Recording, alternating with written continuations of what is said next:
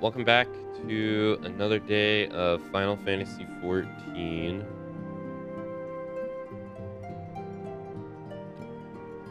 We are at like the final part of the final mission in Endwalker, so we're going to be starting.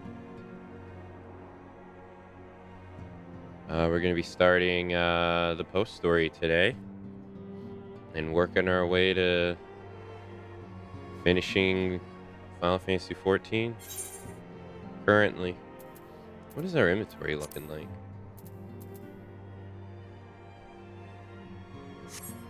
I hope you were able to get some decent sleep after how long you streamed yesterday. No, unfortunately I was not, no. Nah, I talked about it at the beginning of the stream. I haven't been able to really sleep for like the past 3 days.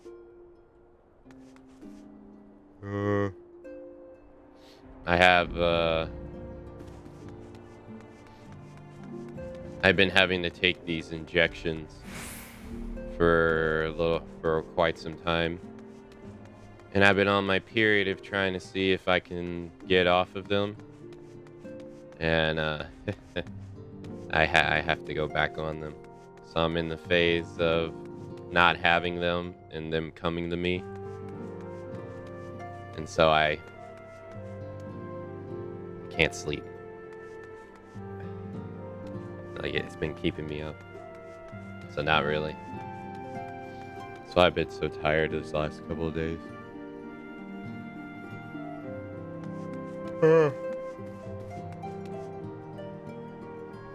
Alright, let's talk this toll.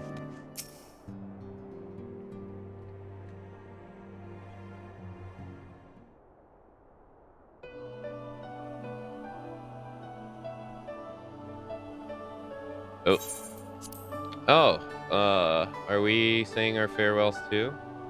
I hadn't at present planned on a journey of great length. Not that I am averse to the moment or two of quiet reminiscing.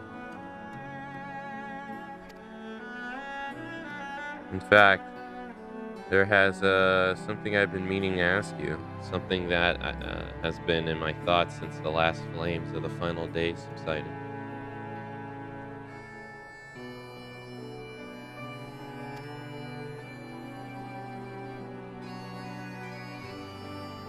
During our travels, we have witnessed more than a lifetime's worth of oddities and spectacles. More than can be easily recalled or remembered. And nested amongst those memories are certain essential facts. The history of the Aetheris and the ancients, glimpses of the of their culture and philosophy. Rather than simply hoard those treasures in mine, I wonder if I should not be disseminating them in formal records for wider consumption.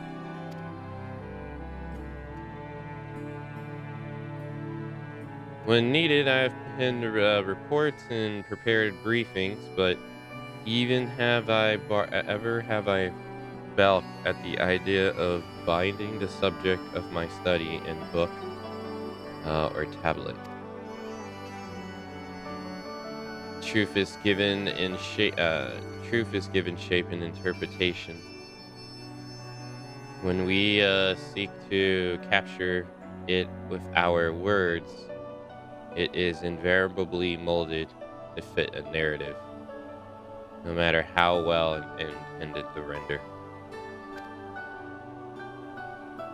An event is described as sad, a summation which falls to express the emotional complexity, yet the word on the page is what endures, a pale shadow of reality. Throughout history, some of the most deliberating, embellished deliberately embellish the truth, but I believe many, if not most, deviations are the result of similar linguistic shortcomings, clinging one upon the other until the end result is unrecognizable from its origin.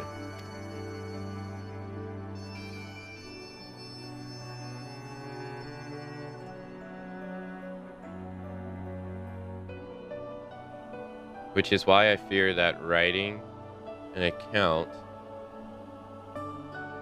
in my own words would be akin to diluting fine wine with water.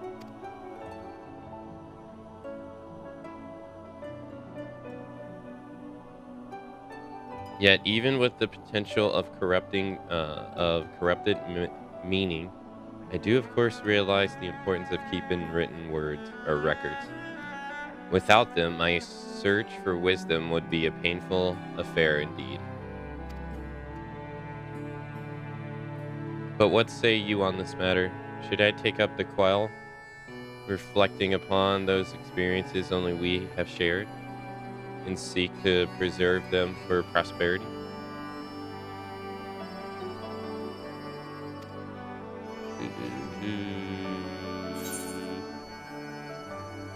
Let them be read and remembered.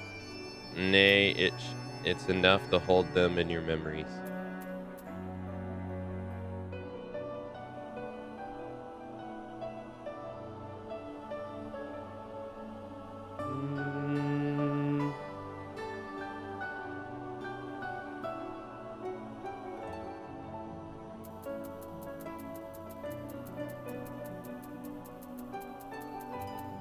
Yeah, doesn't sound like she wants to.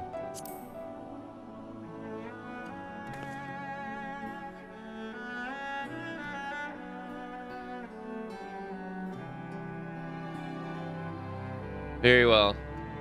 Then I will refrain from publishing any formal work on the Ed or the Ancients, or on any of the wonders we encountered. I will, however, need to keep a few notes for future research, and the passage of time can warp the truth just as surely as poor chosen words. That's true. In any case, I feel better for having sought your opinion. Left to our own devices, we tend to overthink such things. I will otherwise return to following where my curiosity leads.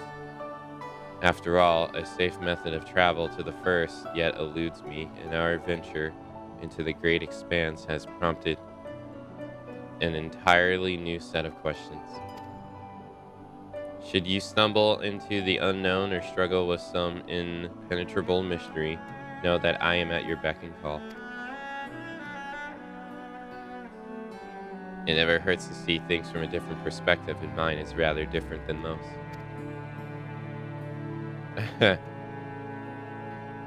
That's true.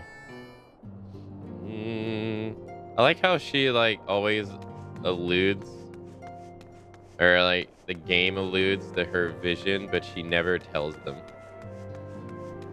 No one knows.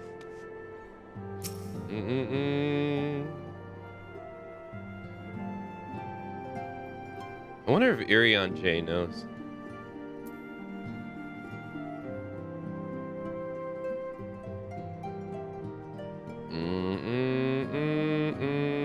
Oh, thanks, Breezy.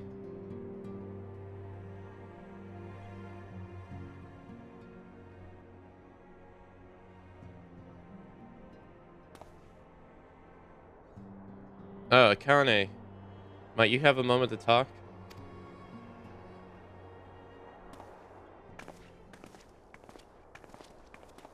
I mean, she said some things that make them possibly wonder about her vision, but I wonder if they put two and two together.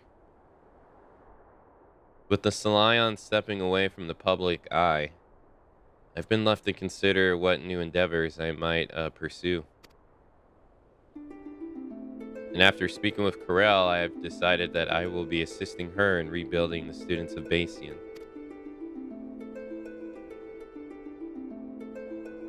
Not only am I indebted to Master Galuf for giving me a new home. But had our order never existed, I would have never set foot within the Crystal Tower.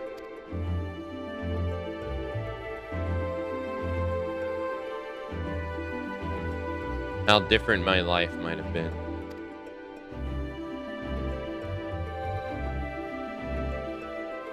I would have never met you. Never became caretaker of the tower, and never became a scion.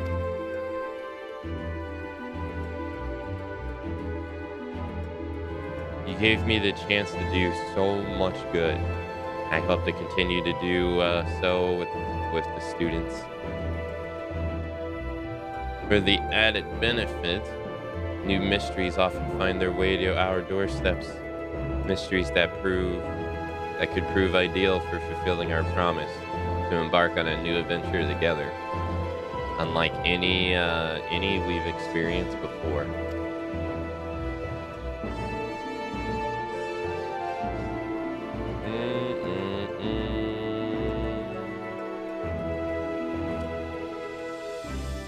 Whenever you have time and inclination, my friend, I stand ready to accompany you into the unknown.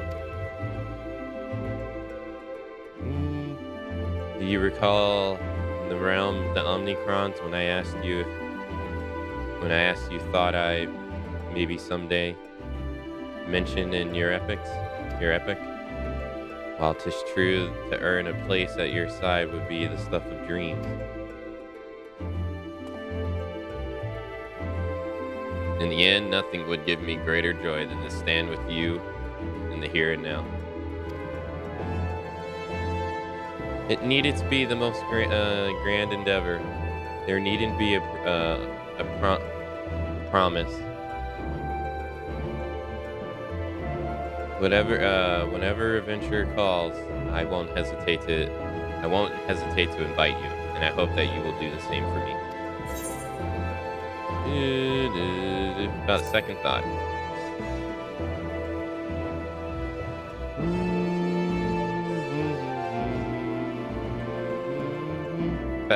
I'll hold you to that. As much as we have already seen, there is still so much we haven't. Who knows? Perhaps we will even encounter survivors of Omnicron somewhere out there. After all, given how they took to the stars, it isn't impossible that some found themselves far from home.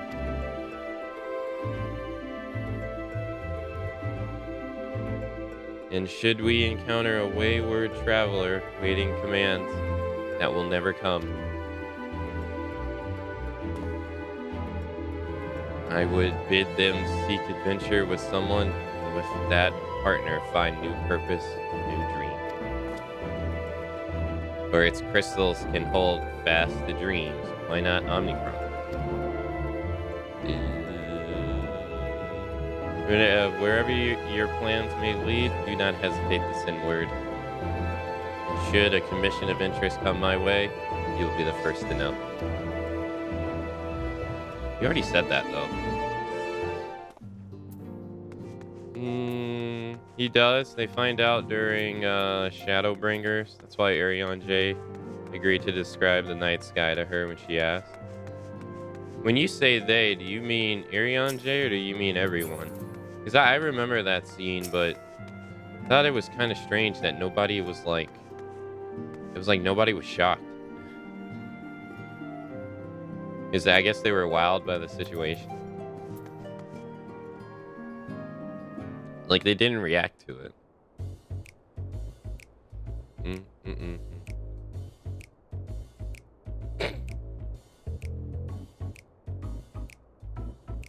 He's like, what?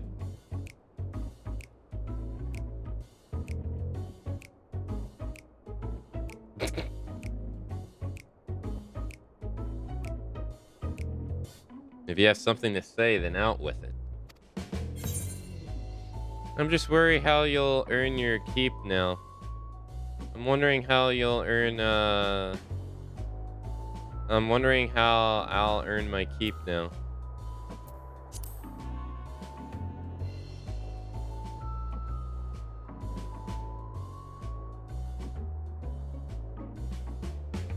Talk as if the Scion's disillusion was more than a mere pretense. There may be a few calls to actions, but we should be compensated as before. Why are you so concerned for me anyway? In any case, I do not want for options, even if some are worse than others. No sooner did Elmeric hear about our disbandment than he offered me a position as a guardsman in the Imperium district. As a former Azurian dragoon, I'm guaranteed to be popular, he said. Who does he take me for? Even without his meddling, I'm perfectly capable of finding employment, and have.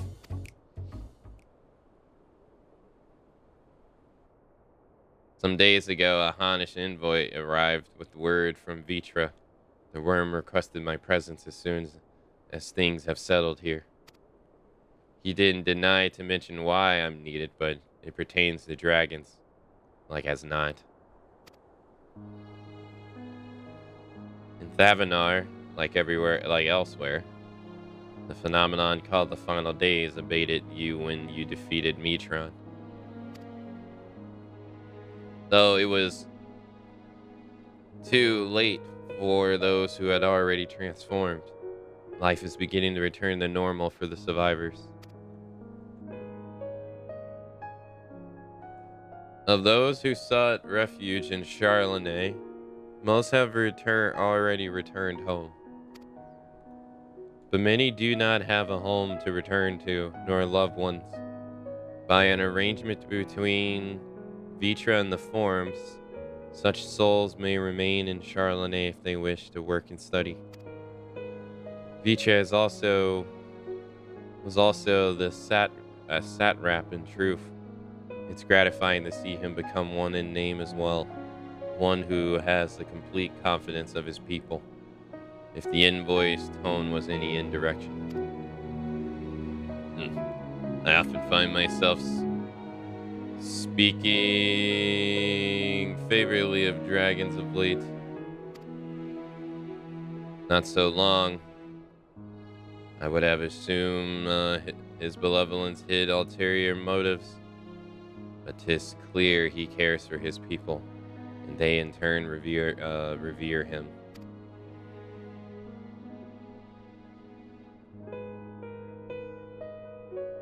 To know such a nation may flourish is comforting. Vitra's Kent sought release from conflict, so worry were they of suffering.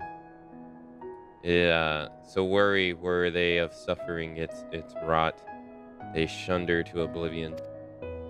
But Midgar Samar didn't give up, and hope he made the journey to distant Aetheris with his clutch of eggs. And through his progeny went on to embroil in conflict with man. There were times when they transcended hatred, obeyed in the harmony. That is their legacy and their triumph. In my lance, I feel the weight of their struggle and the strength of their resolve, and it lends me strength. These things I might never have learned had I not joined you. Should you ever have need of me, I will come. At the very least, it might be an opportunity to earn coin.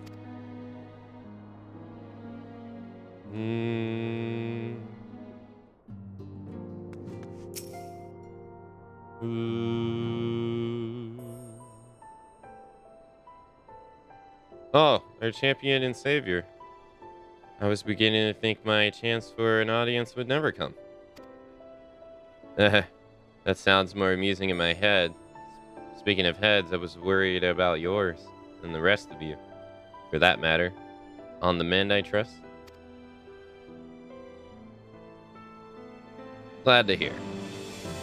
You were in a bad way. And healing magics or no, I'm impressed by how swiftly you've recovered.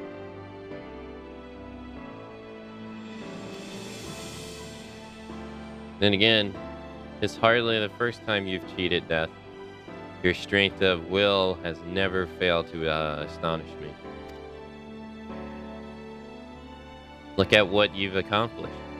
Metron's defeated, her Song of Oblivion cut short, the source in all her reflections delivered from the final days. If you had faltered at the last, then all hope would have been lost. But you've held fast. Now, Rain has a tomorrow to look forward to, and I could ask for no greater gift than that.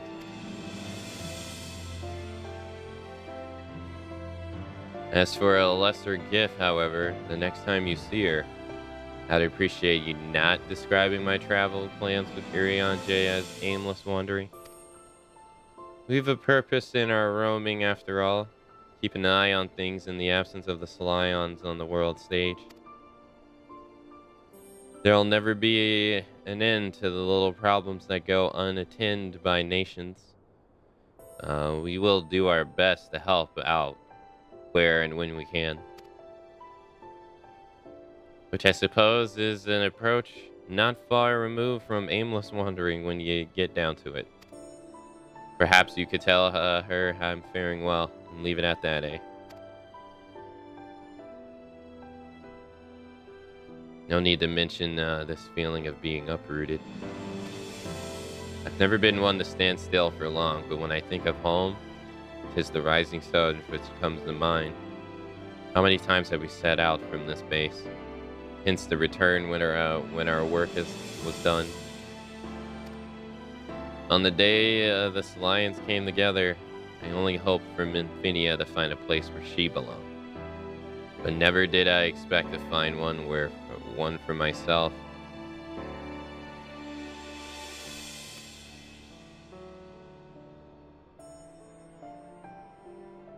Indulge me, Akane. I have a question for you, and imagine Minfinia herself is asking. Are you glad you joined the Scions? Best decision I ever made. There's never been a dull moment, that's for sure.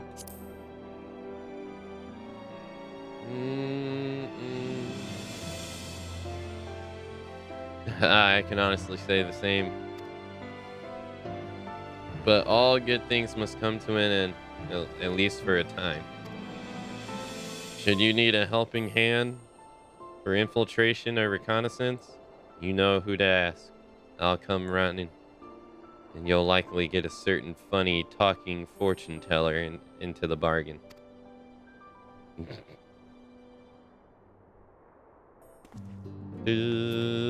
Speaking of funny fortune teller.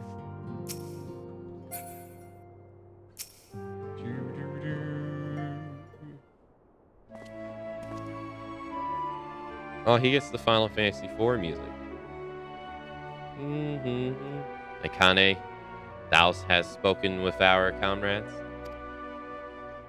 Though this parting be not forevermore, 'tis nothing less occasion for sorrow. I kenneth to a pixie's path, the navigation of such farewells is a perilous endeavor indeed. For their part, however, the Loperites embark upon a new beginning.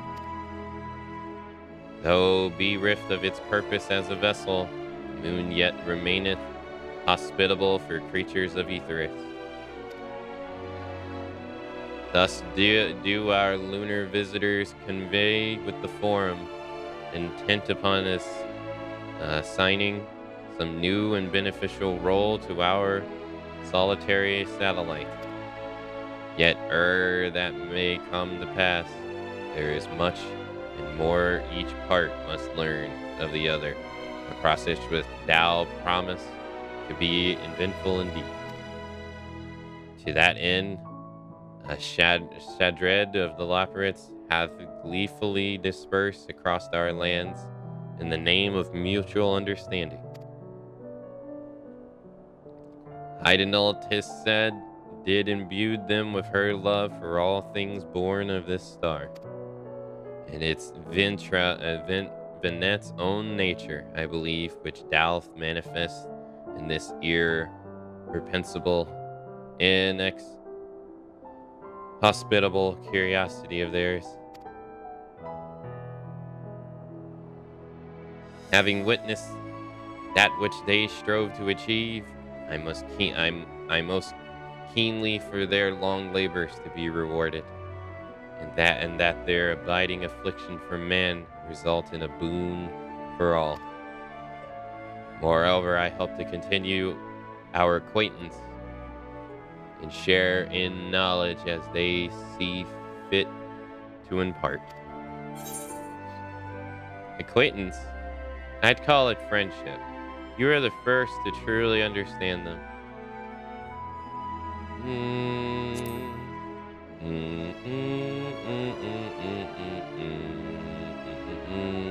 I did not wish to presume. I would be honored should they consider me a friend. For 'tis certainly true that I grow fond of their company.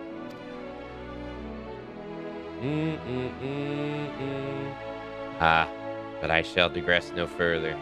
This day should belong to the lions of the seventh dawn, to my incomparable companions. Oft times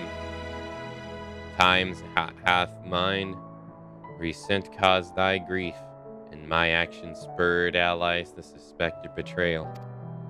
And yet, here amongst you I still stand. No amount of words could express my gratitude for thine acceptance and forgiveness. Thus, instead, I do proffer my humble support. Be it upon the deepest abyss or the highest heavens, even if I must needs founder cross stormy seas, ever shall I answer thy summons.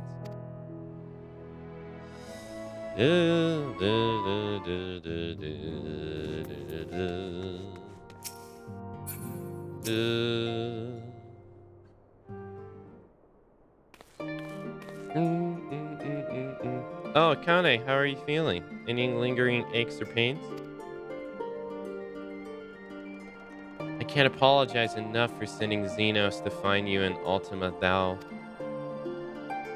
When he came to me in Charlotte, I was truly torn. As ever, there was only one thing on his mind. Forced to make a decision, I reasoned that if he would not be deterred from seeking you out, he might at least aid us in our cause.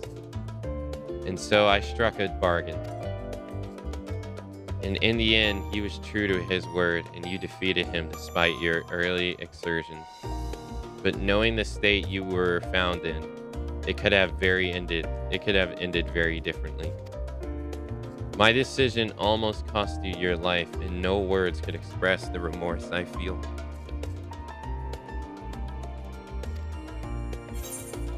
It worked out. Yeah, you did the right thing. I won't lie, I thought that was it for me.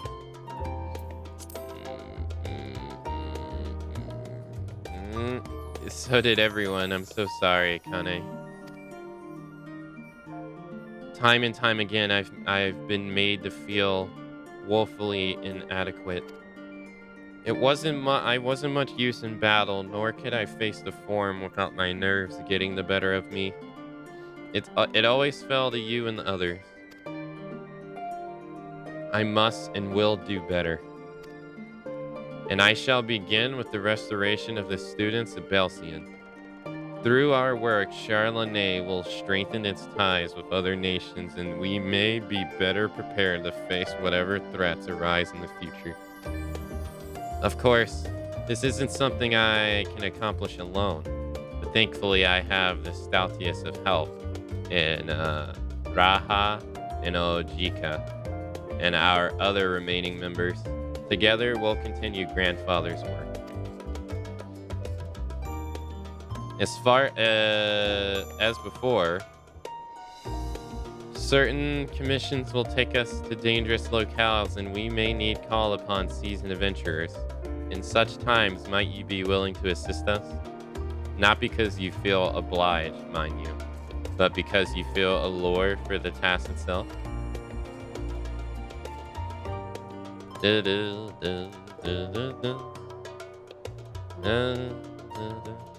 Marvelous. Should something of interest arise, I shan't hesitate to reach out to you. Until that day, I shall endeavor to become a more dependable comrade.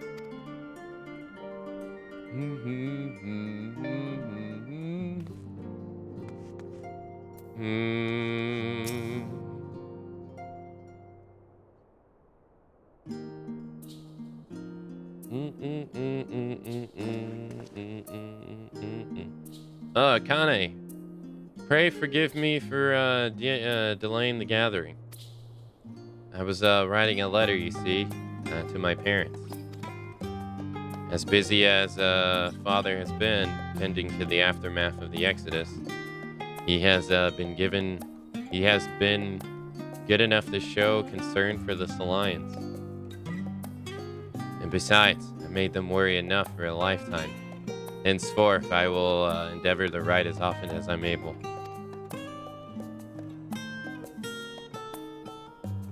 Little effort to set their minds at ease while we continue to be away from Charlotte. Both Alicia and I are off to assist with Garlemald's recovery, you see. Though uncertainty remains over what will become of the nation, we cannot well leave the capital in its present state. We will rejoin those members of the Azabard contingent still stationed there. Lucia and Maxima helm the relief efforts with the support of our allies, the people of Garlemald among them. They will gradually be joined by those who have finished treating the tempered across the lands. Least you misunderstand. We do not seek redemption for failing Lacenia and her sister. That is a burden we must always bear. Nay, we go because the truth in Lord Quintinus's words. The truth that whatever deals individuals may espouse, nations are not moved to actions unless they stand to benefit. For the foreseeable future, the fallen empire will be at the mercy of both internal and external forces. Though I do not doubt the intentions of the contingent with greater powers involved in the relief effort, our nation may well find themselves drawn into a political agenda.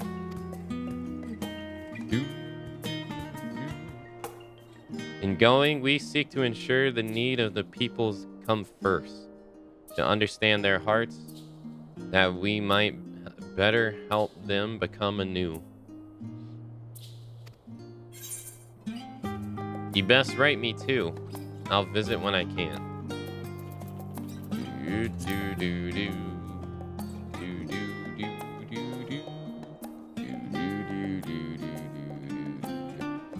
By all means, full glad would I be for your visit, and I believe I speak for Alicia as well.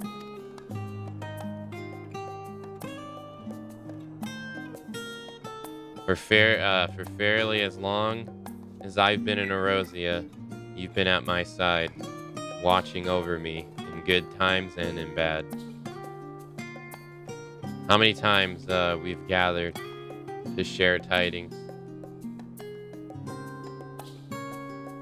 None could possibly keep count.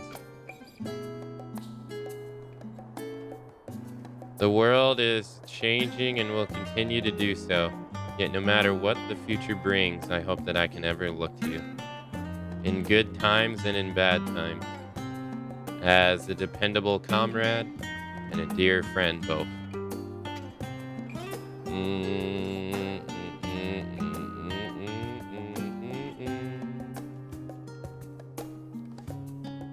Thank you, Akane, from the bottom of my heart.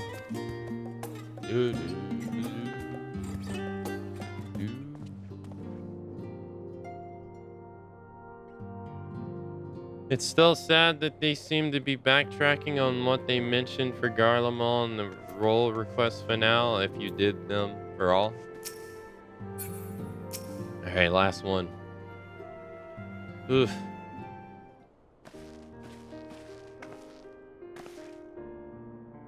Akane, seen to your preparations, have you?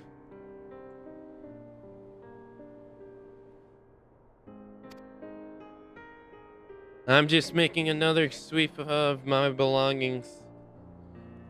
Won't do to find I've forgotten something halfway to my destination. Or in case you haven't heard, we've received new reports detailing the devastation caused by the final days. It appears the situation is gravest in the land surrounding the bounty, where the sky first began to burn.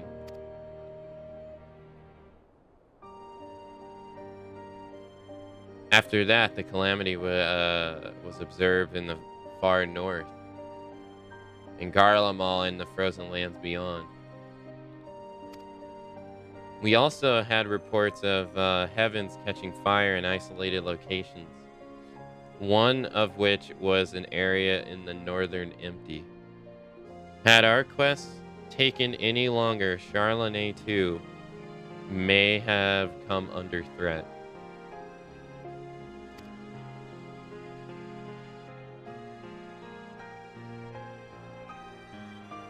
And thank goodness it's over now.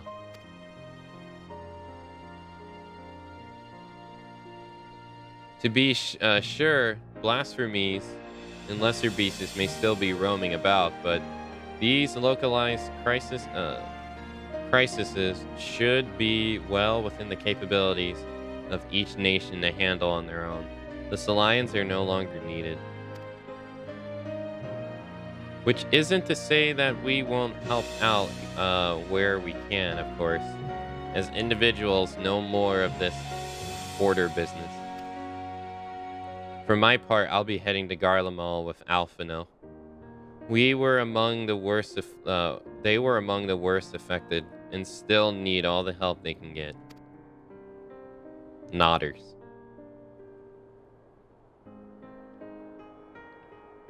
It won't be easy. And an inevitable part of aiding those in need is coming face to face with tragedy. Knowing it doesn't make it easier, though. I'll curse my weakness, my inability to fix every problem and save every last soul. But no matter how much it hurts, I won't give up. I did what I can for as many people as I can, begrudging no effort. And should I find myself discouraged, I'll remember. Think back fondly to one of your many moments of triumph and the accompanying determined expression. Blech. Even those that still annoy me in retrospect. Like when you activated the teleporter without warning. And should you hear about me, I want you to remember too. Remember that I'm out there somewhere trying my very best. I look forward to hearing about the legendary Elysee Levier. Can you think you can keep up with me?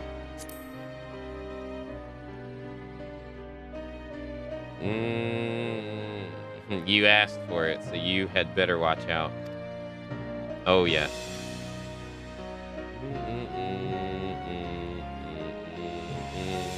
Next time we meet, I'll be vastly improved, so don't be surprised when you find yourself marveling at me.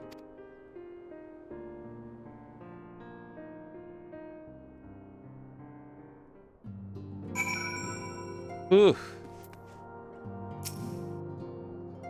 Spoken your fill, have you? If so, I'm thinking to send everyone off. Leave the rising stones.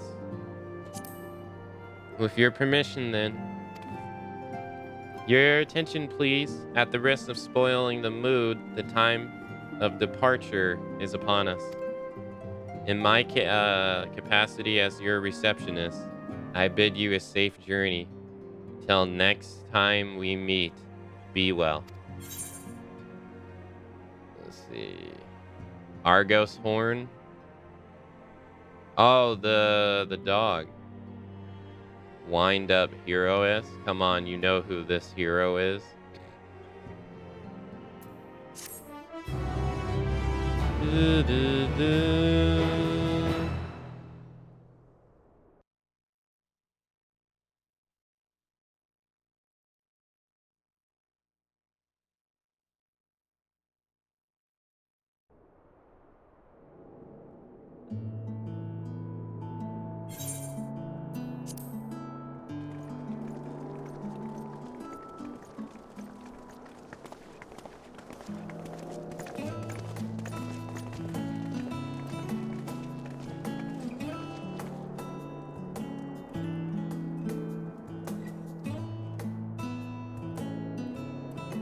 I suppose we're off to Garlemald then. Though we ought to speak with Lord Emmerich first. If he's received word of any recent developments, we need to know. 'Twould be prudent to purchase some warmer clothes at least. Mayhap we can pick up a few souvenirs for Euless and the others while we're at it. Where will you all be heading next? Dravania. There is a book I've been meaning to borrow from the Great Google Library. And I can think of at least one person who will be most displeased should I fail to visit before leaving. We've no particular destination in mind, but we do intend to stop in Charlia before we set off. We had thought to ask after the Loporrits. I am curious as to how well those who chose to remain are adapting to their changed circumstances. Might we accompany you then? Raha and I were planning to return to the Baldessian Annex. Commissions have been piling up in our absence, and they must be dealt with ere we begin our work in earnest. Estinian, you will return to Radzat Han, will you not? Aye. For Vritra's benefit, though I've yet to hear the details. I may not stay long. I see. Then it is here the Scions at last part ways. Each to some far-flung corner of the realm.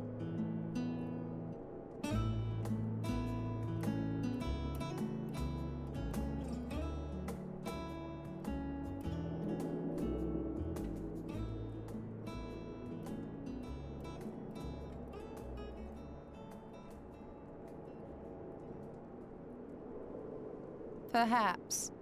But I believe one of our number, a rather important one at that, has yet to divulge her plans.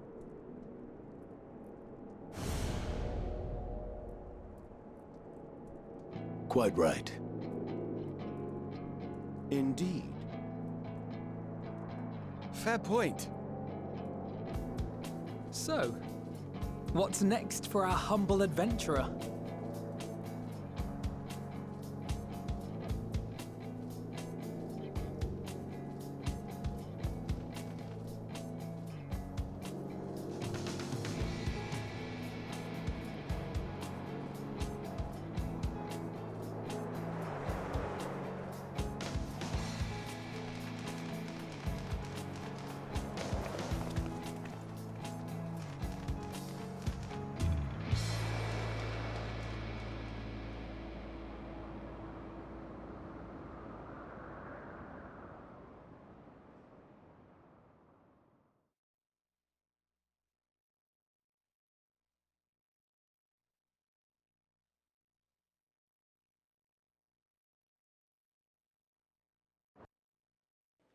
It will one day. Oh.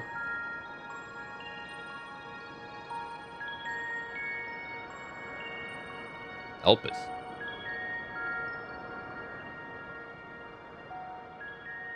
The constancy of this place never ceases to amaze me. An ocean of souls, shimmering and eternal. Okay.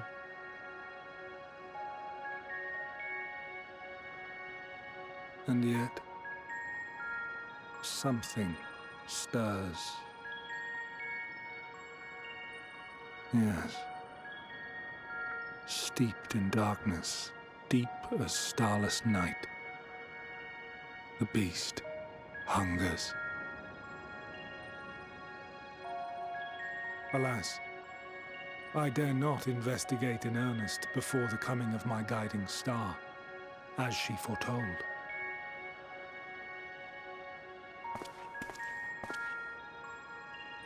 We shall descend to the depths, you and I, to confront the dread beast Pandemonium. Pandemonium?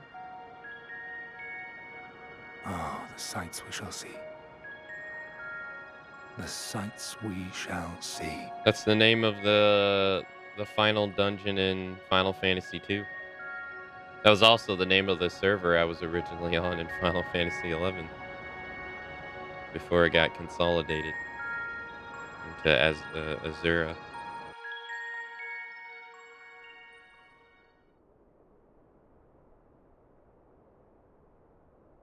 You have completed the main scenario quest Endwalker. Quests to unlock new content have become available in Old Charlonet. Oop. Additionally, you may now enter the dead ends with a party of NPCs to make use of this. Oh, yeah. Rest well, champion of Aetheris, for many and more adventures await you. New chapter of New Game Plus has been added. It's black screen.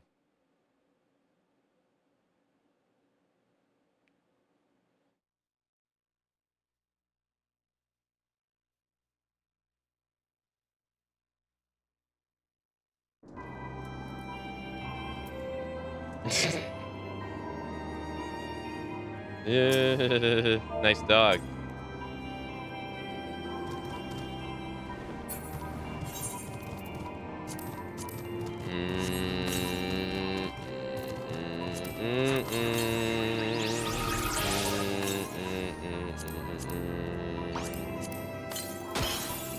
I don't think I have any more of those.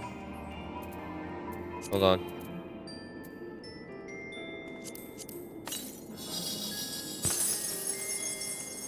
There we go.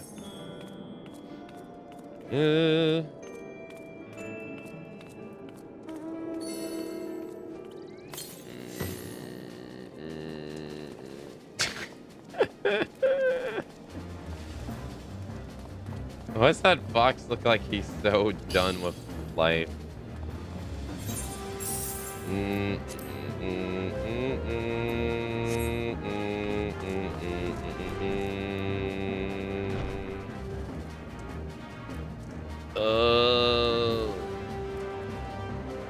Whoa, what the hell?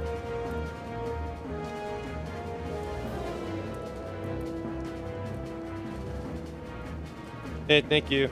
Thanks for the... Thank you for the congrats.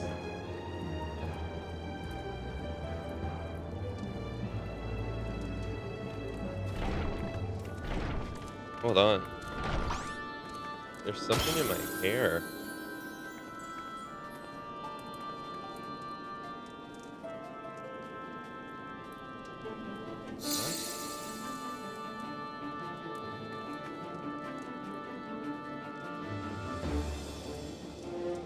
That was weird.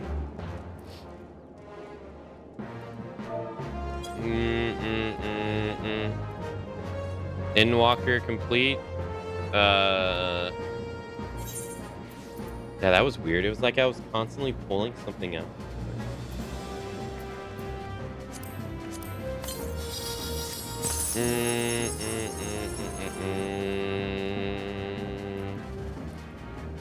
Boy, that was a journey. So let me get this straight. Oh, thanks. So this part was released in an update. Right, so like all up to this part right here, you could do once the game released, and then everything afterwards was updates, right?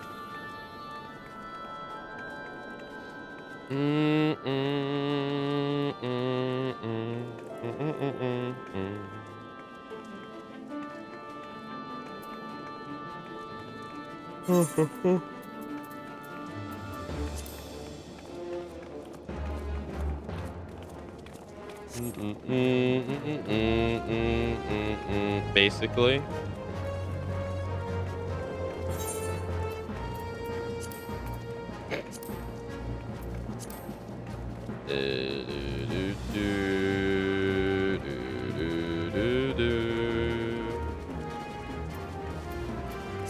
Are you able to do the solo quest against Xenos again? Are you able to do that again?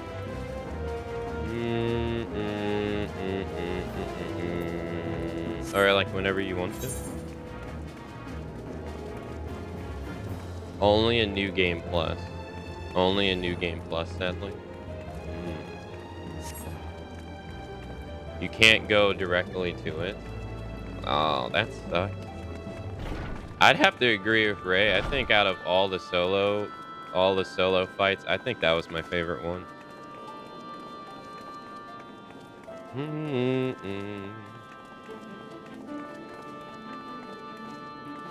And then only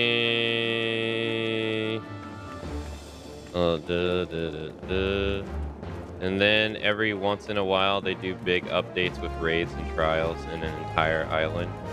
Pretty much there are some extra dungeons and some tribal stuff, but Pandemonium AR were added in updates. Unfortunately, that means you have to do everything after Zodiac to get to it. What? Really? That sucks.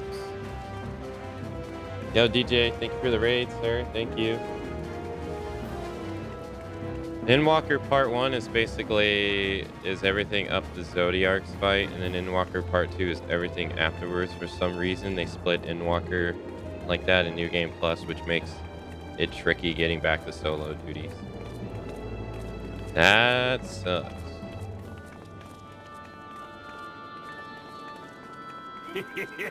Thank you. Hey, DJ, thank you for the resub. Thank you for the 68 months. Thank you, sir. Thank you so much.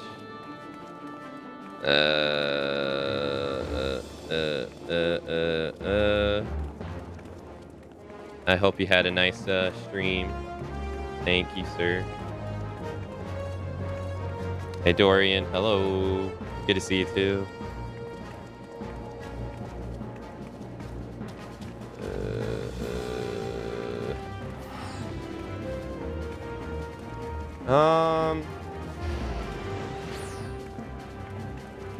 Just questing on Far Cry 6.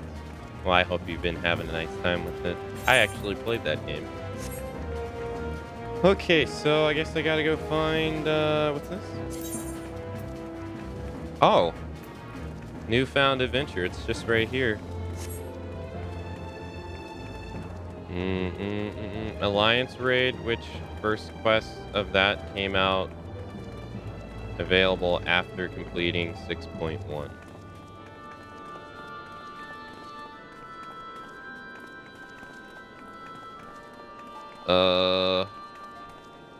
Yeah, what do we do now?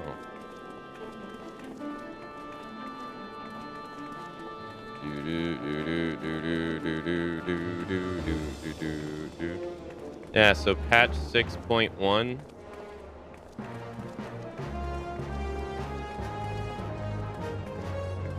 Okay.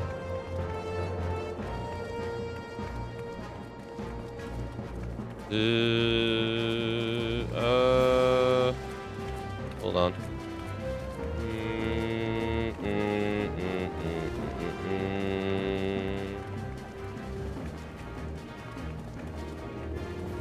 Alright, so I've already decided we're going to end the story on... We're gonna end the...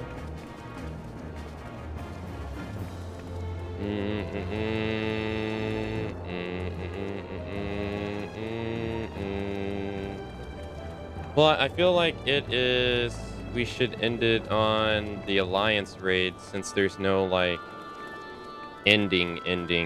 Or, like, the final update hasn't hit the game, so it probably would feel better to end it on either the Alliance or the normal raid, since those have, like, story ending, right?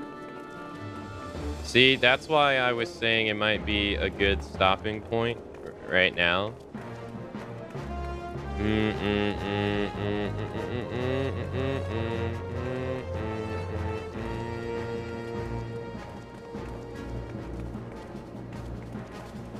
Well, how do you feel about the storyline and where it left off? Do you want to do the patch content after that? AR is only big if you care about learning about the 12.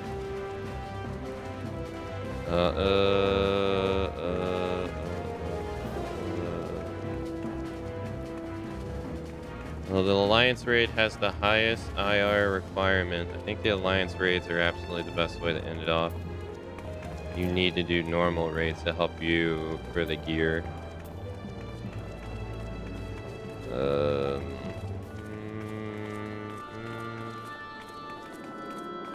I guess we'll all just figure it. We'll just do. I think the first thing I'll do is manage my inventory, though. I think that's gonna be the first thing I do. How far do you have left in 14? So the way this game is structured, DJ, is the base game and the base game and the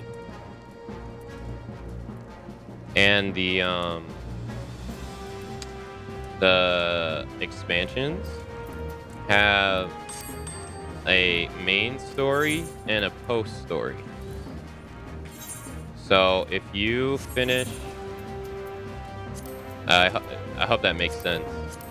So like for instance, you have Shadowbringer's main scenario, and then you have post Shadowbringers, if that makes sense, right? So we just finished the last available expansion pack's main story.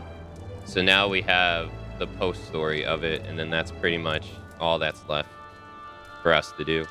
But the post story isn't finished. They don't have it's not all out yet. So where the other ones we were able to do it all, the other one's not out yet, because they're gonna have a new expansion come out next year. So the post story for this actually doesn't get finished until January. So we're pretty much down to like less than 10 days left of this. I would assume. All right, let's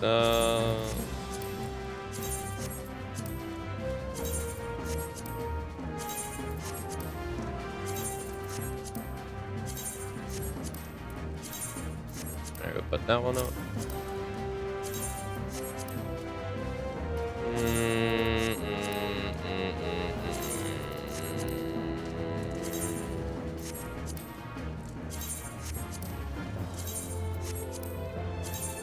Alright, I can take all those off. Yeah, that's pretty much all I can give her.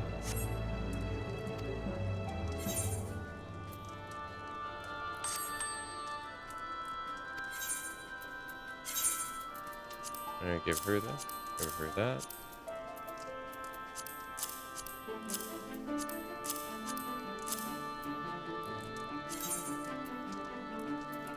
There you go.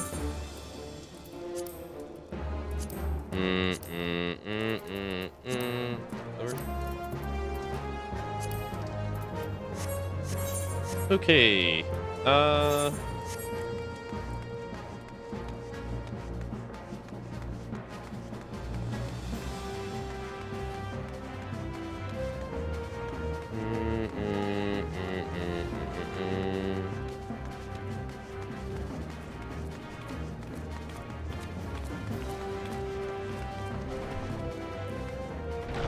Oh, yeah, I'll just do what I normally do.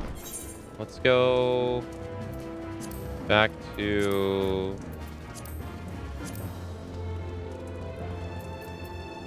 Let's go to Elpis, I guess.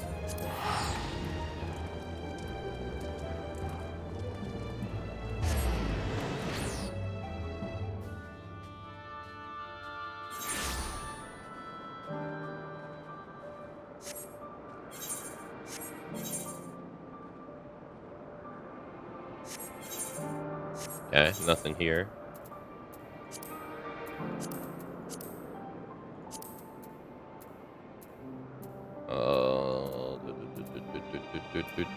Ultimate time. Oh, it's the moon, right? Go there too.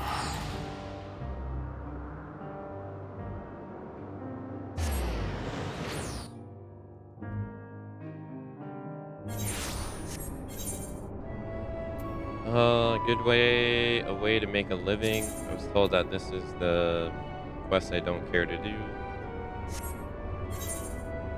Okay.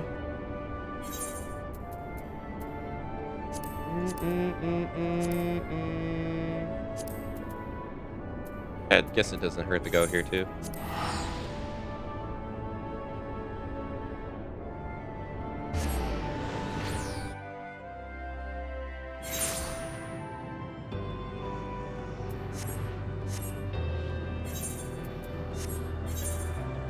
Okay, nothing here. There's a bard. He's got a Garlemald.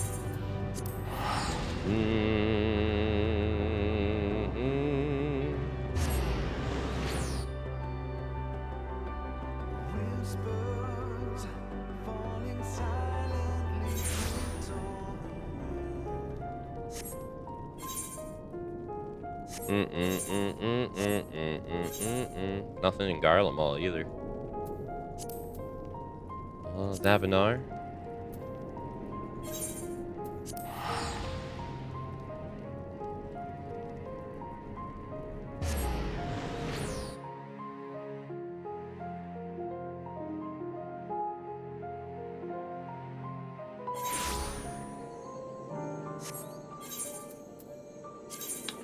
Oh, hey, found something.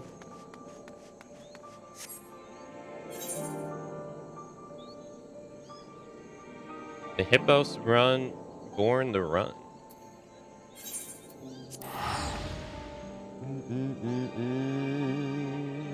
See what this is. That's a tribal quest?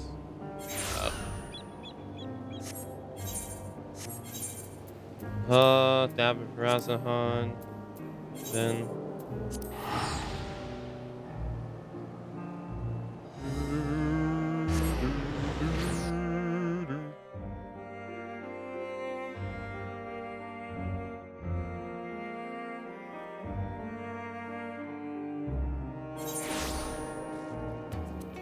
A place to train? Oh, I know. Yeah, I know what this is already. Yeah, let's get this over with. Actually, no, before we do this.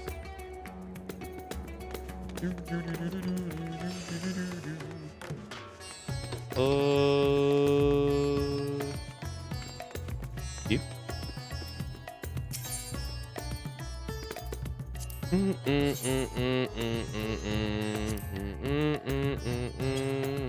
Oh, no.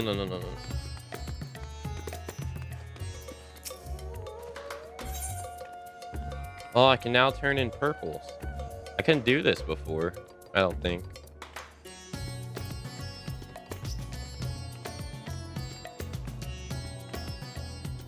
Maybe I could do it before.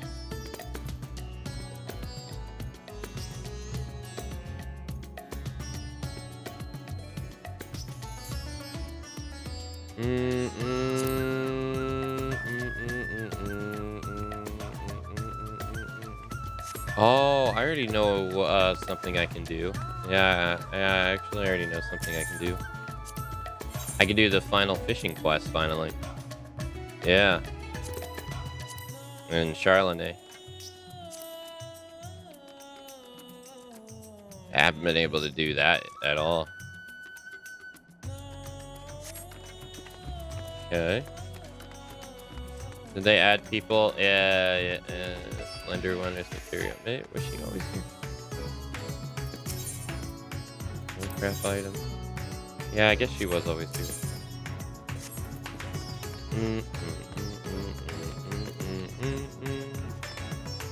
Alright, that's it for here. Yeah, those were the role quests. We already did ours. We already went to Garlemald. Northern empty-ish Charlene. Go there. Go to the other hall? Oh.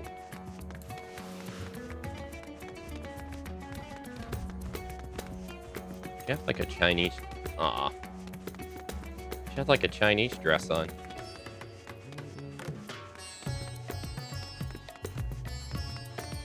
I don't think I've ever been down here except once.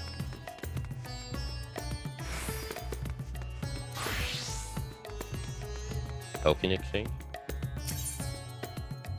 Oh.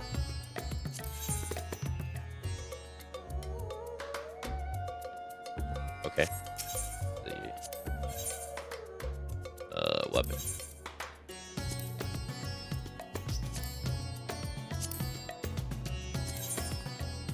$650. That's 90 levels.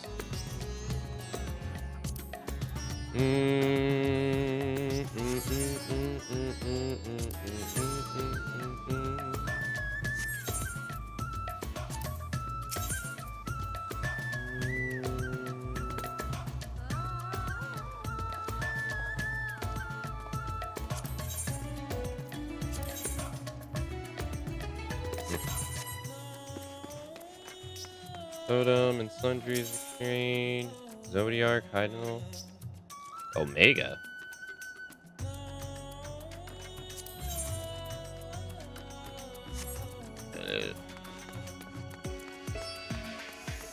Gemstone Trader. Thank you.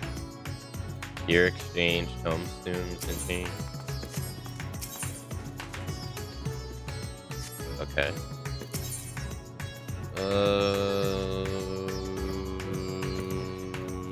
This one?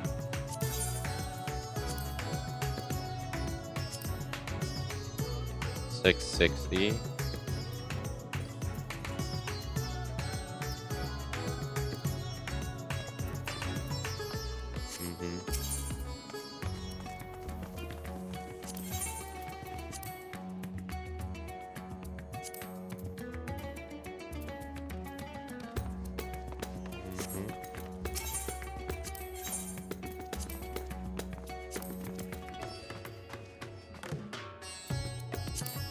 Where are these?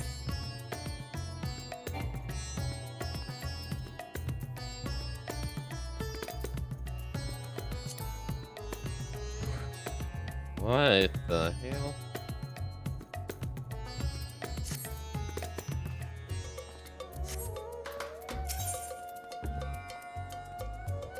Weapons. 620.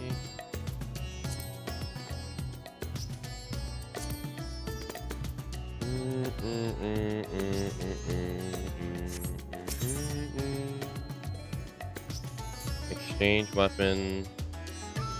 Okay. Shield, armor.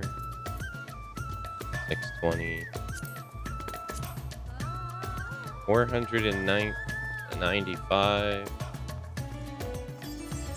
825.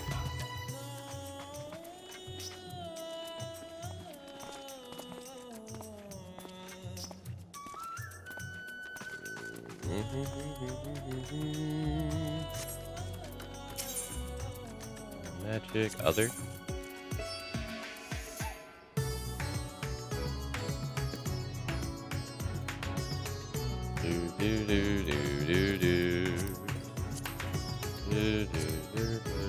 So there's nothing in other. Comedy.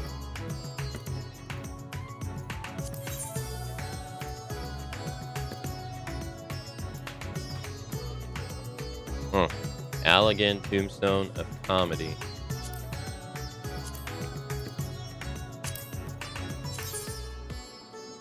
$650.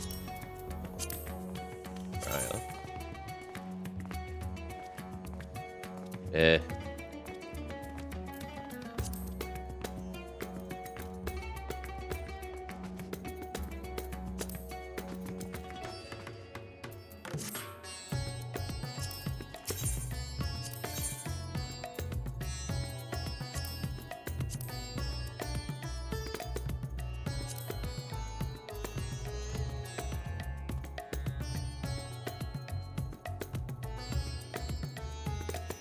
Okay. Alright. Thank you. Let us go do this.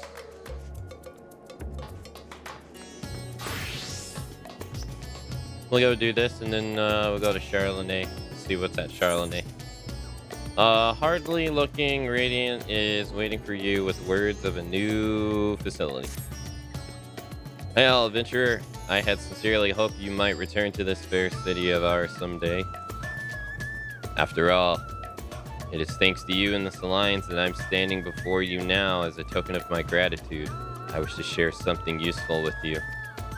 Though I shan't be the one doing the sharing, seek out my sharp-eyed comrade at Palakistan for further details. Adventurer, Godspeed.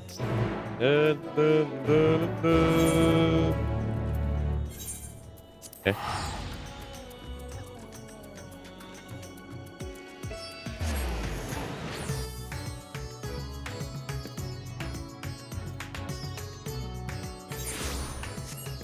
Alright, let's do this.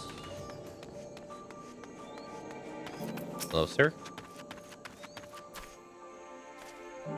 Ah, you must be the adventurer I've heard so much about. Yes, the gleam in your eye suggests you might be worthy of burning fields after all. Ah, forgive me. I suppose I ought to show you more respect to a hero of Raznahan. You are doubtless quite busy, so I won't waste your time. Permit me to introduce you to the Burning Field, an esteemed training area where the Radiant hone our skills in preparation of felling off our enemies in combat. You'll find no distractions there, just you and a wooden dummy. Imagine that a fearless foe stands before you and strike it with all your might. The design of the dummy itself originates from the Far East, as does the practice of bashing it repeatedly to obtain martial mastery.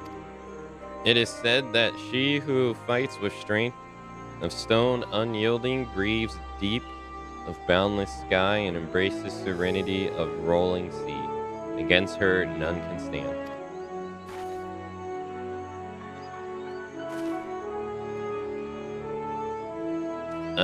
I can tell you're eager to start training right away. Yes, no doubts you're worthy of such a place. In that case, I feel free to practice where you see fit. Simply speak with me when you wish to begin, and I shall be your guide. I believe I speak on behalf of the of Radiant host when I say it's an honor to provide assistance to an adventurer such as yourself, and with that, let the striking commence.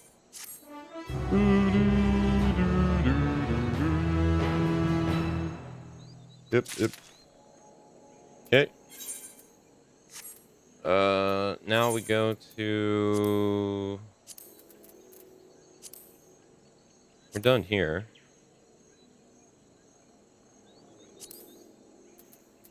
Alright, let's go to Old Charlotte.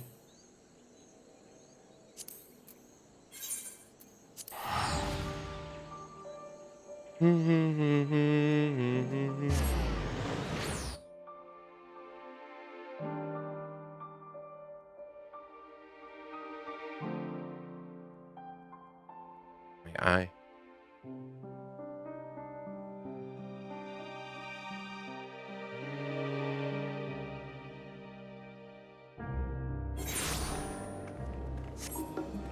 This lady is still dancing. Oh my god.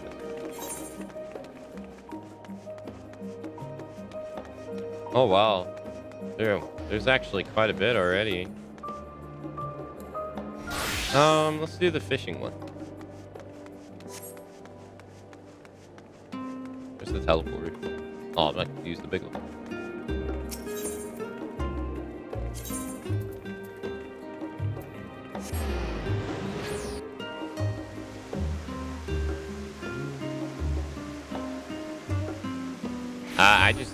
I just use one. I don't really think of which one I use, to be honest.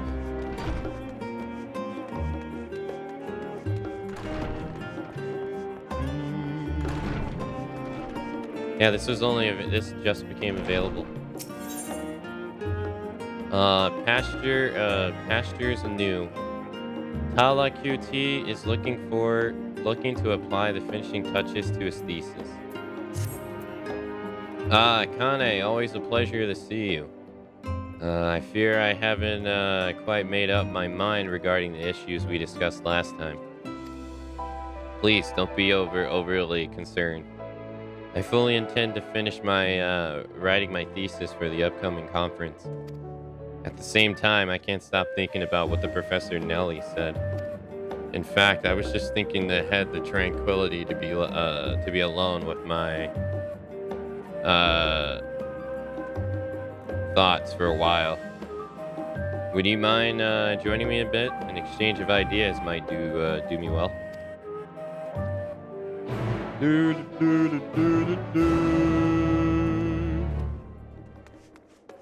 Tranquilly.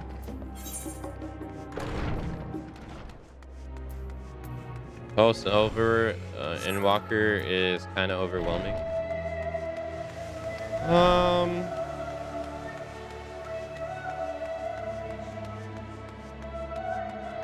Yeah, I can get what you mean.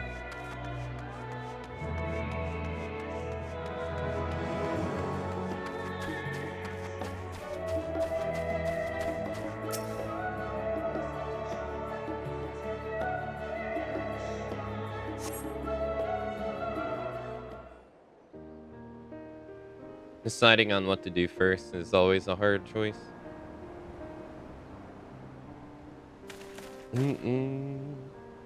Thank you for coming.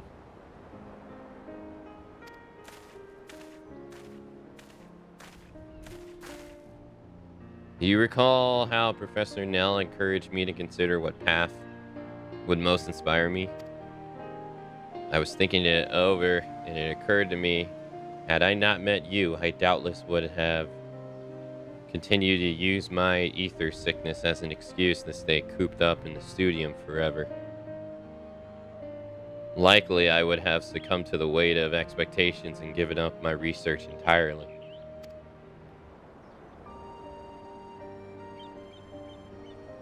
Thanks to you, however, I was able to obtain the data I had so long sought, and now my thesis is nearly complete. For that, you have my internal thanks.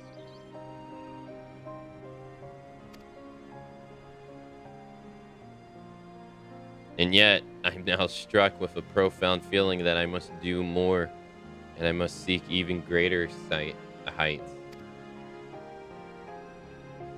I suspect my colleagues would laugh at me out of the room if they heard this, but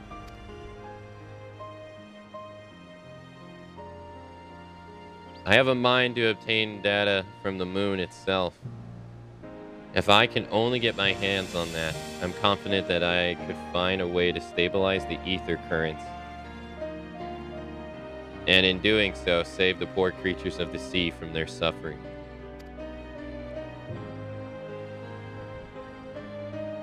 Yes, this is no time to rest on my laurels. There is so much more that must be done. Of course, I'd hardly be able to accomplish this on my own. What do you say? Will you lend me your help one last time? But of course.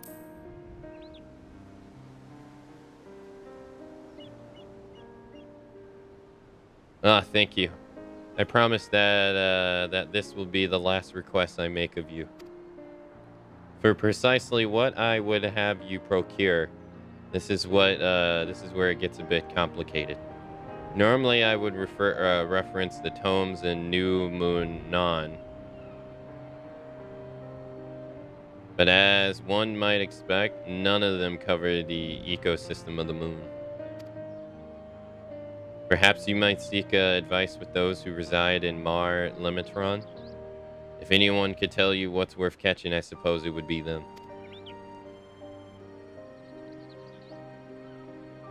In the meantime, I shall focus on writing my thesis. I can't wait to see what sort of exotic specimens you find for me this time.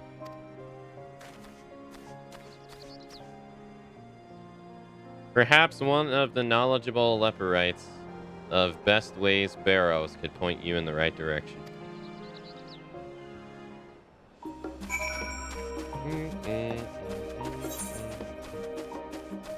Alright, so we got a couple quests here too.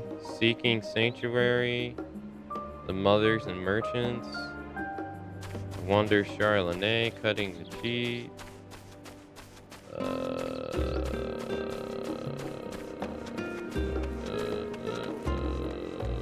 Let us go to the moon. Oh.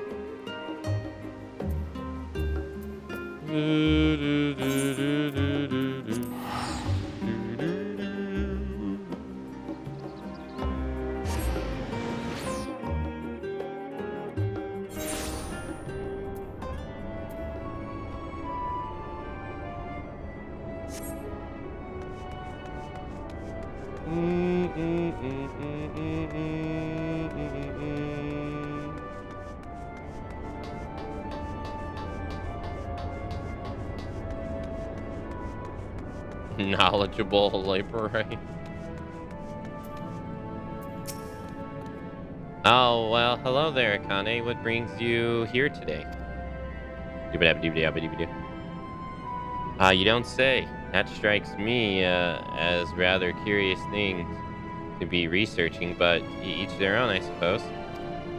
At any rate, I do believe the most representative specimen of the aquatic ecosystem here is a fish we call the lunar lamtir. They're quite plentiful in the waters of Valles Vulneraris. They're well known for being fondness for gray worms, which we suspect is one reason they are so atrocious. Believe me, you won't find any other chefs complaining if you take home your fair share. That said, it's most surprising to hear that the destruction of Zodiac has impacted our world, so do be careful down there, yes? Okay, so I gotta buy some gray worms.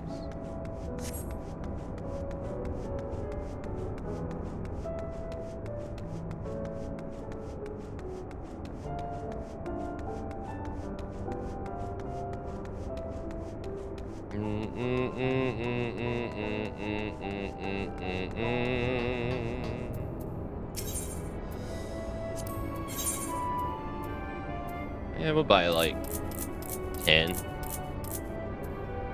We only need one. Okay, I'm gonna buy 20 because as I said that, I felt like I just scammed myself.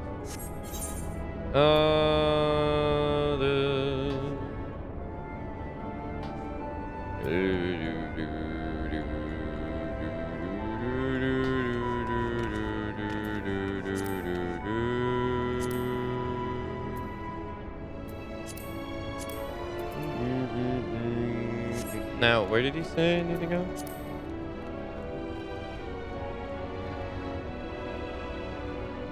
They're quite plentiful in the Valles Vulneraris. I ain't got a fishing spot called that, my man. What the hell are you talking about? Ah, it's right there, though. So that means the frozen...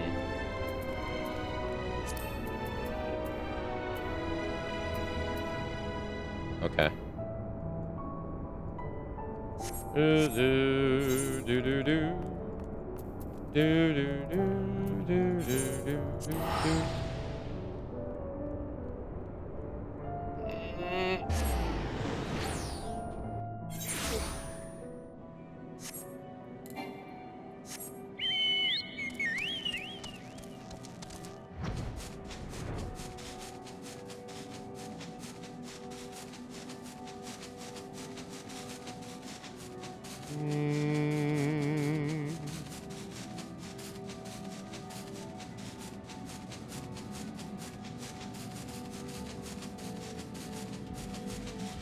It's always hard to take opinions on people, or I feel like it's always hard as like a developer of a game to take opinions from people who play the game a lot. The same way, it's always kind of hard to take opinions from people who don't play the game that much.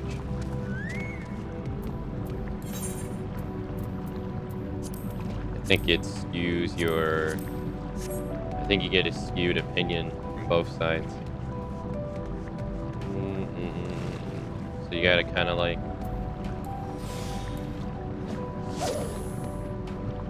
blend their opinions together. Because you get the people that care too much, and then you get the people that don't care at all. It's like people will... I see it in DVD all the time. The people that no-life the game say like every little thing is like the most game-breaking thing in the game, when it's not really. It's fine. But to them, it's game-breaking because they play the game every day for like 16 hours a day. To most people, it's like, it doesn't matter. But they'll talk it in a way that they'll explain it or convey it in a way that they think it affects people, or a lot of people, and in actuality, it doesn't.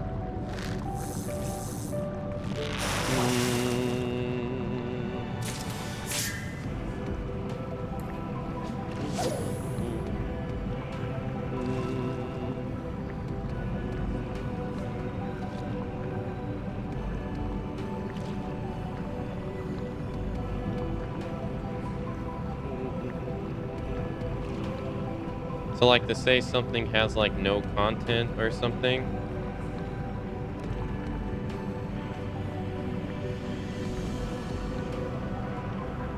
it really depends on the perspective, because like if you play the game a lot, it's not really that the game doesn't have any content, it's that you have a lot of time to go through all the content. Right, because then like the opposite, if someone doesn't have the time, then they can say that there's a lot of content because they don't have the time to be able to play it all. Like pretty hard. Imagine from a developer standpoint, you have to kind of mix the criticisms,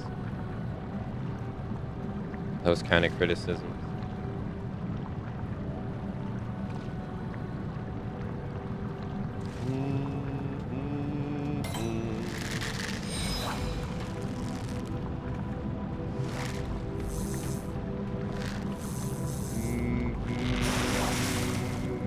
But that's just like any game.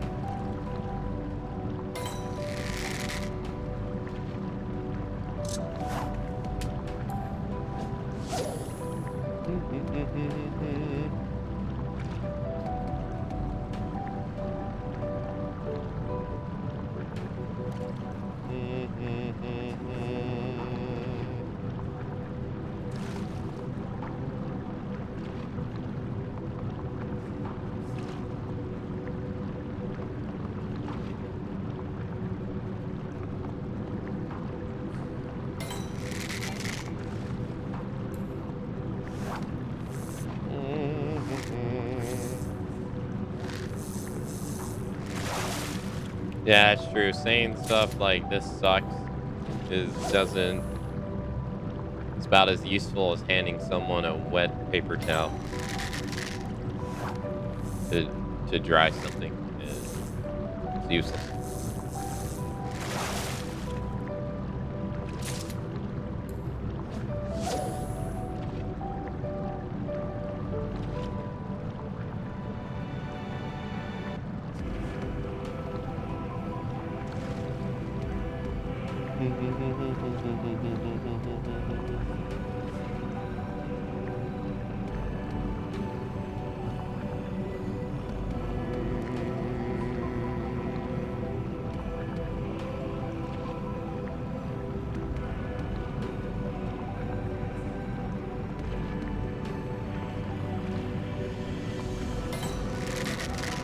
Yeah, that reminds me of like when the big like COD Bro streamers. It's the same thing. It reminds me when like the big COD Bro broadcasters every other year complain that there's no video games to play. Like in March this year. In March this year, Dr. Disrespect complained that there was no video games to play this year. And everyone just like rolls their eyes at him because they're like, bruh. That's more of a reflection on you're willing to play a small pool of games more than there's no games out this year.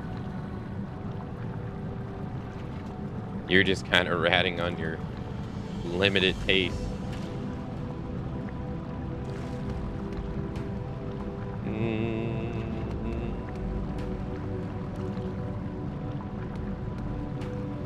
I found Far Cry 6 has a fishing mini game. It's fun. Oh, does it really? Like I would have think that wasn't in the game when I played it.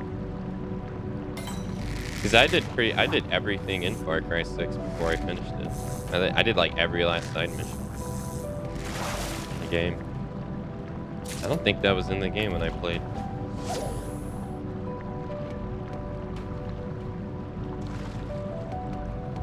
No, I don't think I will. I mean, they did have DLCs, but I didn't buy the stuff for that. I enjoyed Far Cry 6, but Ubisoft just isn't the company that I once knew. That's pretty much it. Not that I had a nice time with Far Cry 6, believe it or not, but it was the first Far Cry game I ever played.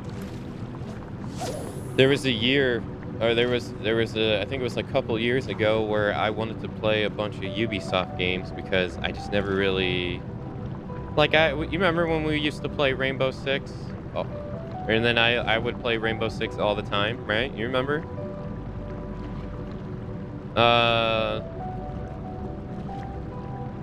Or like around that time where like, you know, we would play Splinter Cell online with spies and mercs and stuff. After that, I never touched a Ubisoft game forever. And so I think the last one I played was Watch Dogs 1. And it wasn't even my game, it was my roommate's game.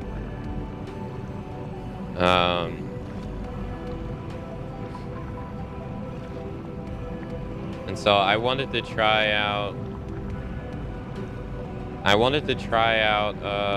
some Ubisoft games. So I did Assassin's Creed Valhalla, Watch Dogs Legion, and then Far Cry 6. And after having played all three of those, I got zero interest in like Ubisoft games now.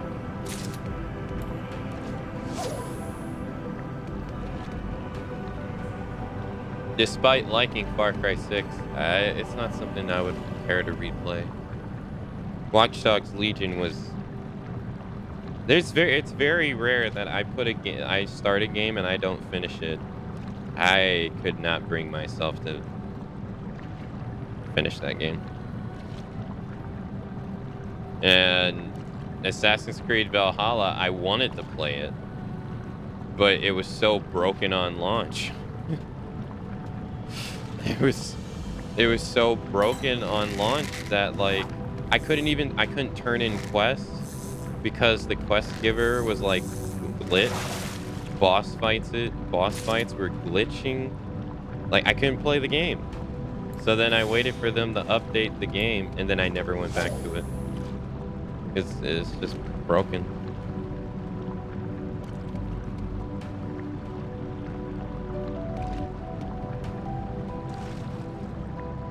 Yeah, the best part of Legion was just playing as the grandma. Yeah.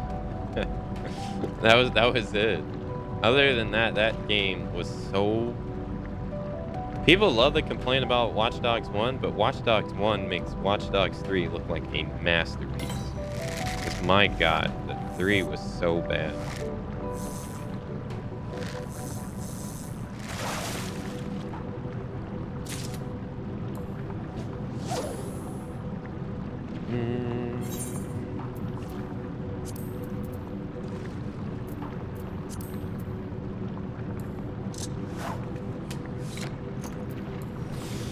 But after that, I just don't like what Ubisoft does. It's not for me. I'll never forget Aka sniping me off the porch. I was about a foot off the ground. Oh yeah, on City Street Large, I think it was called. Was that it? Or... I was a beast at that game. It was fun. I would use the G360 and single tap the bullets. And the only person that could beat me was Sniper. He was the only person that could beat me. Everyone else didn't really have a time. I couldn't fucking beat his ass. He would use the stupid M16, and I just couldn't figure out a way to beat him. I'd get everyone else, and every time I go against him, I'd...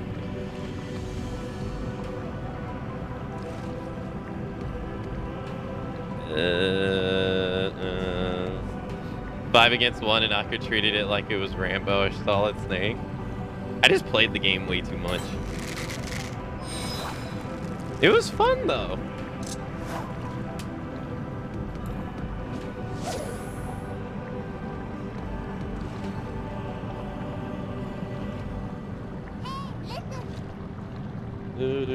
Retro, thank you so much for the raid. Thank you, thank you.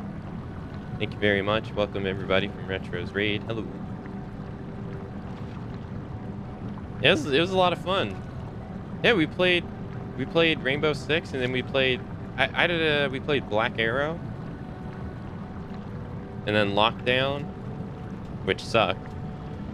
And then I played the Vegas game. I enjoyed the Vegas games, but I didn't like that they went to Siege. Hey, thank you for the raid. Thank you. Hope you had a nice stream.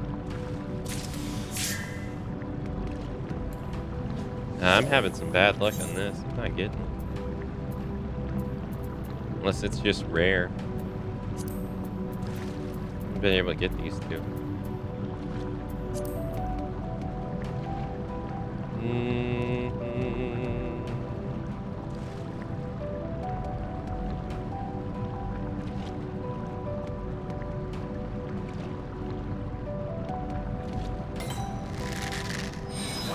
Yeah, I hope you had a nice time playing Super Mario RPG. Come on.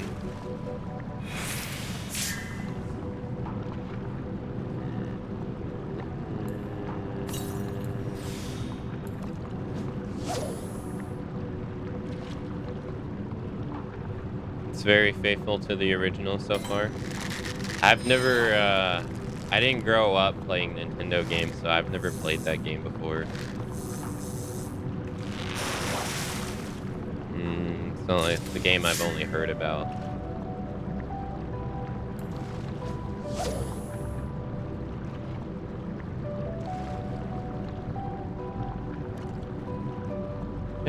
I'm still sad they abandoned the single-player campaign for Rainbow Six because it was too controversial, and then Siege multiplayer was so popular and they never went back. Yeah.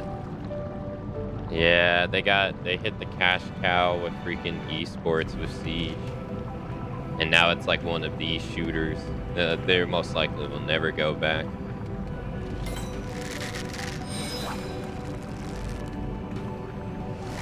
Yeah.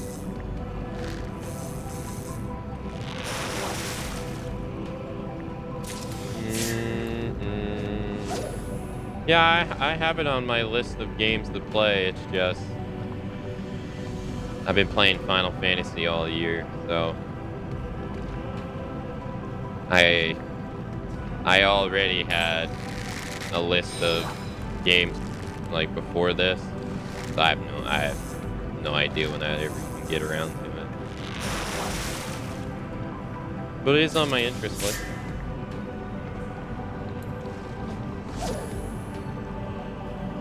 How long have you been on Final Fantasy XIV now? Today is our 76th game, or 76th day. But I can tell you the exact time because I wrote it down yesterday.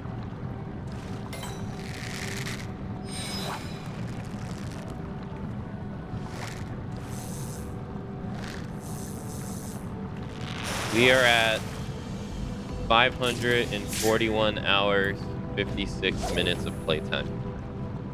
Without counting today. So probably 2 hours on top of that.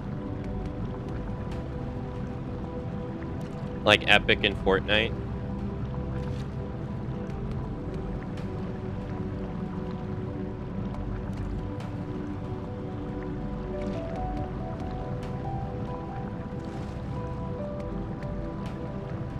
Yeah, like Epic and Fortnite, yeah. I started the Pixel Remasters earlier this week myself. I finished Final Fantasy 1 and 2 and got sidetracked with Super Mario RPG.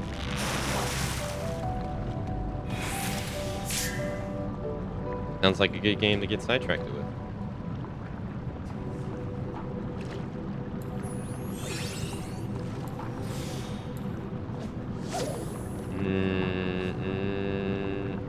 You can use the command /playtime in game to check your in-game count. I don't check that time. I don't use that time when I calculate my time. I'll show you why.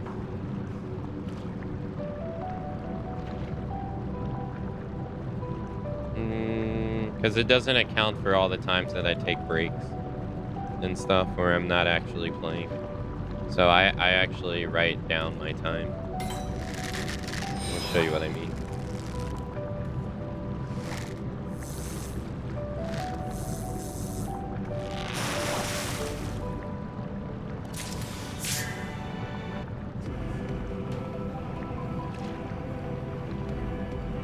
There you go.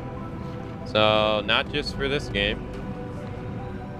For every Final Fantasy game that we've played, so I even did it for Final Fantasy XI, I write down the hours, minutes, seconds, and milliseconds.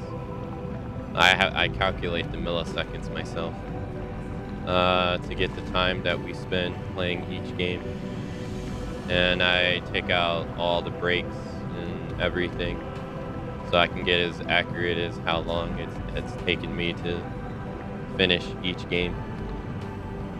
Over here I have like other analytics, like how many days it's taken me to finish each game. Just this over here. Guesstimation of how long it takes me to beat. The time difference between what I guessed and what it actually was. And then this is the total of all of them down here. Total accumulation of all of them. Average viewership per game, how many followers I get or lose per game, pie chart. And then it's harder to do this in Final Fantasy XI because Final Fantasy XI isn't structured like 14 is. In Final Fantasy XI, you can jump between expansions. You don't start just one expansion and then go to the next. So I couldn't really do what I did with 14. So with 14, I wrote down, I have all the time it's taken me to finish each game or each expansion written down and the time I started to the time I finished. And then, like I said, I have the milliseconds here and then how many days it's taken me. And then I split the time. So if I finish the expansion and I start one, I split them. So when we finish Stormblood, that was 6 hours of the stream, and then when we started Endwalker or Shadowbringers, it was only 53. So I write it down and stuff. In this, I take out all my breaks and stuff, so I can get the most accurate time.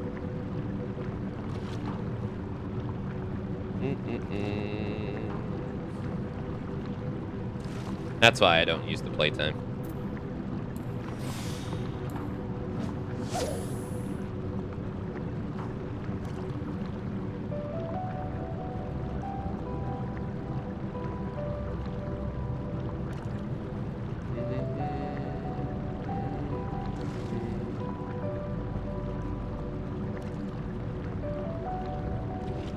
So far, we have played 2,206 hours of Final Fantasy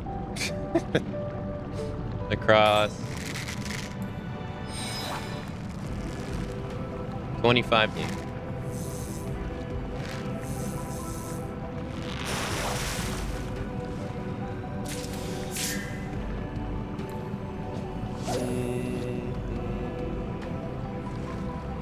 We'll soon be finished with this one.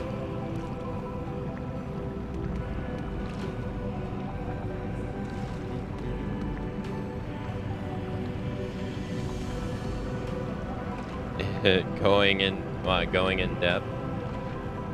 Well, I was curious how long each game would take and how long the marathon would actually take, so I just decided to write them down. And it allows me to kind of guesstimate in the future how long some games will take. So like,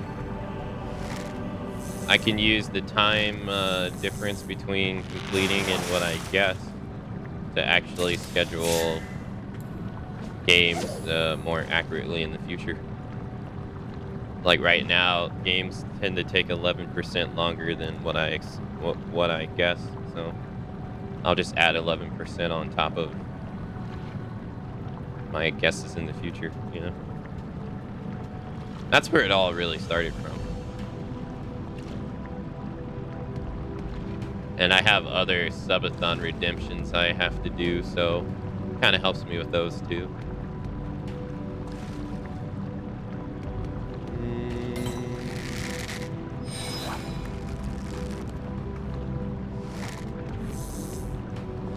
I'm not playing Crystal Chronicles and Type O, no. No, I'm not, no. I own both, but... Do I have those statistics for Resident Evil? No, but Resident Evil took us 18 days. To go through all those games I play when I do the marathon, it only took us 18 days. So I didn't keep the statistics because it's so short in comparison. I thought I only did for this because this is like really long. I mean, this one subathon in cinema is literally taking me a whole year. But no, we did Final Fantasy 1, 2, 3, 4. We did 4 to the after years.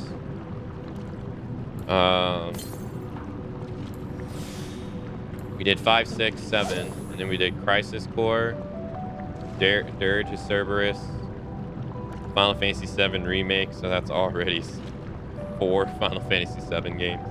And then I played the reunion of Crisis Core to see what it was like. But we finished the entire game, so I did all 300 missions in the game twice. Then we did 8, 9, 10, 10-2, 10-2 last mission, which I count as a different game because it is. We did Final Fantasy XI, the MMO, which I'll just quote Kimmy. Kimmy was saying people skimp on that game and don't include it in their marathons. I thought it was funny. There's a much bigger broadcaster that did a Final Fantasy marathon, and he skipped 11, but he played 14. We did all the 13s, which I have never played before. So 13, 1, 2, and Lightning Returns. 14, and then we'll be doing 15 and 16. I love Final Fantasy 10-2. So it was no big deal for me to play that game. I love that game. It's one of my favorite ones.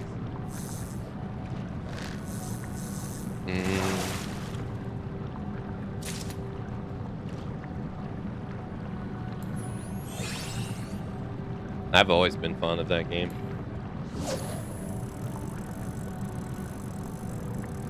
Oh, and then for those that we've been doing our own, my own tier list every time we finish a game too, which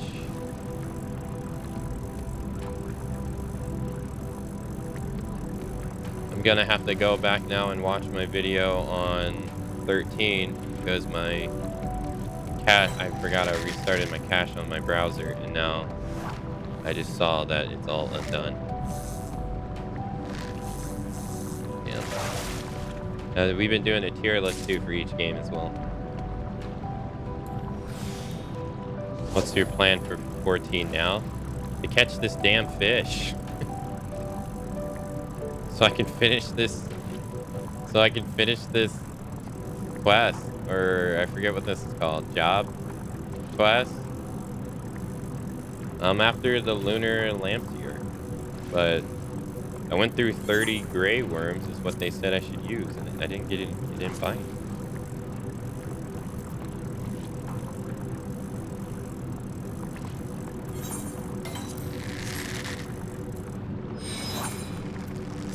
It's probably this last one right here too.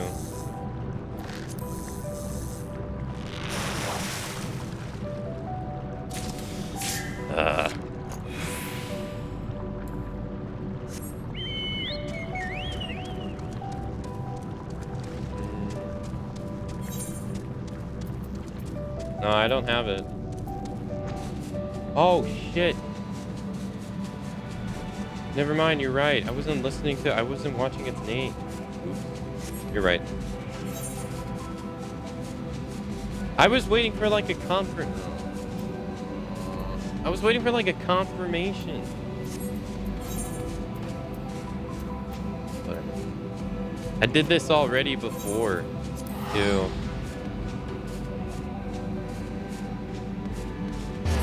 I did this with another fish before. I wasn't paying attention.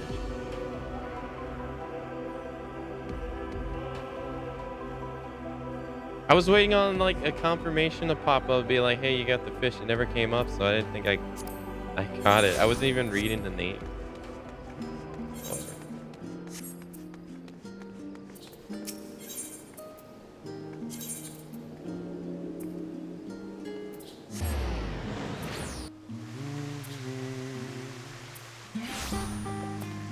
Alright, let's go turn this in.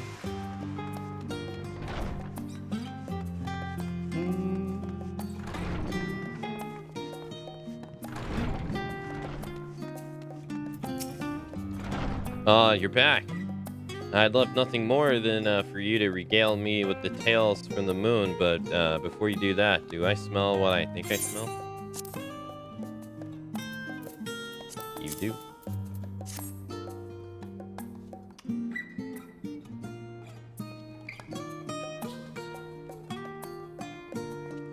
Incredible. So this is the sort of creature that dwells in the lunar seas. I can't wait to dig in and start examining it. While there's no telling until I see the data, I'm quite confident that this discovery will allow me to revise my thesis and complete my thesis. My theory and complete my thesis. I'll be making the presentation at the phenomenon, but to be honest, I've never been very good at talking in front of the senior faculty. Might you be so kind to come sit in the audience? Just knowing that I had a friend among the audience would go a long way to put my heart at ease. Normally, only the faculty and students are allowed to attend such events, but I'll have a word with the administrators.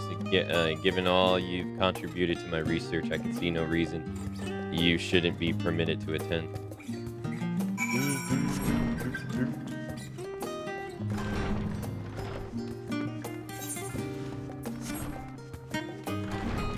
I could have just...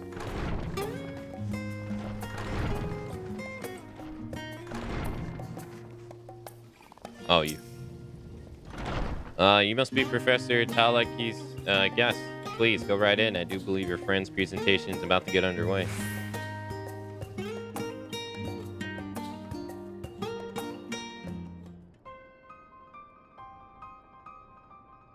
Yeah, last mission is not a game I would probably play again. Thank you for assembling here today, everyone.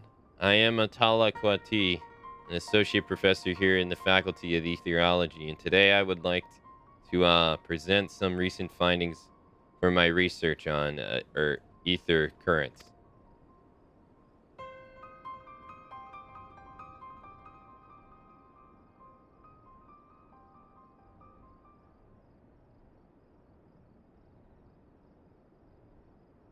That's right, you punch those fish. My presentation is entitled Ether Tide on the waxing and waning of ether levels in the underwater currents. Simply put, my hypothesis was thus. The world's underwater ether embed and flow in tandem. When the concentration of ether drops in one area, it rises in another. This phenomenon repeats itself periodically. Long did I believe it was so, but never was I able to accumulate sufficient data to prove it for certain. This all changed recently thanks to the talents of a truly remarkable gleaner who risked life and limb to gather the samples I needed. In course of my research, however, I also discovered many things which I had never imagined at the outset. First and foremost among these was the ether zodiac exerted upon those self-same currents.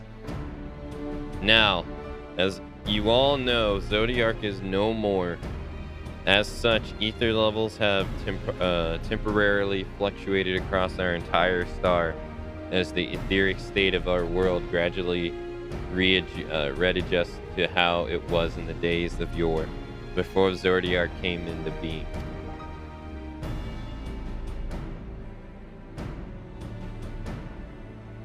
Having had fortune recently to analyze some samples obtained from the lunar surface, it has become apparent that this fluctuation in ether levels was at its most dramatic during a full moon. We have reason to suspect that the recent incidents within the wayward well was also caused by the self-same phenomenon. In other words, a sudden change in the local ether levels caused it to suffer from symptoms akin to severe ether sickness.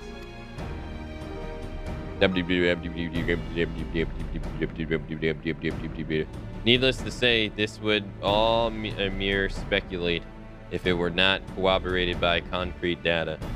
To that end, kindly turn to page 14 in the booklet I have handed out and take a note to peruse the chart on that page.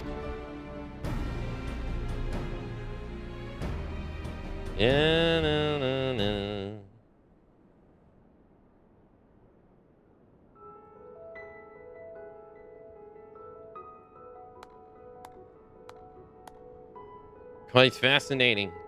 Many scholars stubbornly stick to their initial convictions despite their circumstances. But you have clearly taken even the most recent developments into consideration in fleshing out your thesis. Admirable indeed. You're too kind, Professor, yet there is more I would share. Utilizing my own findings in combination with some alchemical techniques I learned from my colleagues in Davinar, I do believe that I have crafted a spell that might help stabilize the underwater ether currents. More so than my academic findings, I believe this to be my greatest accomplishment. Isolating the relationship between the moon and the underwater ether currents was an important first step, no doubt. But helping those suffering creatures will be far greater important in the end. Our planet is currently in a state of transition, and I suspect the imbalanced ether levels will continue for quite a while still. So I intend to do everything in my power to minimize the effects of this on both beast and man until our etheric environment stabilizes and return to normal. Thank you, Talaka. We shall inform you of your evaluation in due time. In the meanwhile, pray continue to attend to that poor beast in the harbor. We wish you the best of luck. Thank you, Professor.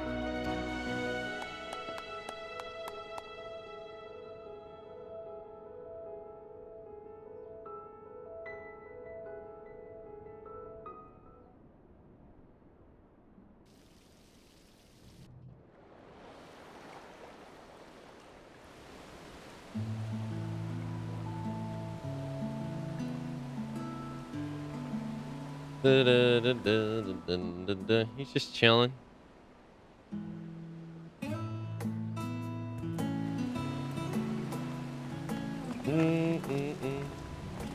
There you are. I simply had to tell you before anyone else. My colleagues couldn't stop praising my thesis. And to say I could never have gotten this day without your help would be an understatement. Not only have I secured more funding to continue my research, but I've also been promoted to a full-fledged, tenured professor. I simply cannot believe that the day has come that I wear this prestigious gown. Why, I've dreamed of this since the first day I set foot in the studio. It looks good on you.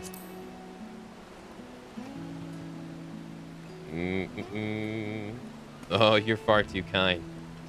I still a long way to go before I'd be worthy of this garb in the ways that, say, Professor Nell is.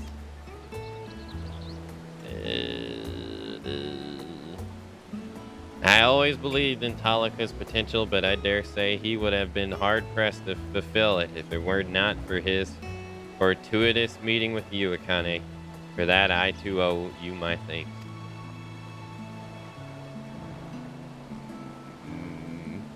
Oh, and this is neither here nor there, really, but I received some rather delightful news recently from the Faculty of Medicine. It would seem the professor there was researching methods for treating the whale, has developed an experimental medicine that can lessen the effects of ether sickness.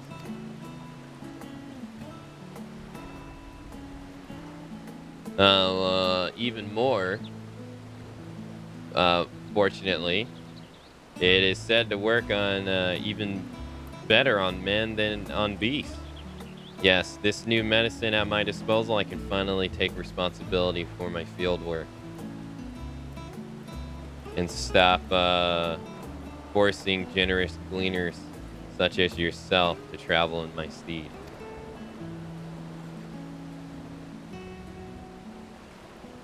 Just think of all the places I'll go. Distant lands, open seas, why, maybe even the moon. I can't wait to really stretch my legs and explore the world.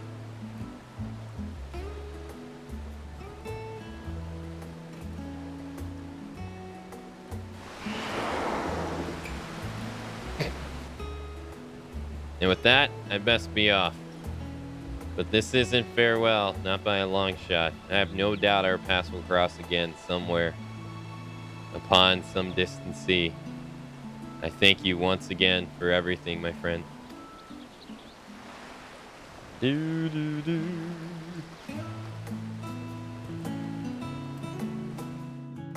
It's so funny to me that they use Bismarck's model from 11 in this as that fish.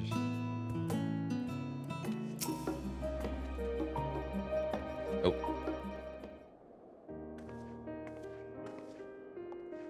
I stand here in this new gown, but to be honest, I still hasn't all sunk in. Congratulations, Talaki. You have come far indeed, and you've earned every bit of it through your diligence and dedication. I'm glad I am for it. For now, I've seen you realize the potential I always knew you had. I can finally retire with my heart at ease. Retire? Professor Nell, what are you saying? No need to act so surprised. I've been considering it for quite some time now. I'm no spring chicken, and there is little reason for me to cling to my position when promising researchers like you wait in the wings.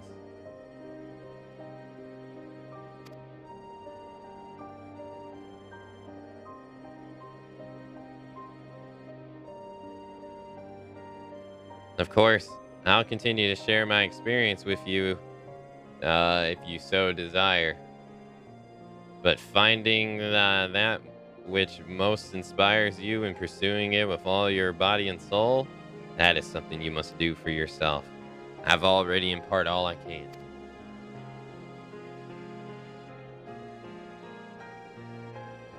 You were able to find this in yourself, in no small part, through your chance encounter with Akane. I was happy to be there for it a long way. For you along the way, but I dare say you will fare well enough without me. But Professor...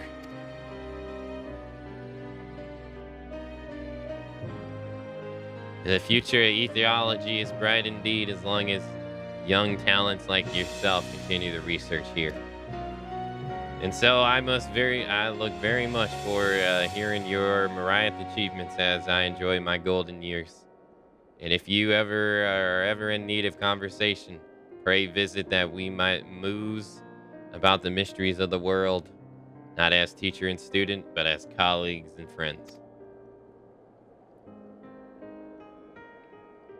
That would be a delightful, Professor. I cannot have asked for a greater parting gift than your vote of confidence.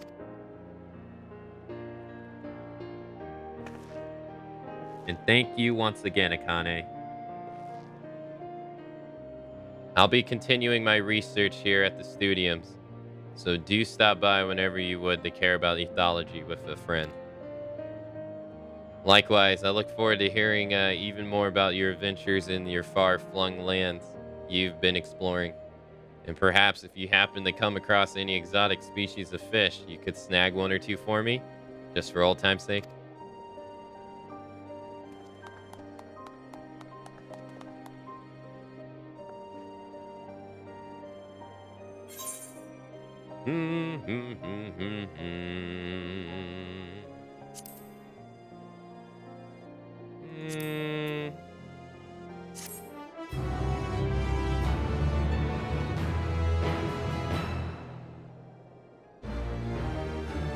Esteemed contributor.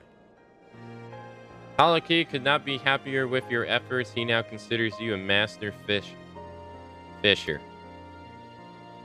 Keep an eye out for others at the studium who request the help of an able artisan. You never know who might be in need of your skills. Oh boy. I never did all these quests. I didn't bother with much of the studium. Just got a few of the quest markers off my map. Do do do do.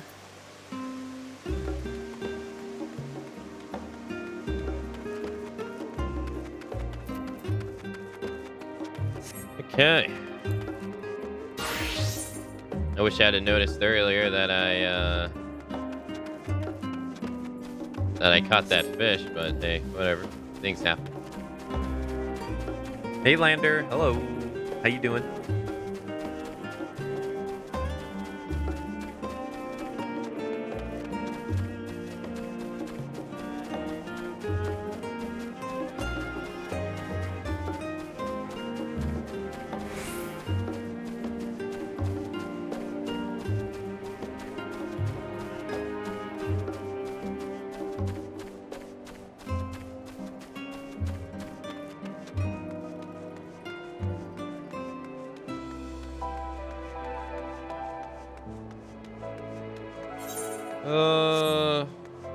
I'm not gonna go to you just yet.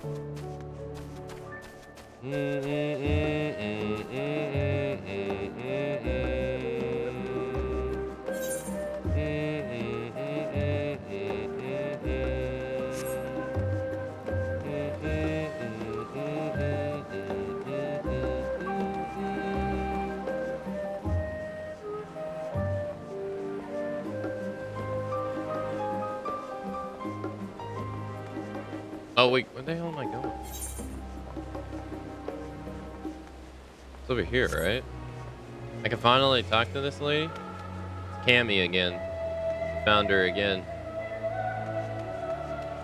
Guess she's taking a break from Street Fighter. A hunt for the ages.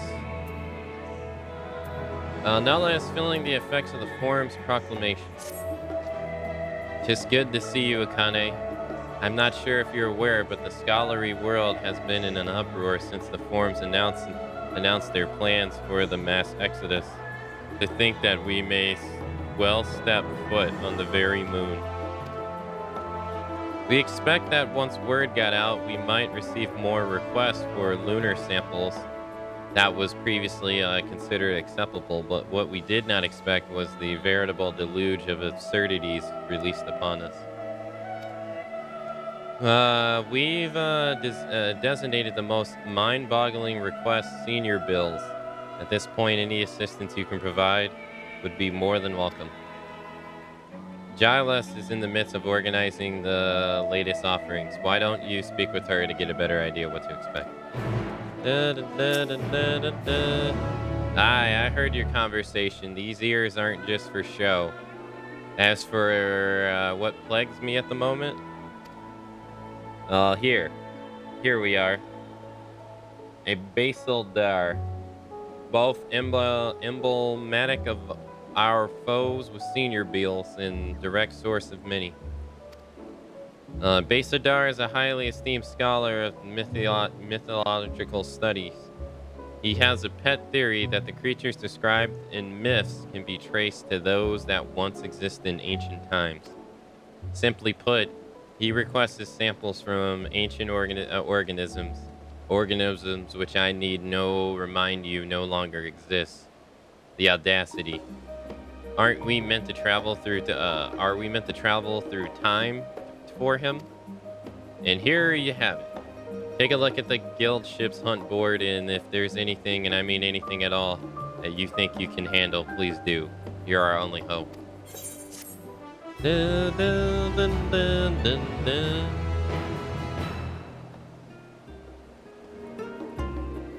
dun. Senior guild mark bills are now available. You are now permitted to take bills for senior marks, and new quests for the elite guild marks will become available in Old Charlotte upon level 90. Oh, so like right now. She is thoroughly impressed with your ability to rise to any occasion. To think that you, Akane, have traveled to the very edge of creation, there to confront Daleka knows what, yet you still seek the strangest out of our hunt builds. You truly are one of a kind. Some would call you brave, some reckless, but my guess is that you simply do what needs to be done. It's clobbering time.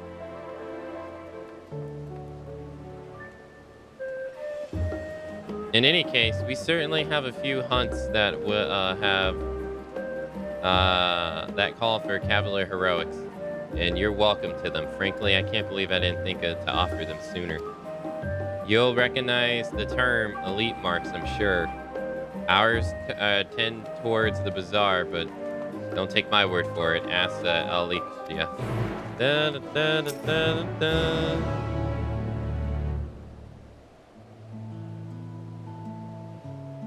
This has become quite the pattern, eh? One would almost think that Nelshada prefers to leave all the explaining to me. The conversation for another time, perhaps. You want to know more about the elite marks, yes?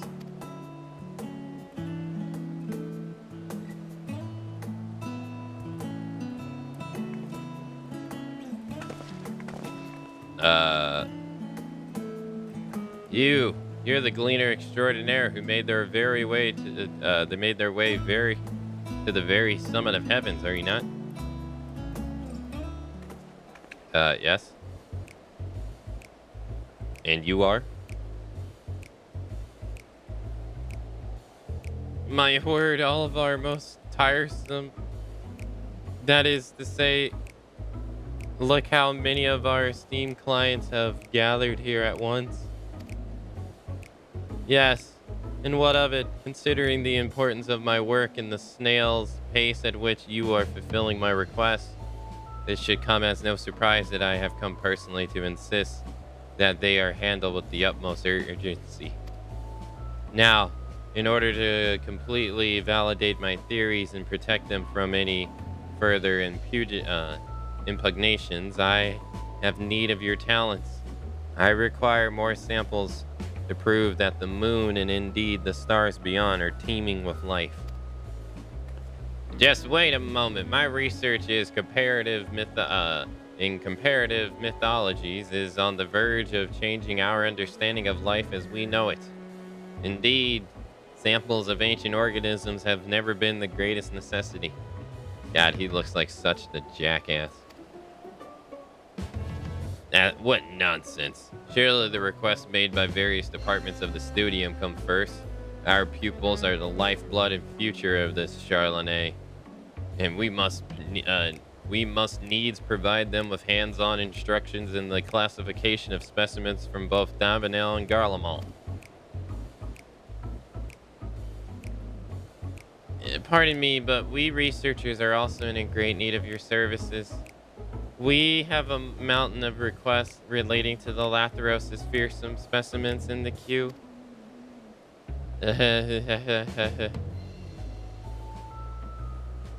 Lathros? Surely you jest. We have a talented individual here capable of exploring environments unlike any known to man, and you would have her go to the Lathros? I will not stand for it. Not when there were my discoveries await in the field of xenobiology. Enough! Can't you lot see the bind you're putting Akane in? She will decide for herself what to prioritize. Thank you very much. Rest assured that each one of your requests have been accounted for. Now off, go, shoo, shoo.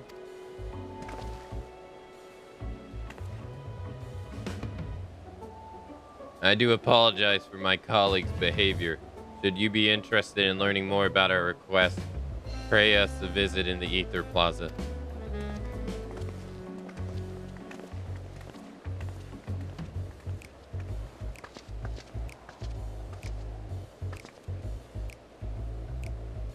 Heavens. I'm sure they mean well after a fashion, but I would consider it a personal favor if they learned to be a bit less demanding, or perhaps more a bit any road. They will doubtless find it in themselves to behave if it means they get their precious samples. If you're keen to learn more about our elite marks, don't hesitate to make use of them. For our part, we're counting on you, so best of luck out there, Akane.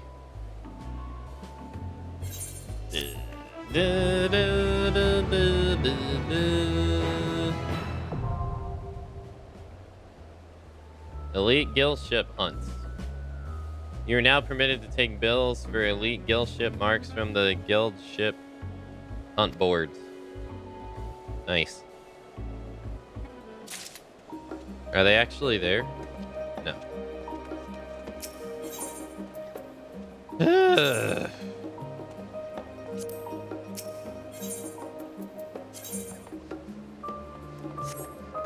100 sacks of nuts. I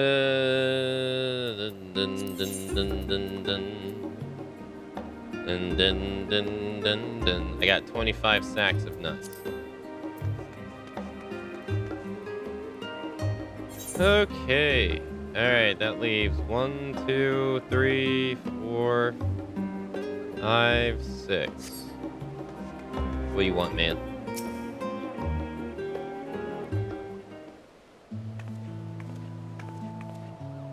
Hello, may I help you? You're Akamatzu, aren't you? I thought I recognized that heroic man. Any road. How wonderful to meet you. The name is, Osman.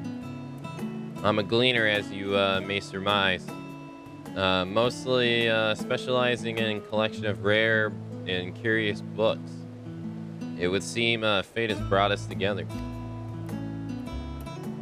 My work has given me an appetite for well-crafted stories, you see, but recently I've struggled to find any truly engaging material. So I thought to myself, why waste all this time bemoaning the lack of quality literature when you could be writing the kind of tales you enjoy? Which is why I'm so excited to be speaking with a vaulted champion, Akane. If I could convince you to share some of your miniatures of your adventures, it would lend to my fixation an undeniable authenticity. Okay. Tell me about the time. Let me tell you about the time I was just starting out.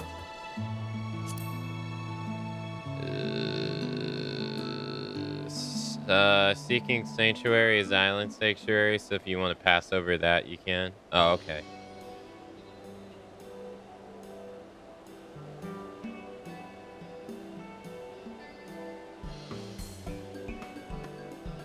So there I was, blood and guts in my hand. Well, that was a complete waste of awesome. Are you actually chatting? Scholar above, it's a miracle.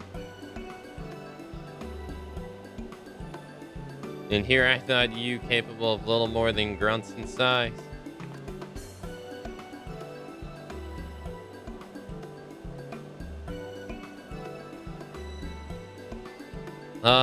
May I introduce Swallowmore, my colleagues, and eternal tormentor. Oh, come on now. It's just a bit of playful banter. Teresina and I could use some good humor after failing to track down our quarry. Yes, I'll be damned. Akane, this is an honor, an incredible stroke of luck. You are the very person we've been searching for. If you will indulge me for a moment, I can explain the situation at hand.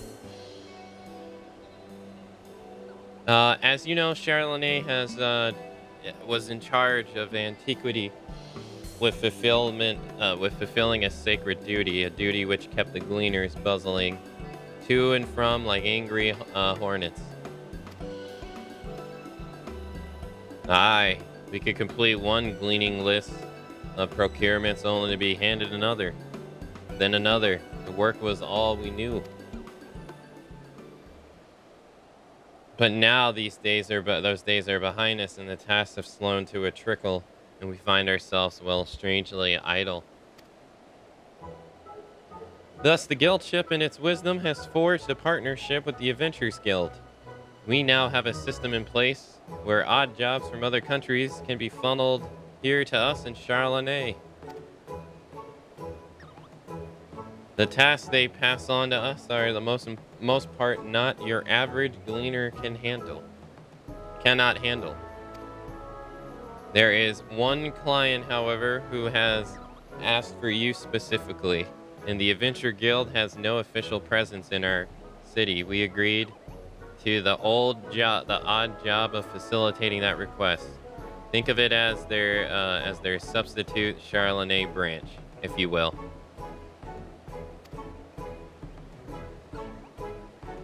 In any case, I'll be here at the counter, ready to provide you with details.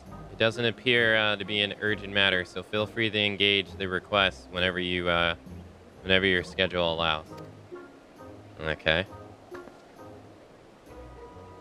Oh, and just to be sure, the browse Tissonance wears. He has a special selection available for anyone who takes part in an odd job enterprise. Okay. Get out of here. Kane, I didn't quite get a chance before Swallowmore commandeered the conversation. I wanted to thank you for indulging me with your stories. Do you think we might talk again sometime? I'd love to hear how this odd job turns out. Uh-huh.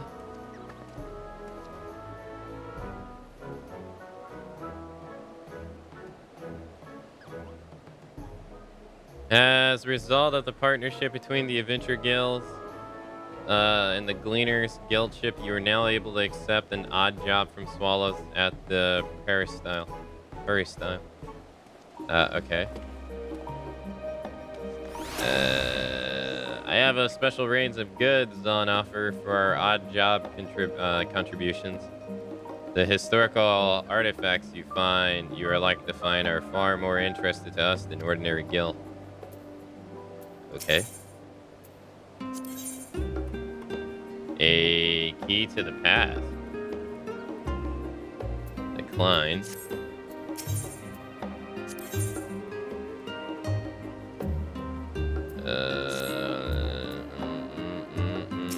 What is this? So, Akane, does this mean you found a spare moment in your busy god-slaying agenda? Nodder. Wonderful. We actually have a letter addressed to you from Mistress Momody. So, go ahead and read through that, and I'll dig up the link pearl I'm to use to convey your reply. Okay.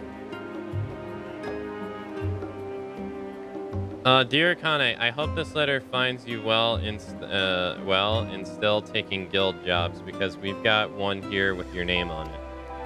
Ordinarily, I wouldn't bother you with something like this, but the client is a personal attendant to Her Royal Majesty Nomino, and I'm guessing that piqued your curiosity as much as it did mine.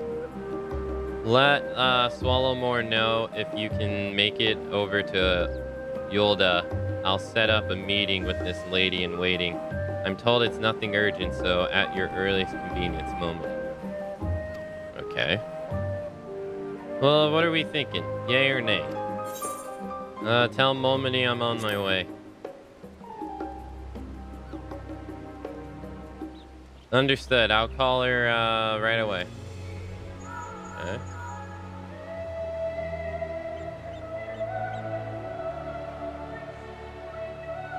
And done. Our tiny taskmaker is making arrangements as we speak. It says the lady you're to meet is a Lalafell by the name of Coco Shoe. Light brown hair, green eyes. Should be waiting outside of the waiting you outside the quicksands by the time you arrive. Fair fortune and safe travels. Okay.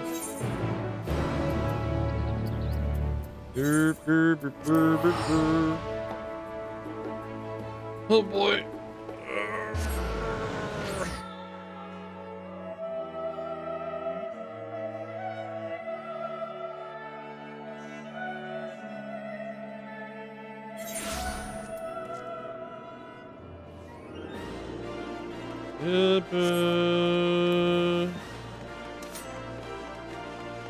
I feel like I haven't been here in ages.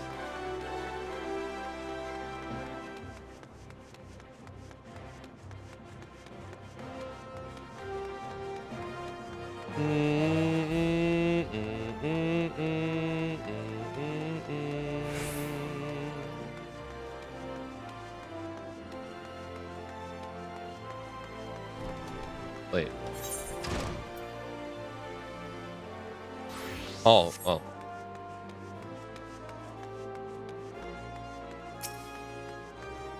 Okay.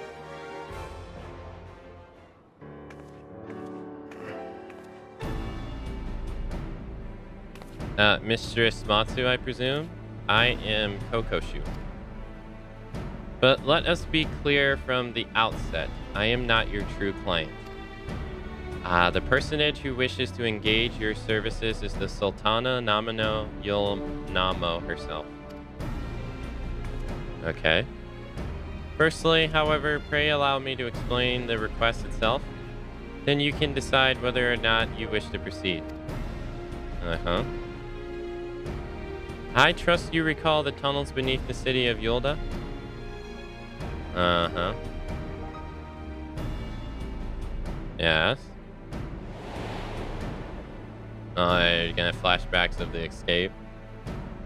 I speak of the time, of course, the Celdine Subterrane, the passage and waterways, thought which you made your escape on the day of that ill-fated victory banquet. It seems that one of the tunnel sections collapsed during the commotion, and a crew comprised primarily of immortal flames has since been put to work on repairs. In the process of restoring the masonry, however, they came across an unexpected gate. Uh-huh. It was described as antique in design and inscrutable in purpose and sealed shut by some mystical force. The report appears of great interest to the Sultana, and she has expressed desire to investigate this strange portal firsthand. Furthermore, she feels that Master Tarupin and the like are overprotective and will prevent her from exploring to her heart content. But are we then to send Her Royal Majesty into potential peril without a trusted escort? You see my dilemma. As the proven champion of Erosia and veteran of countless heroic endeavors, it is to you whom we would entrust the Sultana's safety, besides which she would have it no other way. Her Grace's wish is my command. I'm not sure about this, but if that is what the Sultana wants.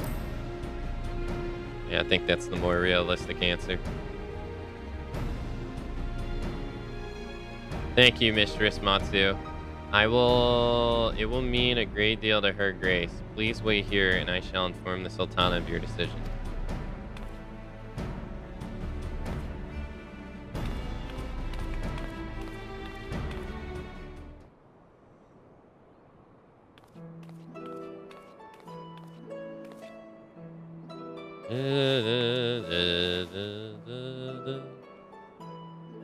Thank you for coming. I greatly appreciate you indulging in this selfish request of mine. I should hope for the sake of your adventurous spirit, however, that the mysteries at hand prove more intriguing than odious. Cuckoo spoke broadly about what you expect, yes? Allow me to add a few details to the story.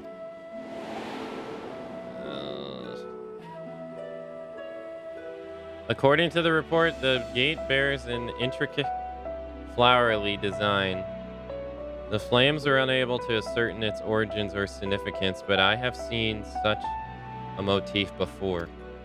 The very same design adorns a key in my possession, the last gift I was ever received from my dear departed parents. I recall the ceremony which it was presented and their promise to take me to the place with the key unlocked once I come of age.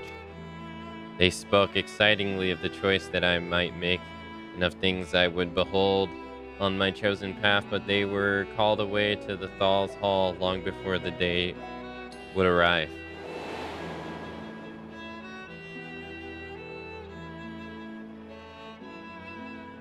With Mother and Father gone, I despair for every learning the key's purpose, and now this portal is found. Surely you understand why I cannot leave it unopened. There could be anything beyond the gate. Behind that gate. You see, I know I could count on your enthusiasm.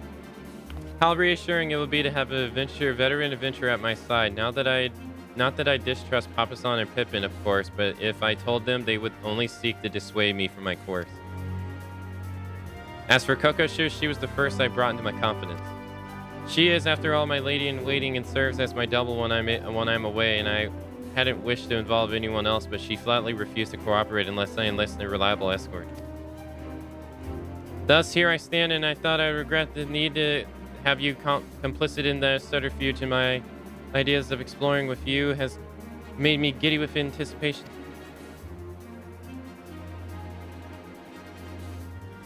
If you could make your way directly to the excavation site in the center of Thundernell, the foreman there has been instructed to permit you the entrance. Considering the tunnel's reach all the way to the palace, security protocols dictate that we receive reports anytime someone enters the ruins. I will take that as my sign to join you via secret passages, of course. Now, let us make our preparations. We should, as you say, be ready for anything.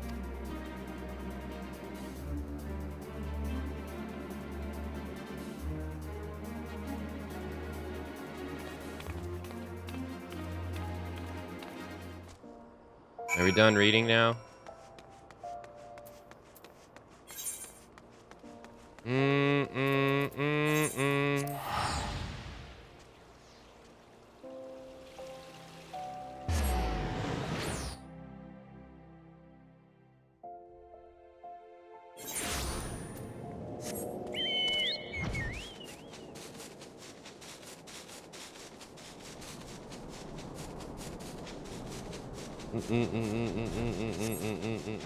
Oh, yeah, okay. I thought it was this place.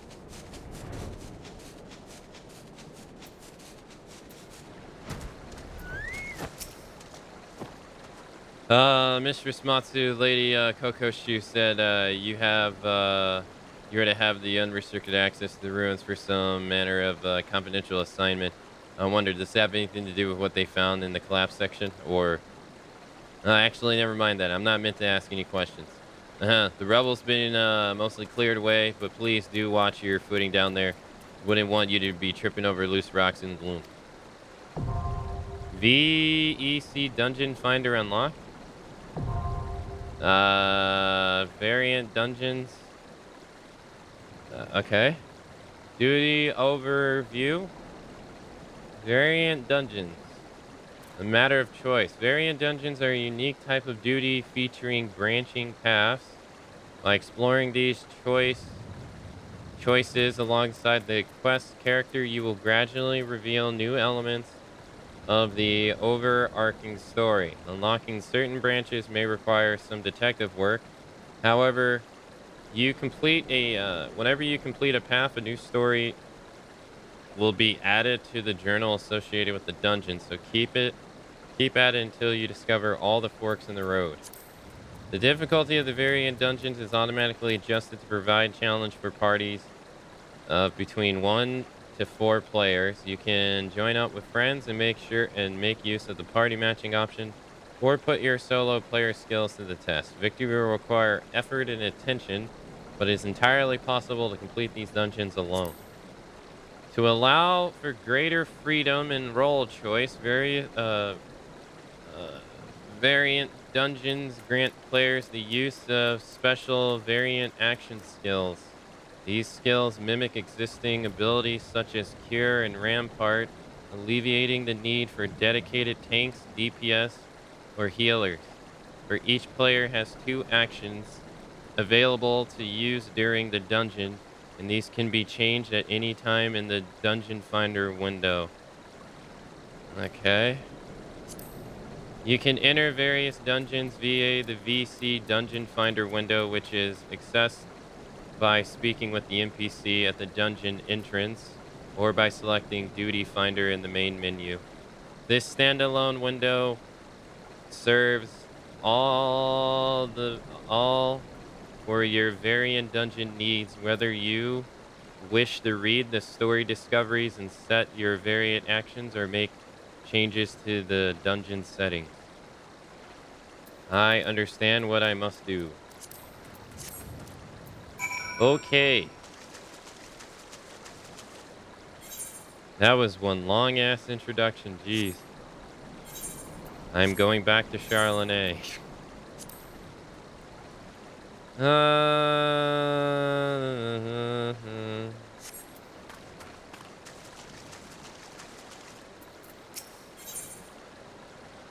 Oh, you get rewarded with Allegan, causalities, DPS, mount. Average item level is 575. Item level sync is 635. It's pretty high, isn't it? Yeah.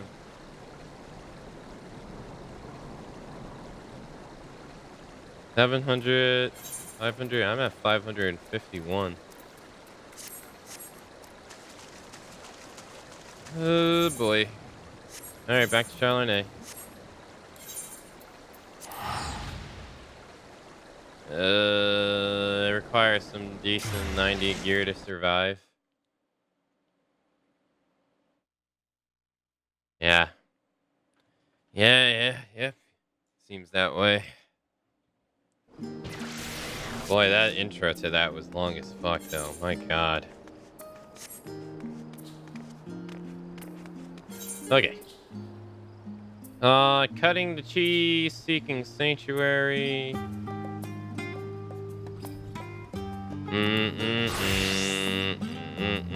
Mothers and merchants.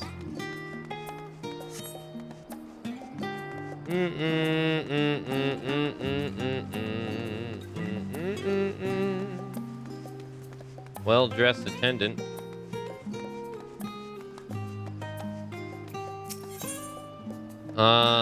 Of mothers and merchants.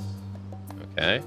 The well-dressed attendant has been sneaking glances at you since the moment you entered the Agroa. You are, pray forgive my directness, but are none other than the Madam Matsu. Are you not?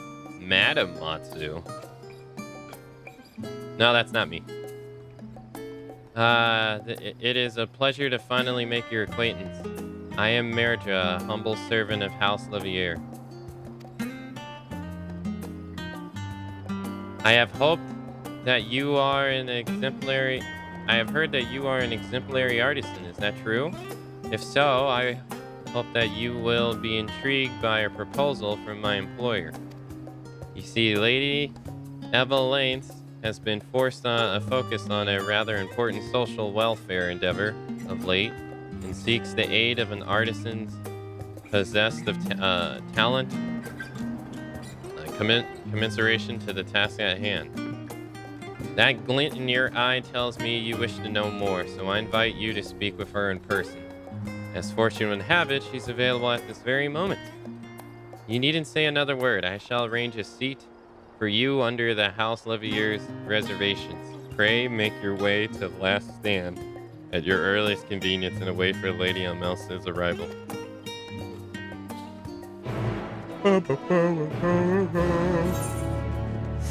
Okay.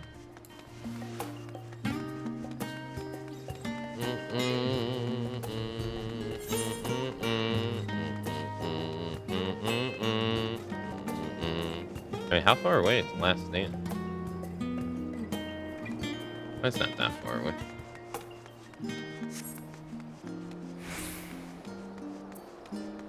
I'm guessing the variation dungeons are going to be something I don't care to do. I can't believe you're still playing this game. I know.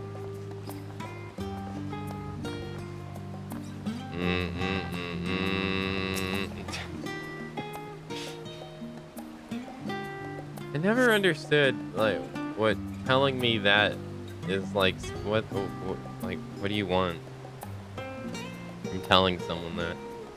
Hey, game you're playing, I don't like it. Okay.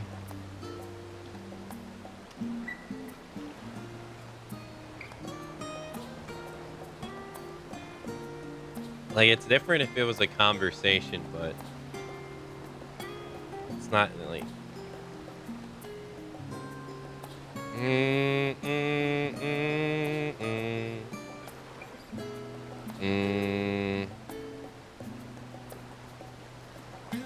I presume it was the Meredith who sent you Hilter?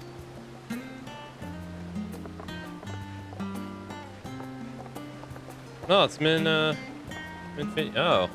Rwanda too? Lured by the prospect of fresh endeavors, no doubt. I myself am guilty of the same. Our Lady Levelier's correspondence have been full of the most tangible hints of late.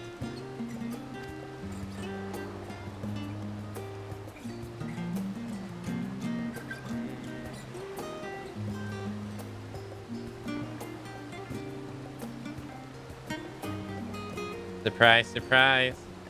What, not happy to see me? I think I might be coming down with something. I remember I left my oven fire burning at home.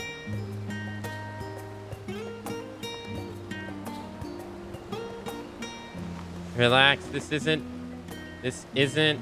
my venture. I'm here at Memphinian's invitation.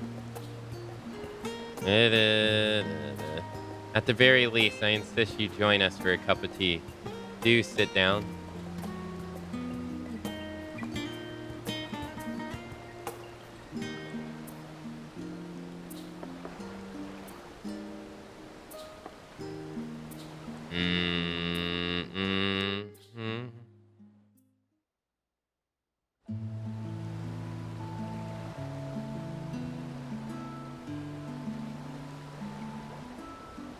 See?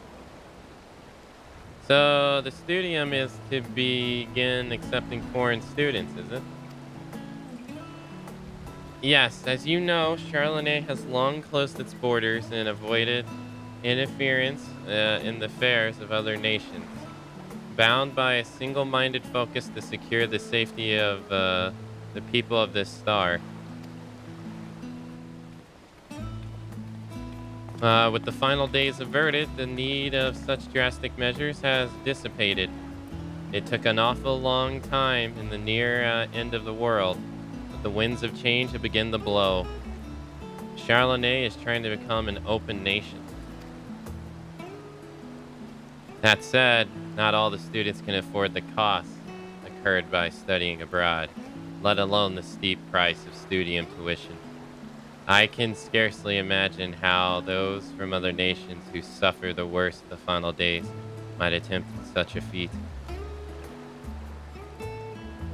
To ease the financial burdens, I plan to offer all necessary school supplies free of charge. Furthermore, I have already begun talks with a number of Charlonet families to propose an academic homestead program. What lovely initiative. A good old-fashioned culture exchange is sure to be a mutually enlightening experience for many Charlonets who've remained cooped up with their dusty old tomes. Such is my hope. Alas, you will recall that a great deal of Lavalier's fortunes was poured into outfitting the Ragnarok, yes? Why are you looking at me like that? As such, I cannot hope to carry out this endeavor long term without a financial backer, a partner, if you will.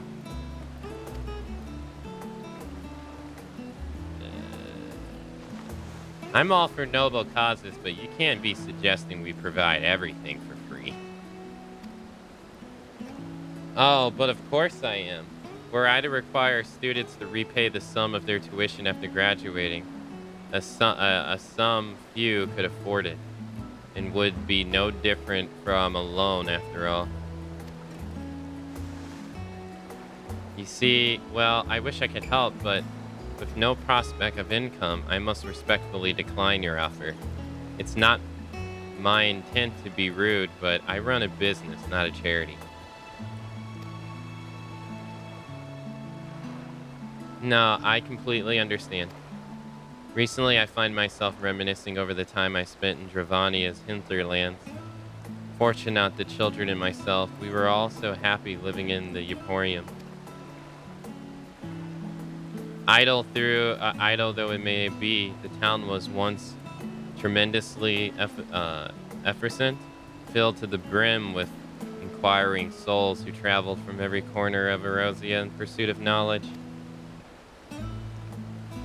Of course, it was not solely prospective students and researchers who journeyed there.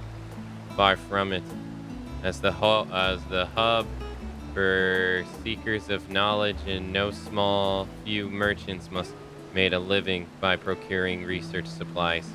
In turn, they had immediate access to a reservoir of cutting-edge inventions. Come to think of it, I dare say my contact at the Eastern Art Trading Company will be intrigued to hear similar possibilities arise from our program. It was so kind for Tatara to introduce us. The Eastern Art Trading. He has his hand on his cock. Hold on a minute now. What in the hells could possibly be giving this woman the confidence to act so bafflingly indifferent? Her husband's supposed to be the bigwig of the forum of theirs, ain't he? Stands to reason she may heard rumblings of Charlene investors deeper in its education system, and in that case, it'd be wise to invest now to reap the benefits later. Better yet, the students would end up attending be the best and the brightest of their respected nation. If I make them feel indebted to me now, they'll be obligated to repay the favor in the future. Once they've become powerful and distinguishable members of society, of course.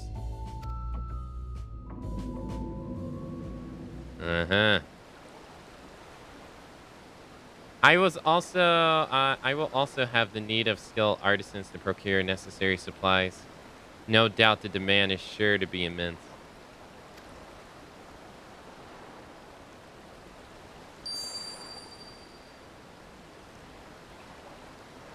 Goodness.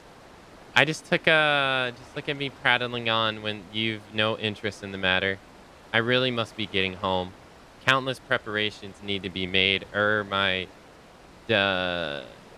distinguished guest arrives. Hold that thought. I've come around to your proposal. Aye. And as your partner, the House of Splendors pledges its considerable support for your endeavor, an investment for the future, let's call it. That is under one condition. Akane must be the sole supplier. What? My, how fortuitous.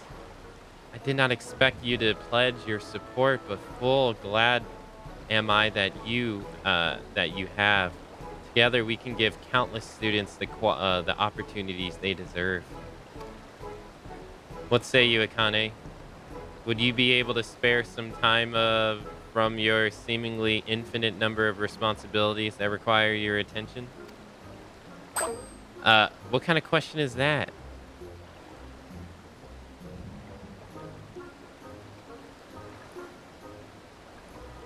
Why are you glancing your eyes at me? Wonderful. I'm counting on the both of you. This lady is too powerful. She needs to be stopped.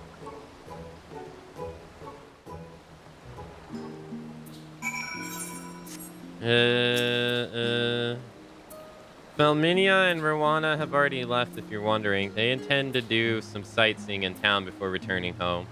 I do hope you were able to enjoy our tea time together. I can think of none more deserving of a brief respite. I must apologize, however, for dragging you into this matter. You deserve a full explanation, but not here. Would you care to meet me at my home? Sure. Splendid. I shall await for you at the Levelier Estate. What did I get swingled into?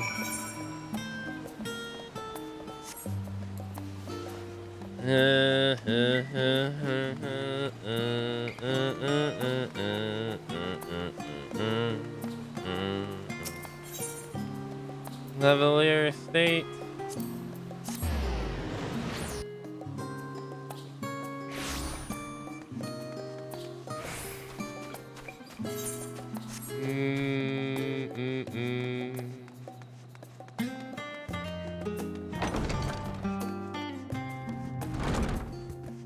Hello, madam. Thank you for humoring me, Akane, and welcome once again. For years, I've supported my children from afar as a sponsor of the Alliance of Seventh Dawn. Yet even though the Alliance have disbanded, it has done little to diminish my desire to be a service. That is why I've decided it's past time I've made my own contributions to the world. That, to this star that you and my children have sacrificed so much to save. But I'm merely one person. My resources limited. Words can ill express how grateful I am of your aid. In time, I hope that you'll come to me not only as the mother of Alphino and Elise, but as your partner and friend. As I said before, I'm counting on you, Akane. Now, there is in fact another reason I invited you here. The Levelier's house will be partaking in the Homestead program, and I have already accepted a student. She comes from a family of accomplished alchemists, hailing from Thabanar. Mariah has already gone to fetch her from the port, so I imagine she'll be arriving erlong. Okay.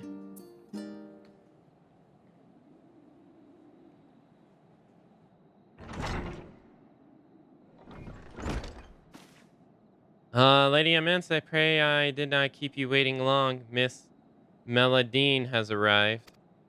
Meladine.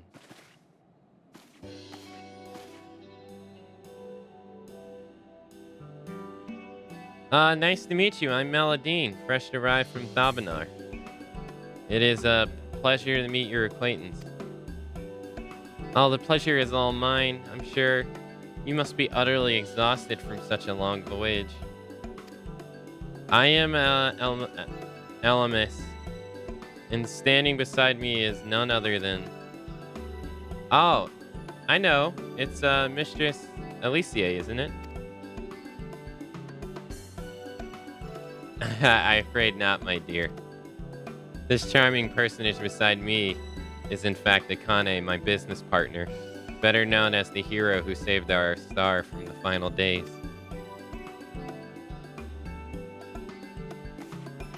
I'm sorry, it was rude of me to presume.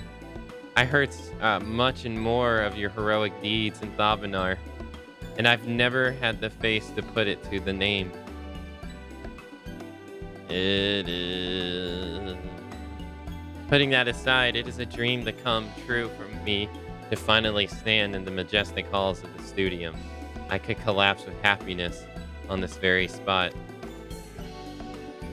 With these dignified walls surrounding me, I feel as though I can stand in the very halls of history itself. My mind wanders to countless brilliant minds who have made discoveries after discoveries here.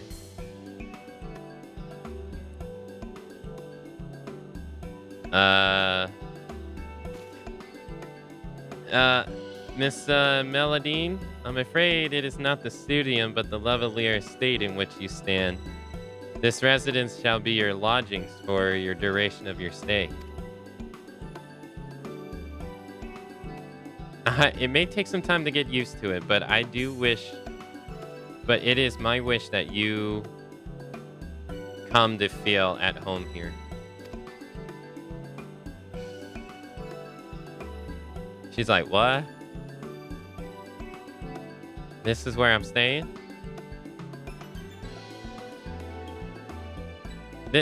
This is your home? I thought I have, though I have much to learn, I thought of your the thought of your presence impresses me, fills me with dread. I hope that we can get along. Oh, you need to be so formal.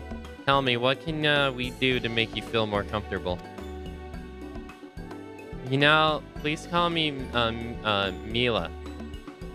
That's what folks back home call me, while Meladine is usually reserved for when I'm in trouble. Pray forgive me, but I am afraid I must continue to observe formalities, Miss Meladine. If it pleases you, I shall escort you to your room. God, her tail is thick.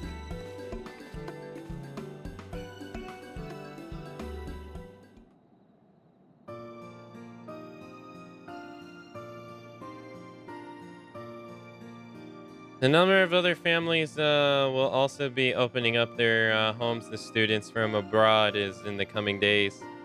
I must set a good example as the first host, Mother. For it all goes to plan. We can expand the program to include even more students. Let us waste no time. There is plenty of work to be done.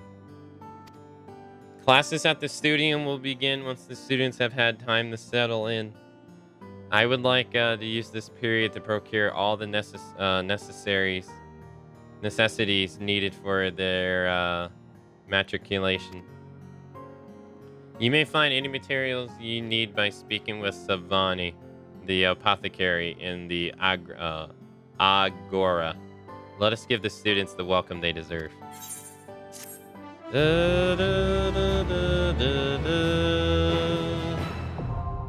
Custom deliveries unlocked. Holy shit, was that long? Did all that for custom delivery? Damn.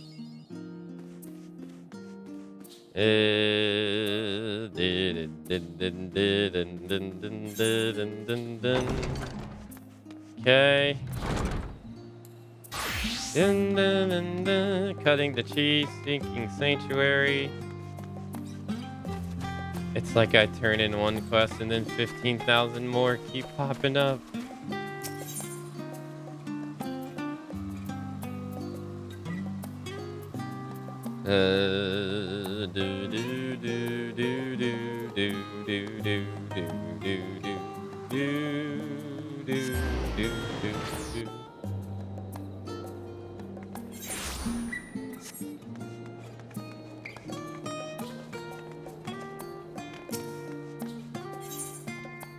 Cutting the cheese.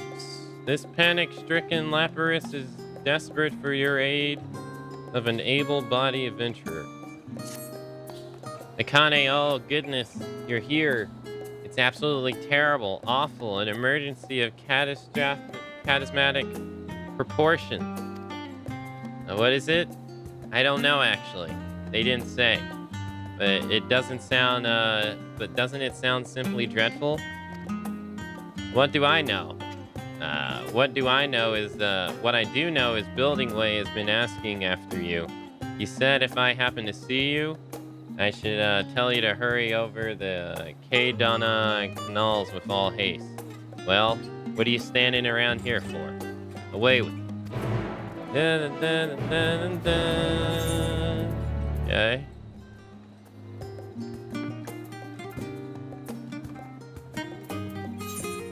Alright, make yourself to the moon, prompto.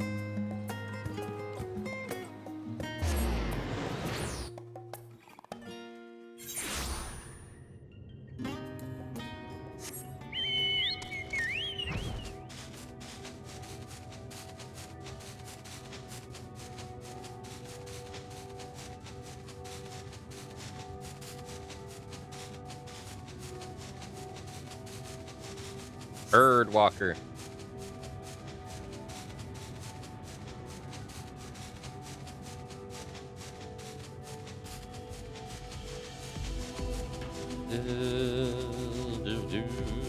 Alright, what do you want, bud?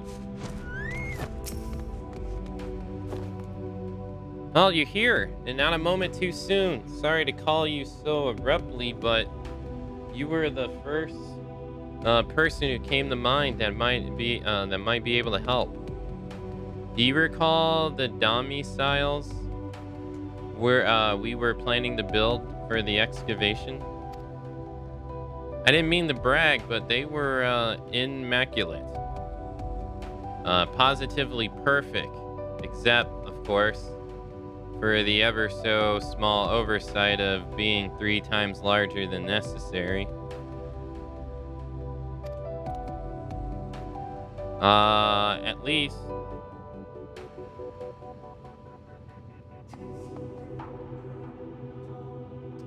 That's what I believe before speaking with Arion J.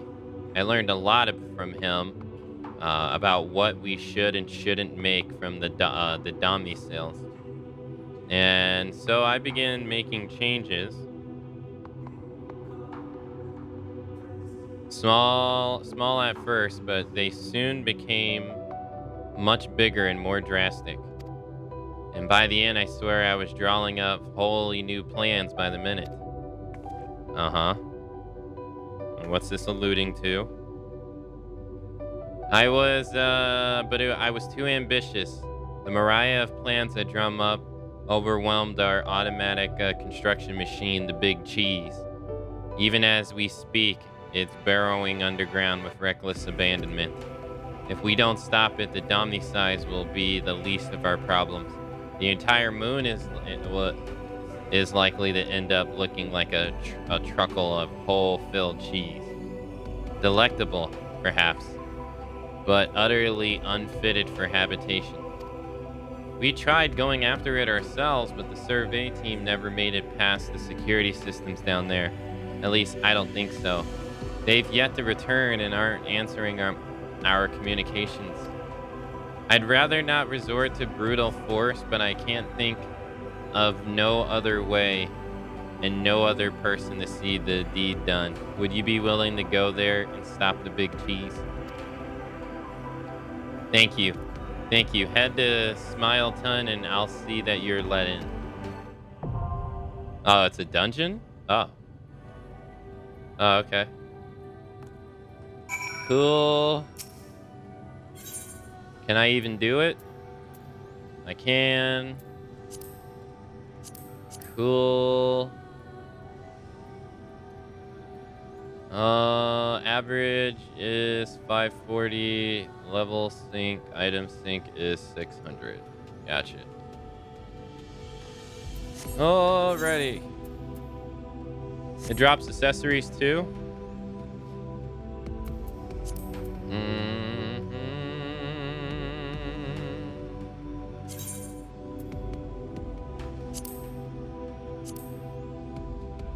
Do you want to join as well, Alex? I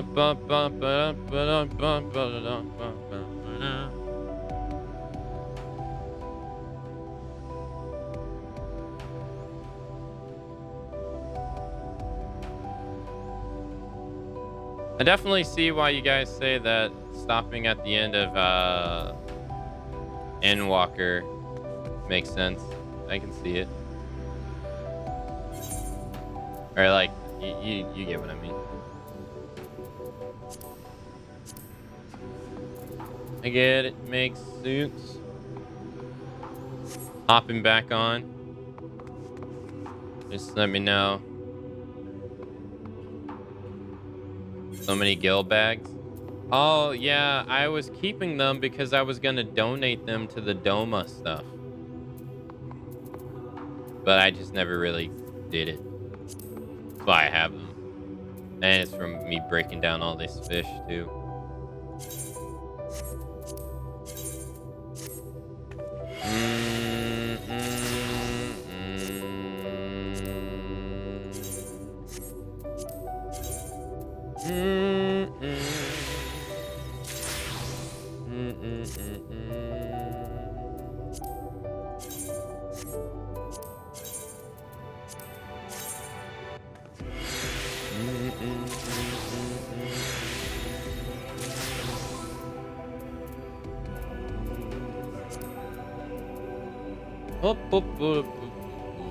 Fine Filt caviar. Flint caviar. Arc loaf bread. Boop, boop, boop.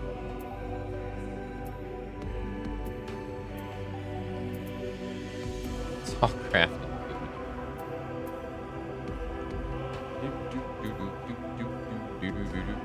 They did make 6.0 to be conclusive for Heidenal and Zodiac Sagno, so unlike other expansions, all of the main stories was resolved in Endwalker. It is reserved for setting up Dawntide and future expansions.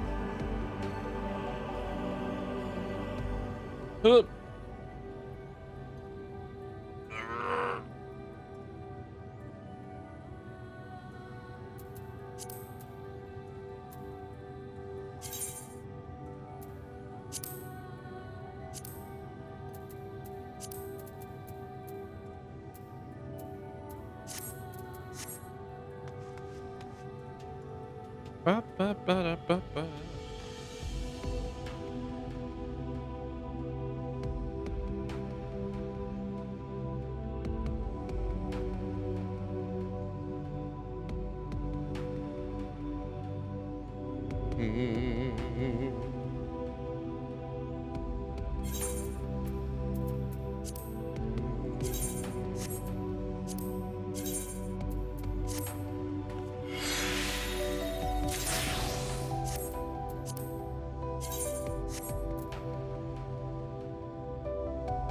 You're stuck on the loading screen. It's okay. Happens.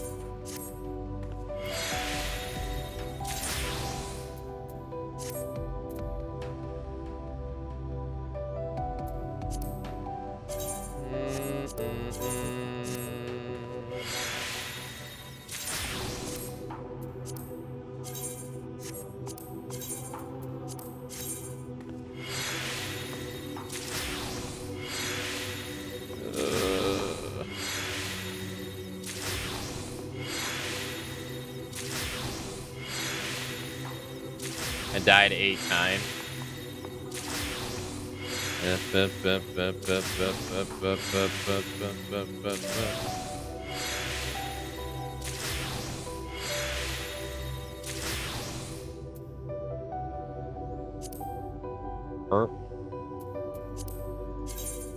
Breaking down fish, breaking down fish.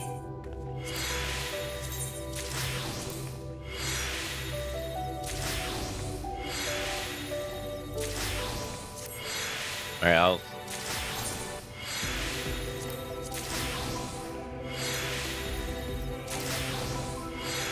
I didn't think so.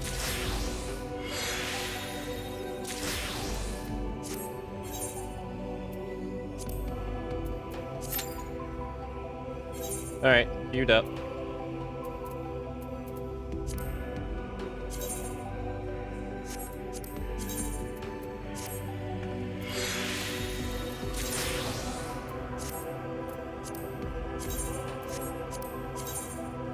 Oh my god, you're still playing this fucking game? Jesus.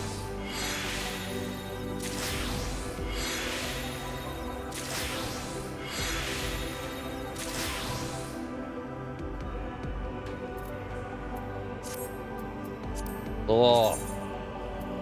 Eyes roll. Play something else. Ooh. Invite. Withdraw.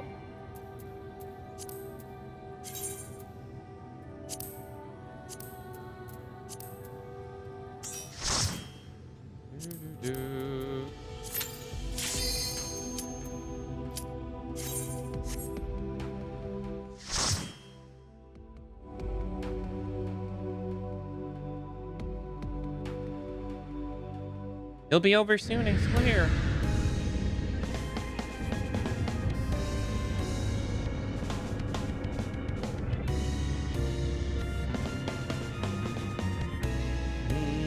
Where the hell was this entire time?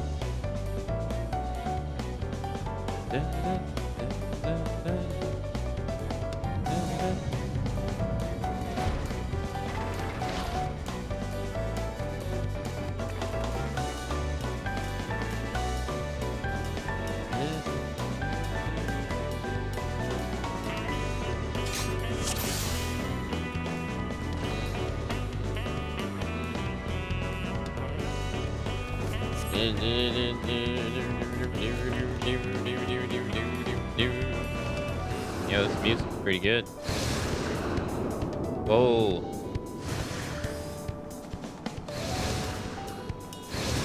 Wait, did everyone go to the moon or nah? What do you mean? Did everyone go to the moon? Well, it's Final Fantasy XI monster.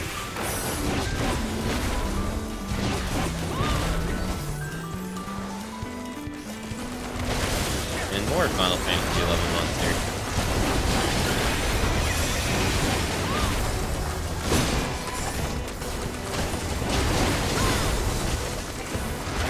At least no Ellie, how you doing?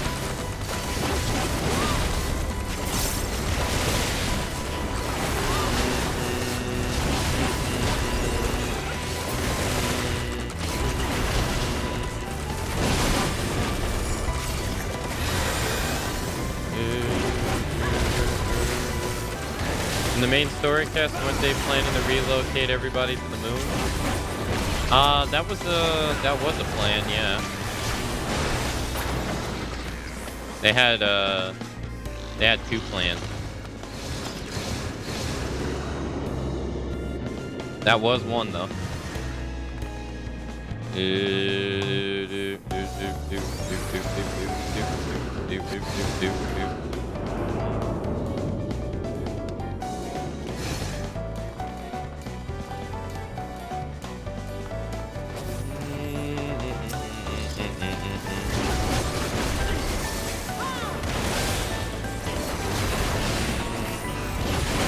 That big guy in the background is also a Final Fantasy XI mod. He can, I wonder, he can absorb your buff in 11. I wonder if he can do the same in this game. And then after, if you allow him to absorb a certain amount of your buff, he becomes unkillable in 11. And you have to restart the event he's associated with, which sucks.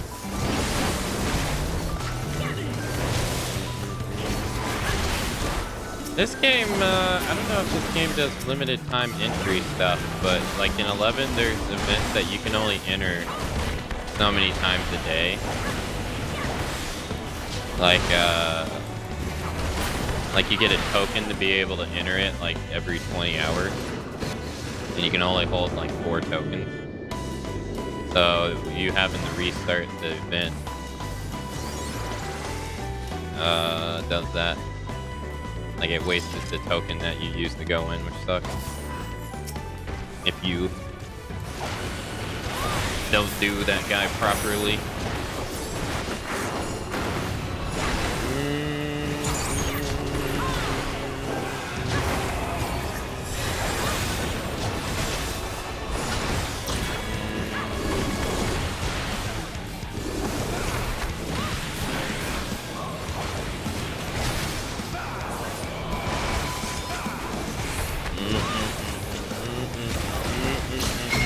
Well, I didn't want to spoil, like, if you, like, say too much to spoil what was, plan B. So when you get around it, you know, it's still fresh for you.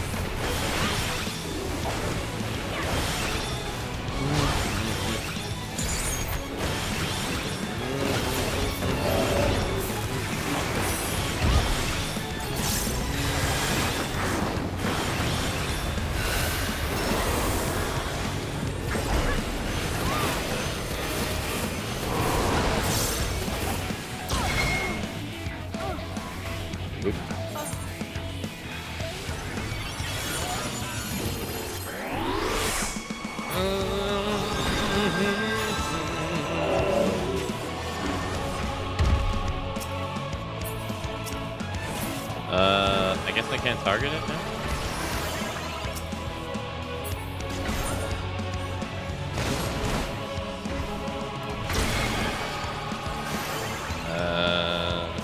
Why can I not target him? It wasn't allowing me to target him with tab or 0.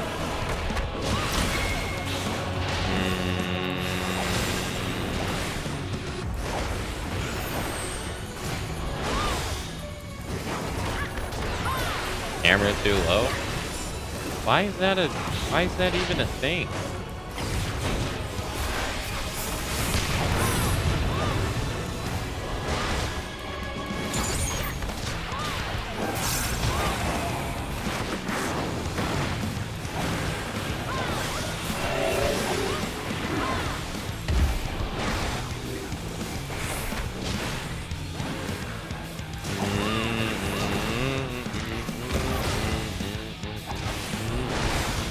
Yeah, it's no problem. I don't like being spoiled, you know, the last thing I want to do is spoil other people.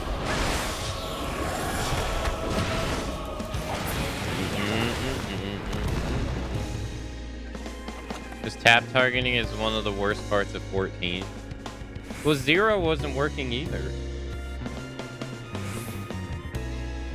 Either which way, that was annoying.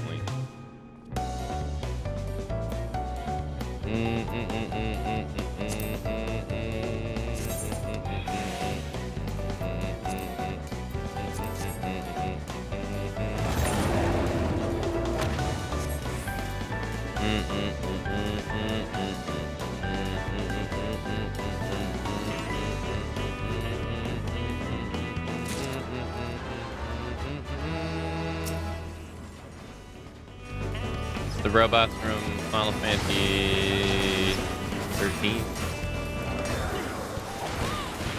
Yeah, I got the earring thing.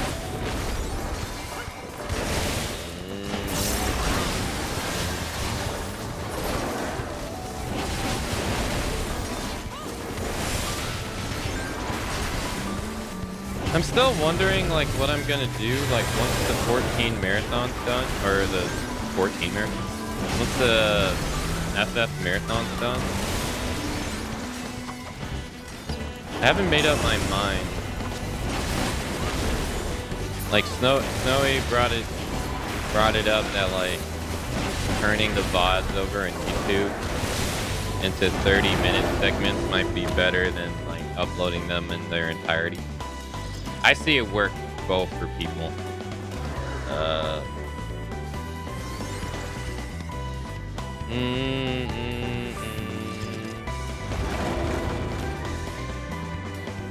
But if I would start using the dual stream stuff, like stream on YouTube and Twitch at the same time, then uploading them in 30-minute segments would kind of be redundant. You should have them in two places, you know?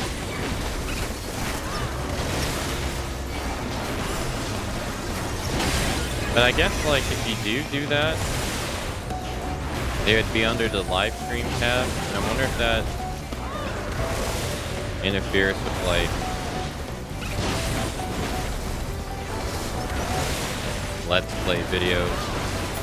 I don't know.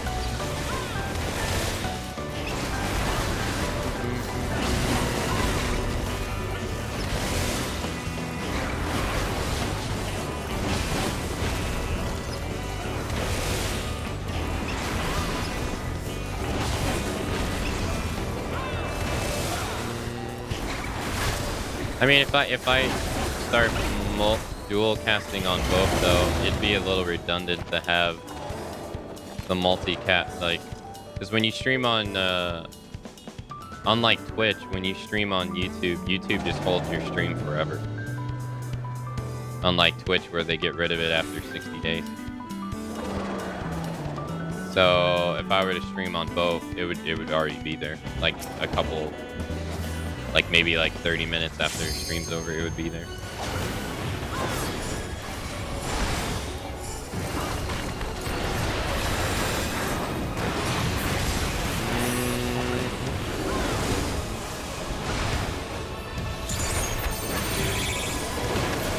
But I was saying, like, it would seem a bit. It would seem a bit redundant, right? To do like that. And then upload it as a 30-minute thing, right?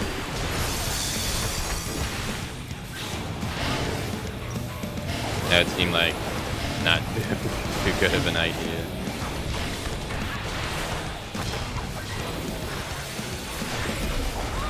But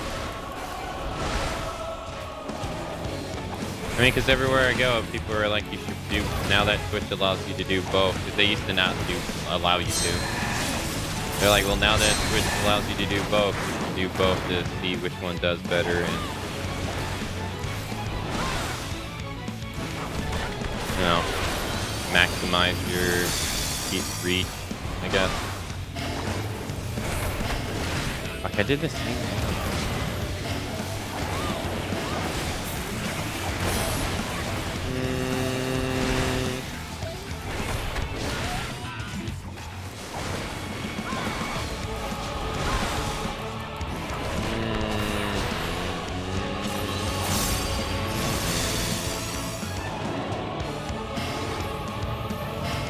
No, I would download a program that allows me to read both chats at the same time.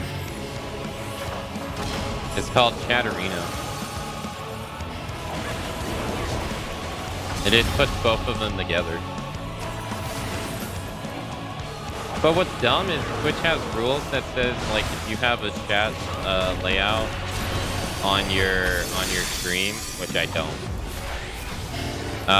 But it would be kind of recommended for you to, especially if you stream on 2 different platforms, because it would allow people to see the other people talking on the other platform, right?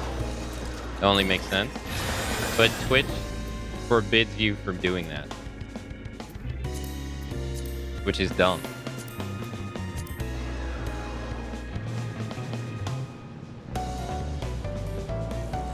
And they hide behind, like, you can't, they're like, they hide behind it with, like, monetary reasons, like, oh, what people say on other platforms, and da-da-da-da, you can't, you'd have to moderate 2 different platforms at the same time. Which I won't lie, that does sound technical. It's nice they did that, because honestly, if you aren't an employee, you shouldn't tell people how to produce or air their content as long as it... yeah, no, that's true. I agree. Yeah, no, I agree.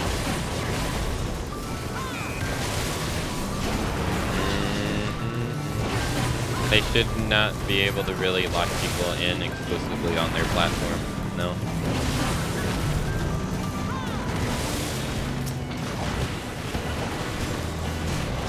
It's like something you do with your employees, but broadcasters are not their employees.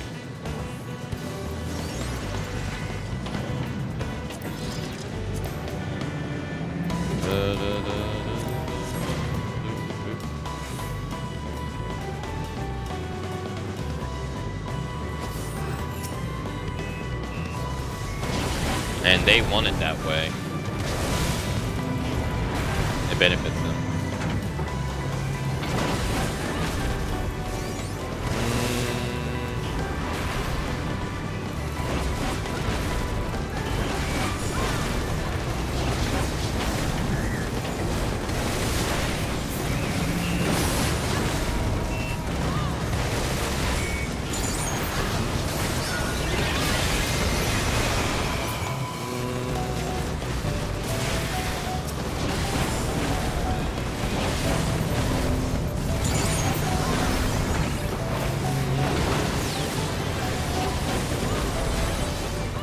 But I don't know.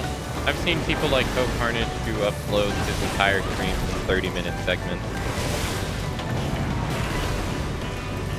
But that's like, for me, that would be like 13 videos per day.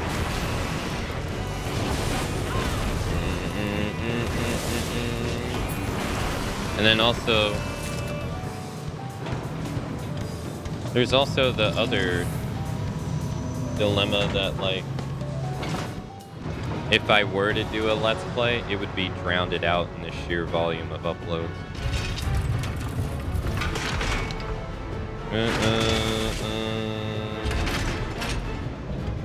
So I guess there's just like... oh no. Good and bad in both options.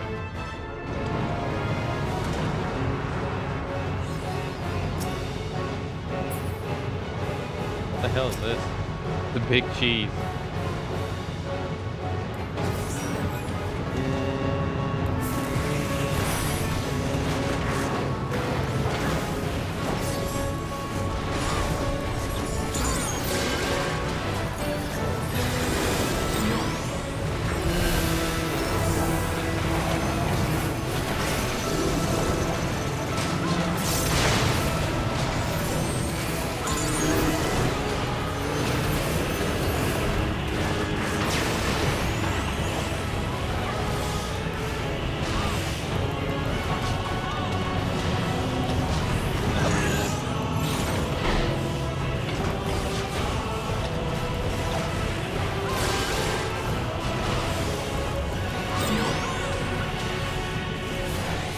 I don't know. At the end of the day, I just want people who watch my stuff to enjoy it, I guess. So.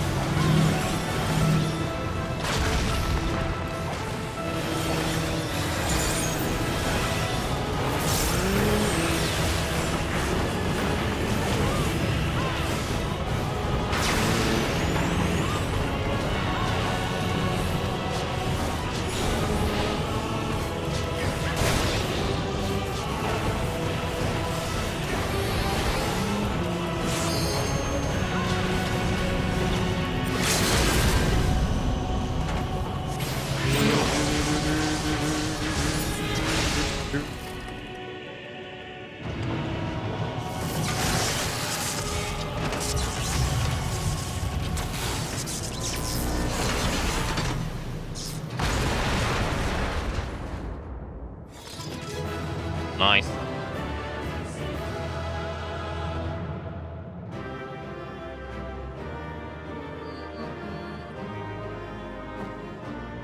Big cheese. That's double cheese.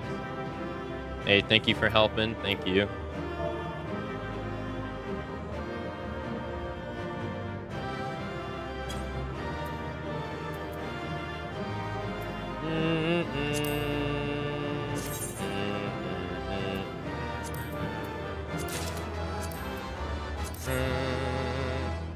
Yeah, thank you all for helping. The 551 puts me at 555.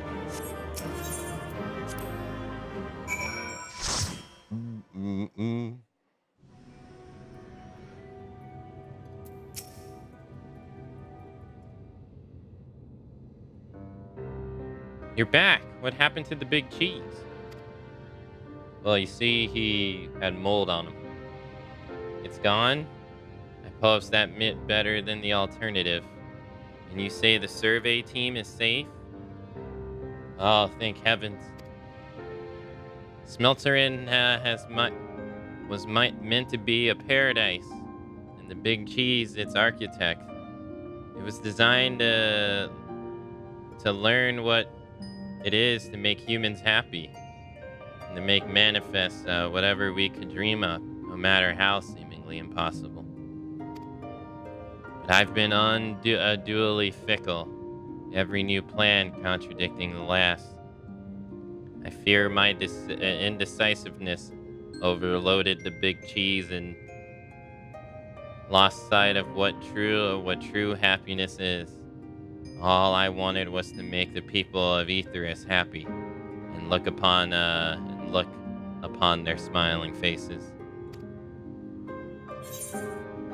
You still can. Just take your time.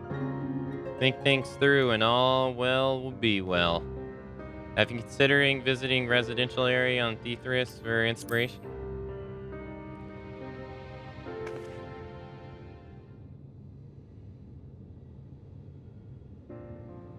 Now, that's an idea. I'm sure Arion J has been incredibly helpful with his advice, but actually seeing how people live would surely be more informative than simply hearing about it. Now for now that the final days has been averted, there's no longer a need to rush. I'll be sure to bear that in mind so nothing like this happens again.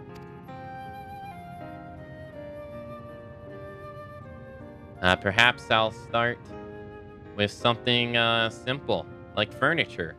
Oh, and I can design a new automated system to build them. I'll call it the bigger cheese.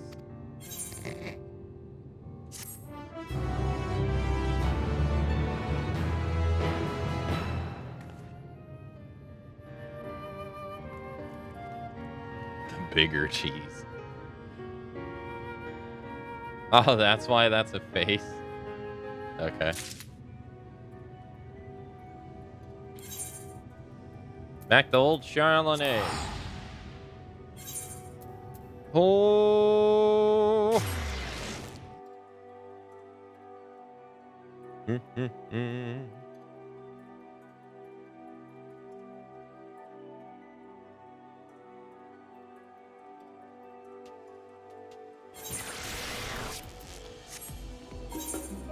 Okay, I got 210 elegant tombstones of causality and 45 of comedy. This week.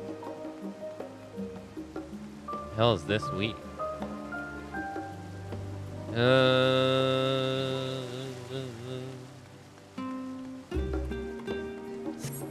Either way. Let's see. The Crystal from Beyond. Seeking Sanctuary. We'll do the Crystal from Beyond. It was the first one I highlighted.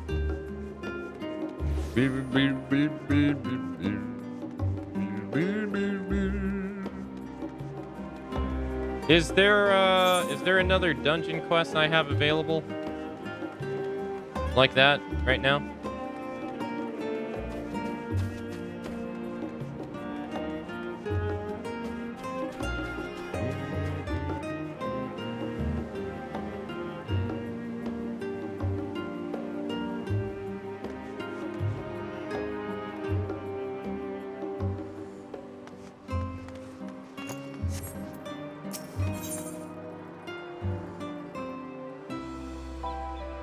Crystal from Beyond.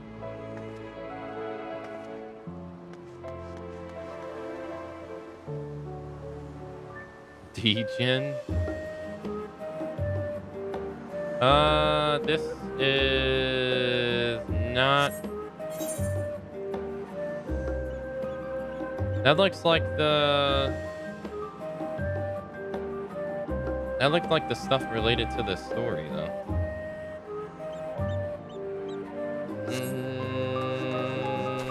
Can't remember.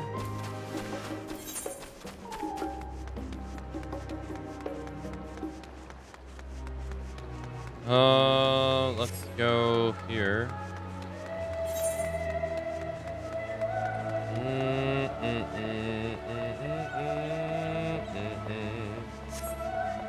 Jamming way.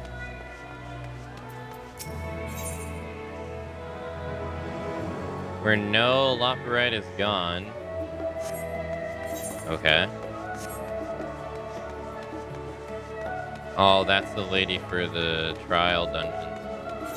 Or the variety dungeons. You really? Really?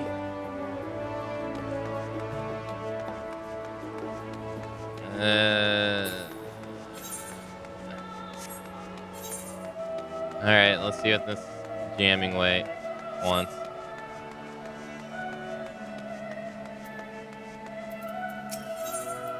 Jamming way is in need of your brains and brawn, mostly the latter.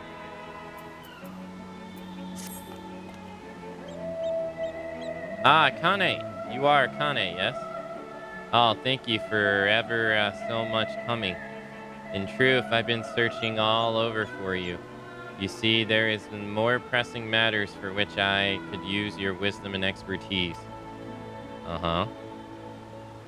Oh, we haven't actually been introduced yet, have we? The name's Jammingway. I've been honored of serving as the communications officer aboard the Ragnarok. So anyway, to the matter I spoke of. It began the other day when my curiosity got the better of me, and I decided to send a reconnaissance probe to Ultima Thule to investigate the Environ. Imagine my surprise when my robotic friend responds just a short while ago with an urgent and dire distress signal. A distress signal from Ultima Thule. Now, even after you and your companions mercilessly put an end to the threat of the final days, surely this intrigues and worries you as much as it does me. I was just about to venture there to investigate further, but there's no telling what dangers might await. And I'm a communications officer, not an adventurer.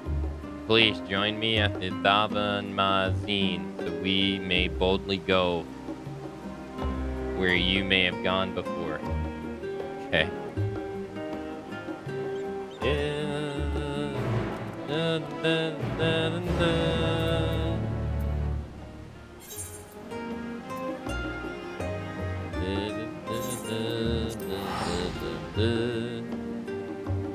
Seems like a dungeon. So is the Alliance raid not available yet?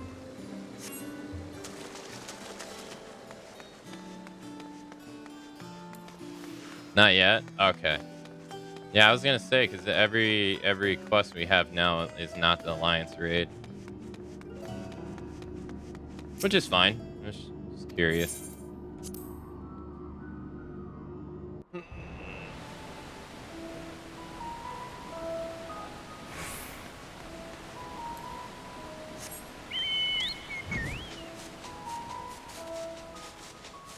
Do.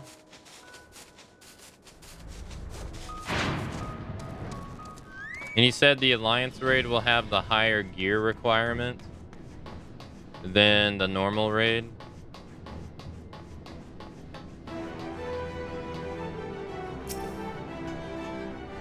Akane, I knew you'd come.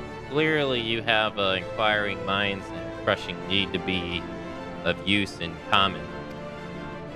Any road, I'm pleased to report that the Ragnarok has already begun preparations for our journey. A journey that fortunately will not require the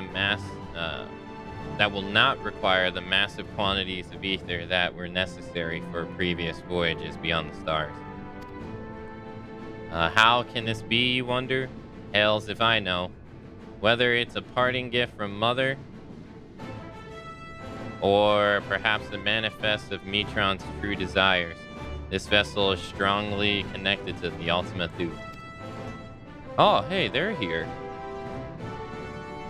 So, strongly, in fact, that it is somehow simultaneously exists in both locations here and the Lapros and at the edge of the universe.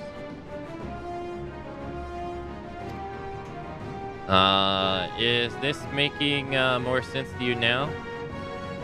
No? Well, it matters little. What matters is that we get to the other side and see what is troubling my dearest probe. On that note, let us be off. Okay. Hurry on, Jay and Den Cruiser. Hey Ram, hello. Hey Hot Loop, hello.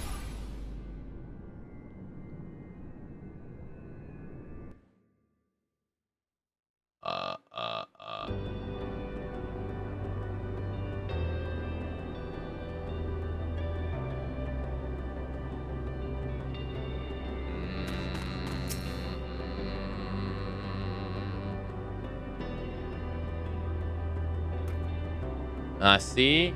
The Ragnarok exists here as surely as it did and does back in the Lapithos. With the vessel forming as a conduit of sorts, we may also easily teleport between the two locations. Convenient, when you say?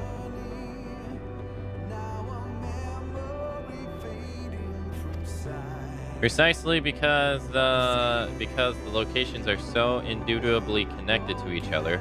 However, I fear that whatever has triggered my probe's distress signal has the potential to threaten the Lapidus as well. And so I would investigate without delay.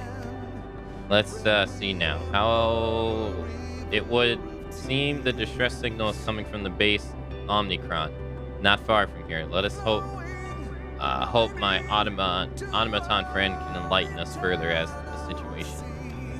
Okay.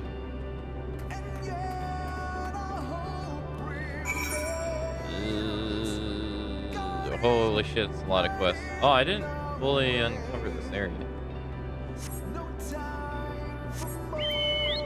Let's fix that.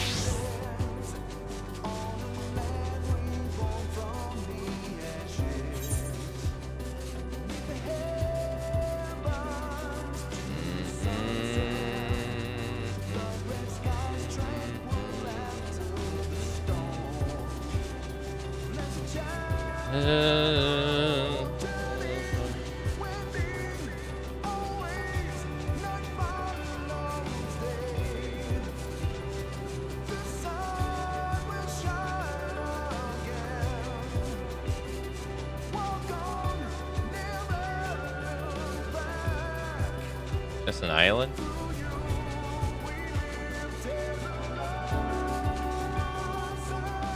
Where?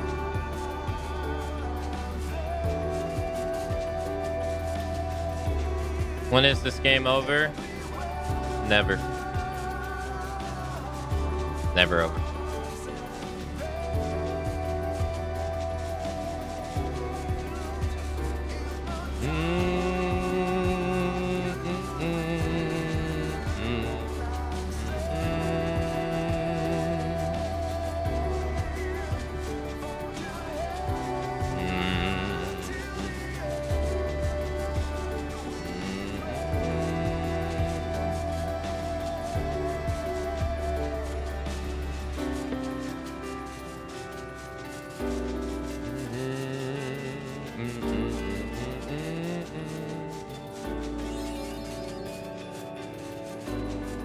Alrighty.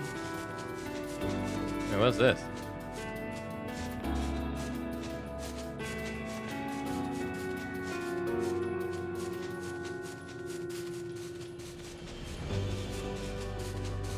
Huh?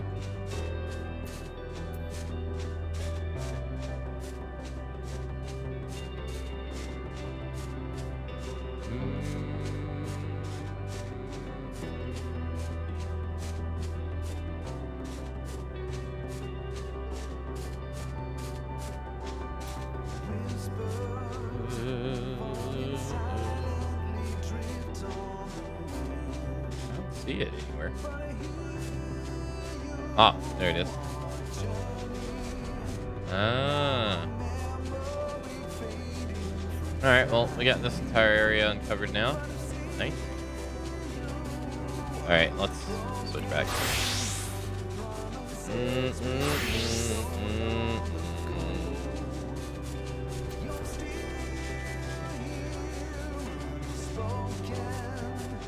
Stop looking at my bird's ass.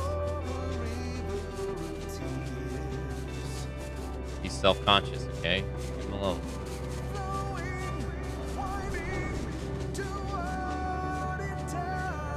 This one? No! No, no, no, no. Man, I've been so shocked about how many FF11 mobs they used in this area. It's crazy. There's so many.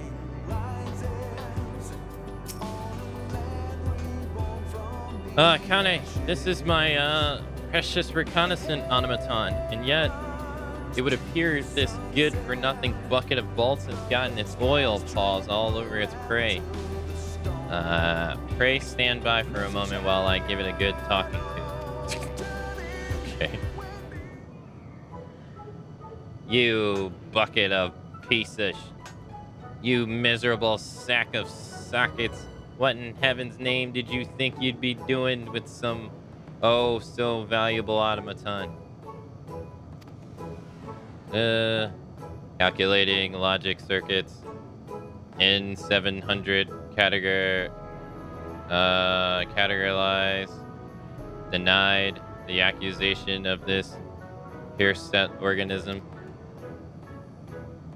An enhanced life form such as N7000 has no need of such outdated technology. On the contrary, this unit took pity on this makeshift machine and the primitive society which created it and denied to issue a warning. Primitive? Outdated? I'll show you primitive and outdated. Wait. What is this warning you speak of? Initiating simplification to explain in imprecise terms that your crude mind might comprehend. Sometime after the organic life form known as Akane here came in contact with MO-117, Omnicrons noticed an irregularity.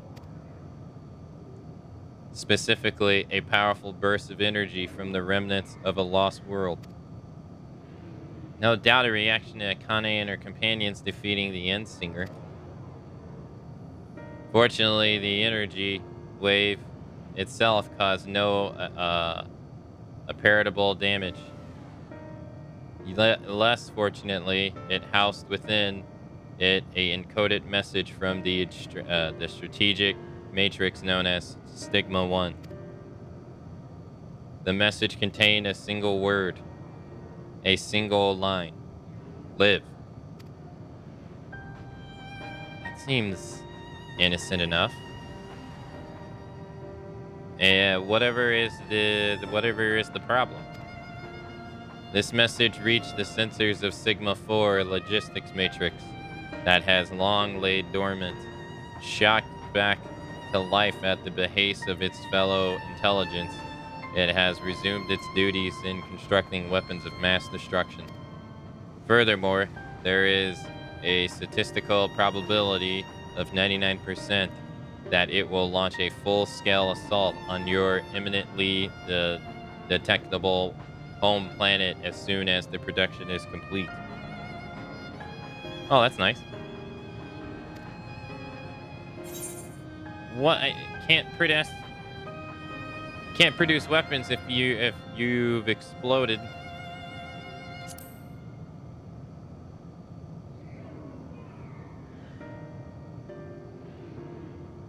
This unit projects that this would be less than ideal. Sigma 4's production capabilities are necessary to ensure that the Omnicron is maintained in perpetuity. Disabling or destroying it is incompatible with the command issued by Sigma 1. Is there no way we might simply change its mind? If Sigma 4 is convinced that war is essential to its survival, could we not persuade it that an unprovoked offense might threaten its existence even more? The goobly organic life form proposition has merit. As a military information and operations specialist, this unit does possess the capabilities to rewrite the memory banks of other artificial intelligence. If this unit were to hack Sigma 4's neutral core and implement the memories that such an offensive once led not to victory but to failure and near eradication, it must logically conclude that the primitive attack is ill-advised. To accomplish this, this unit will access Sigma 4 and use a dimensional manipulator to generate a virtual environment simulating its memories of war. You must traverse the environment and nullify Sigma 4's exceptions of victory. That sounds simple enough and not at all likely to get us killed. What do you say, Akane? Leave the fighting to us. I suppose it's worth a try. Can't be any tougher than Omega, right? Right?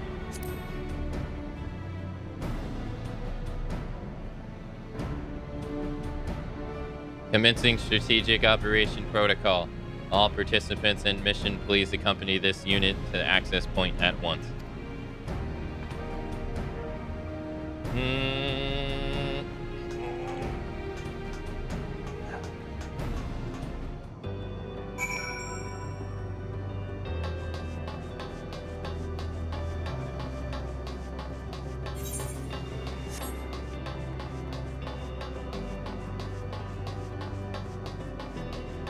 Yeah, like this right here is the Final Fantasy XI monster from the 3rd expansion.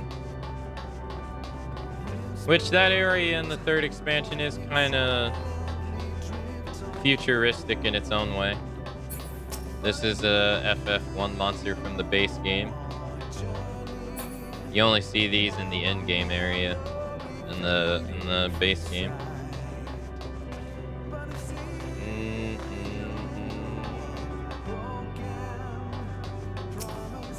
And then this right here is also an FF1 monster too, except they changed this one a little. Well, his animations and everything are exactly the same as the monster in 11, but the monster in 11, the fit is the same, but the design is different. Like this makes him look like a robot. I don't know how to describe his look in 11 really. He's mechanical looking, but he's not a robot. It's kind of... It's hard to describe without showing it. But this enemy type is an asshole in 11. They're so annoying. They often kill runs so easy.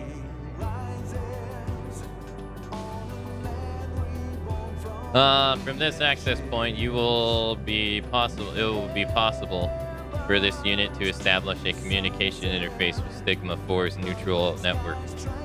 You may be interested to know that this is the first time this unit has been able to perform its intended function. Since the day it has commissioned, this unit is honored and will do its utmost to maximize the probability of success.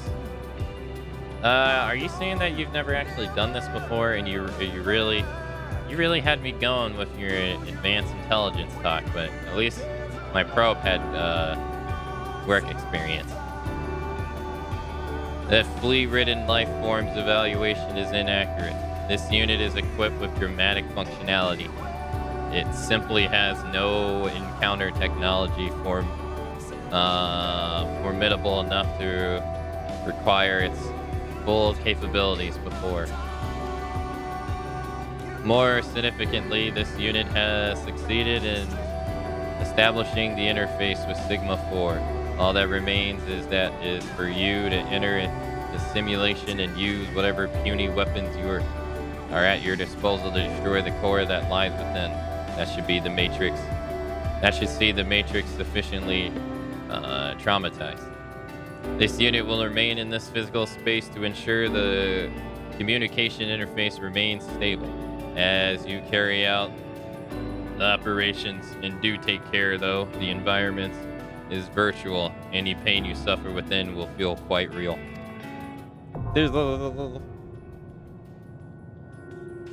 Although not necessarily a Final Fantasy monster, the eyeball back there when we first saw it, I thought it was it reminded me of the enemy in Persona 4. When we first saw it, I was like, oh, that's cool. Hearing about the mobs and the comparisons actually makes me want to try 11 someday and see it for myself. Yeah, like some enemies are literally just copy pasta over from one game to another. This guy right here, they changed him a little bit. They just made him bigger. Like, I'd say like 4 times bigger than what he is in 11. He's really small in 11. But that's it. I mean, it's pretty much it. The exact same. These guys right here, they changed how they look, but it's exactly the same idea. The color scheme's a little bit different. They this guy has the exact same animations. It's just outer skin is different. The legs are the same though, just a different color. So like they all share the exact same animation too. There are some things missing though. So like this guy, he doesn't have the same hit effect. So like, and when he hits you in 11, he makes a sound. I noticed when he hit us in this, he doesn't make the same sound. And he doesn't have the same like effect either. That comes along with it. It's no big deal. Just a little different. But there's a lot of them. The enemies that we fought in the dungeon we just did, they're like all of them were literally just taken from 11 and just dropped in this game. Like they look exactly the same. From the little wanderers, the tinkerer. In 11, these guys are only bosses, which is funny. You can't fight them as like a regular enemy. They're only bosses. These guys are common enemies. These guys are common enemies. So, like, I think this expansion has probably borrowed the most FF11, I think.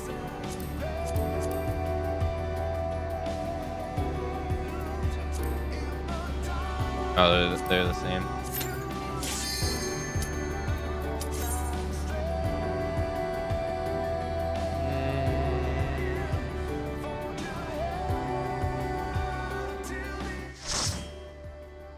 I would like to have both of the MMOs up at the same time and just like find one enemy and then go find it in the other one so you can see the compare and contrast.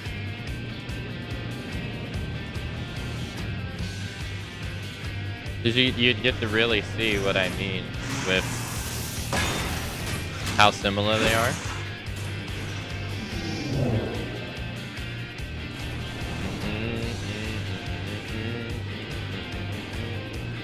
I wonder if somebody's made a YouTube video out of that stuff.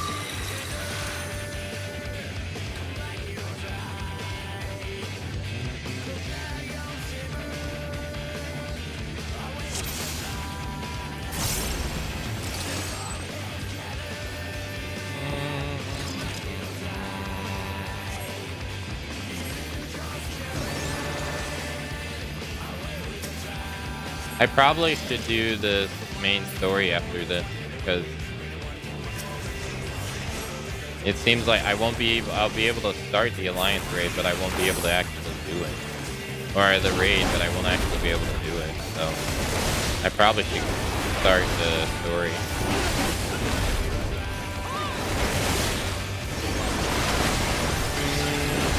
Maybe we'll get a dungeon in the story and I can get some more tombstones from that.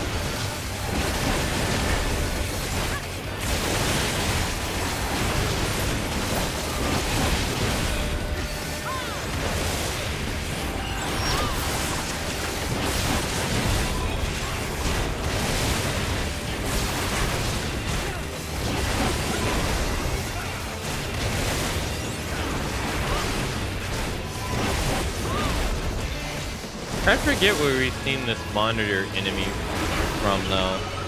It's been in a previous FF game, but I forget which one.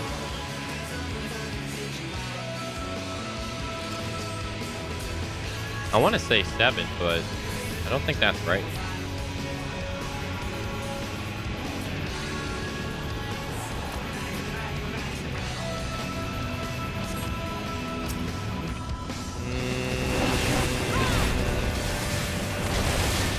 Oh, that's true too, yeah. That's true.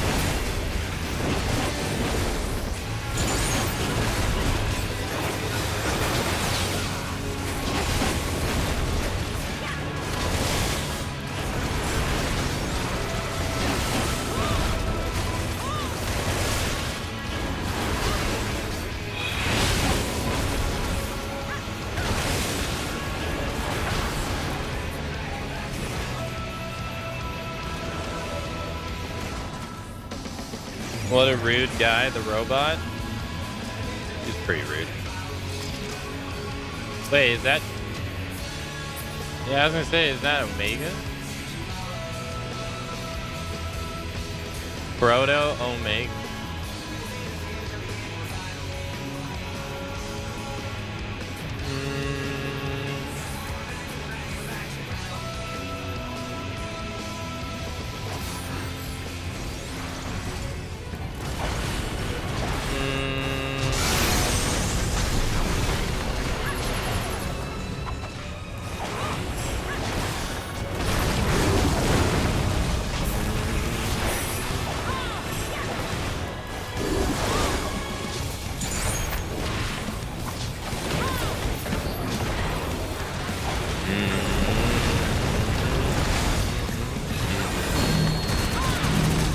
Snowy, have you been watching any Like a Dragon guidance?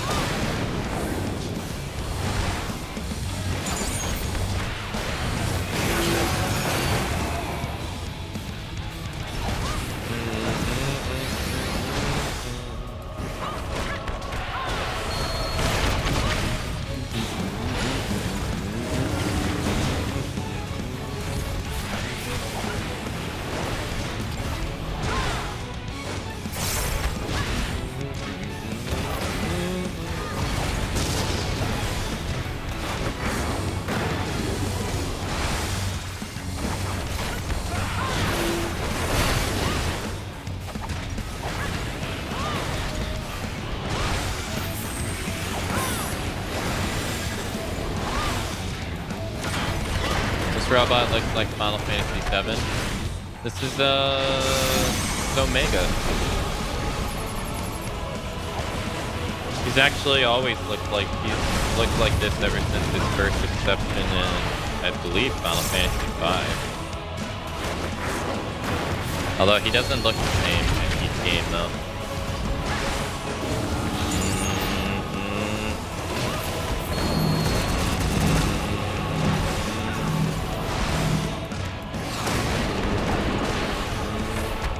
But he always typically had like 4 legs.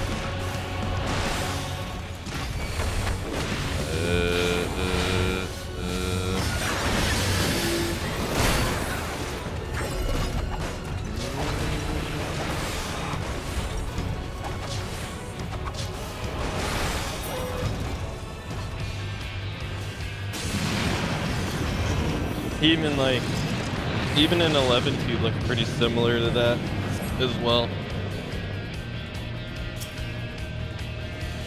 Although I think he's a little bit bigger in 11. He's freaking massive in that game. It's ridiculous.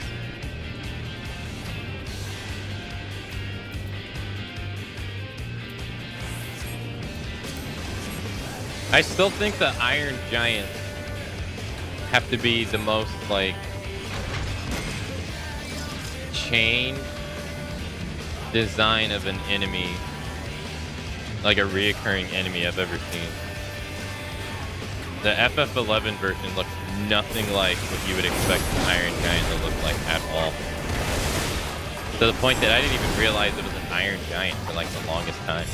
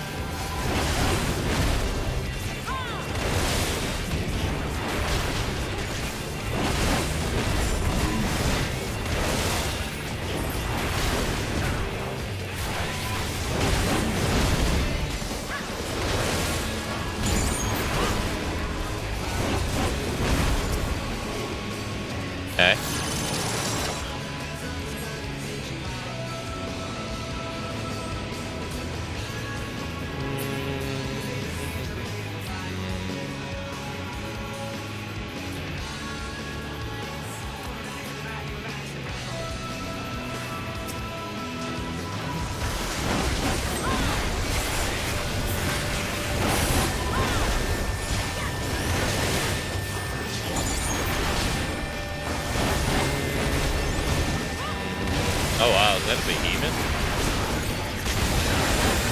Oh no.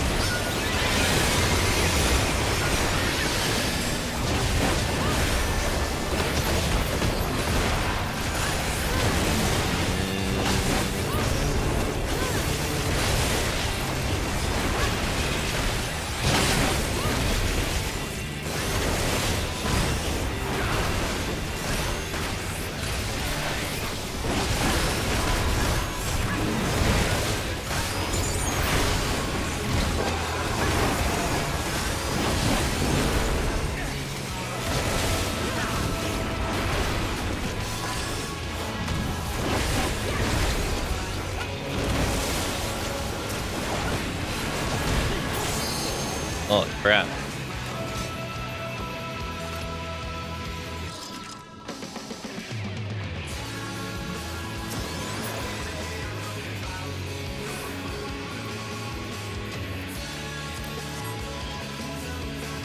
Tomorrow.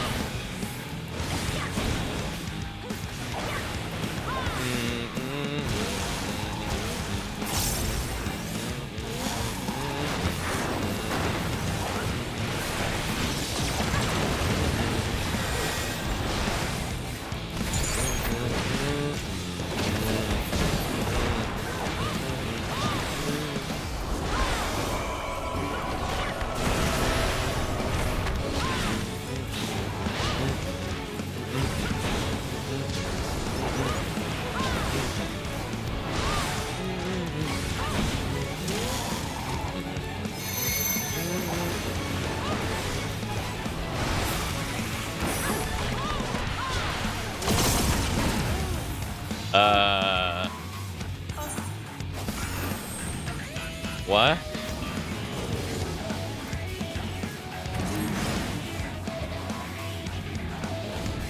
What? Why did he just like skip all over the place?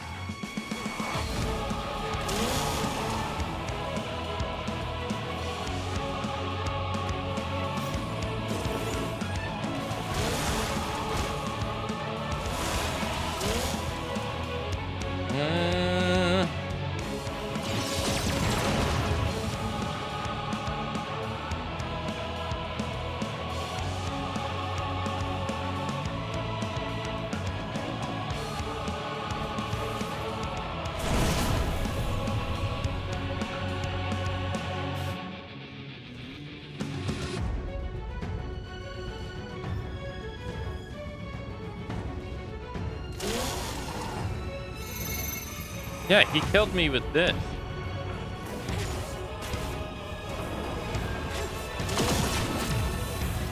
I guess he just does that now.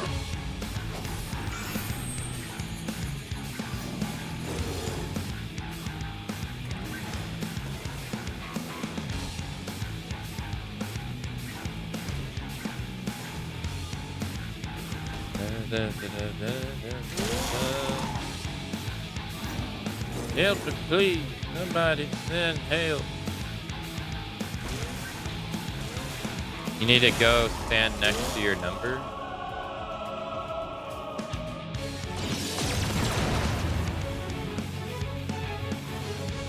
Huh? Number? What do you mean?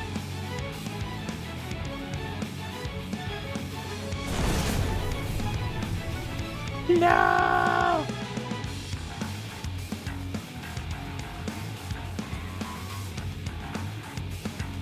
Long head dies fight.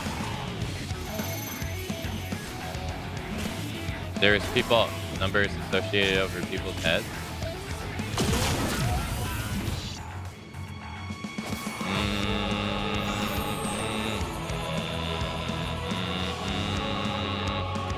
We each got a set number of balls on top of our head. There's 2 of each number. Oh, and you need to go to the person that has the one that you have. Oh, okay.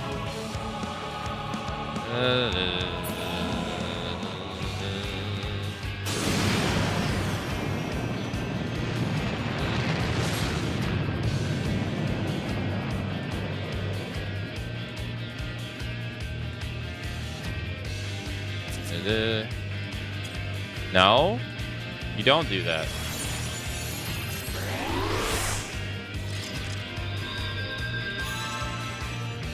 Thank you.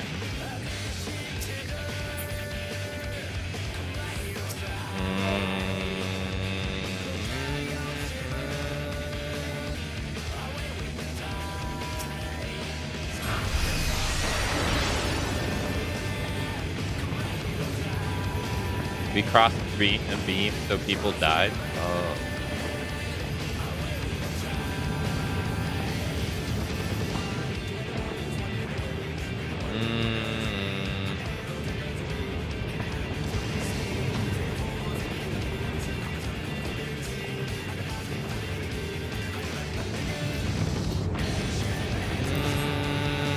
Nah, it's 1 through 4, and you have to have one person at each number or people die. Oh.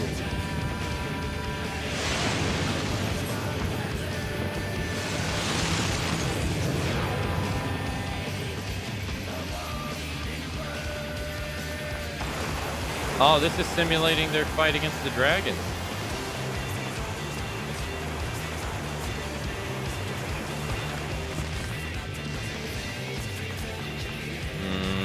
Yeah, I didn't see the numbers at all.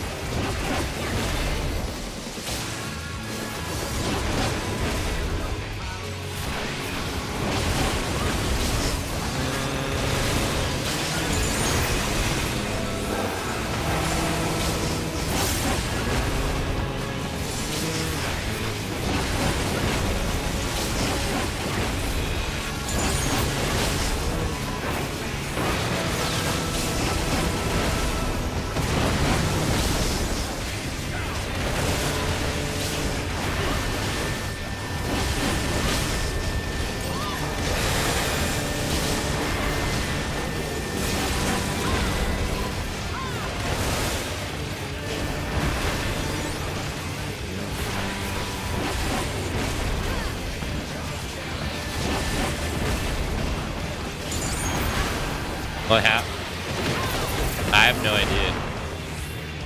Yeah, I have no idea how I died. It just happened so fast.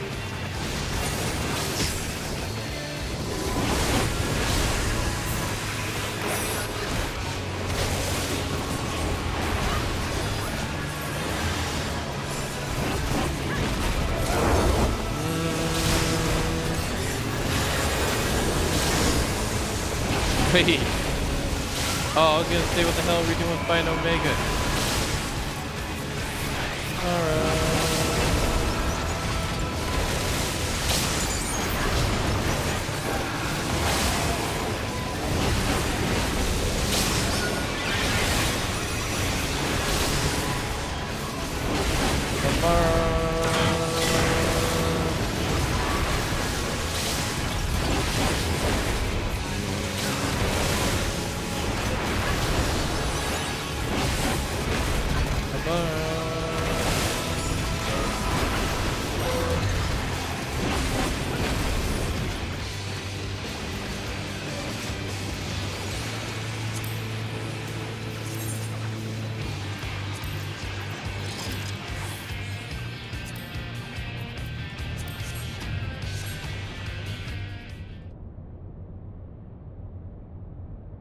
Assert your dominance over the frame.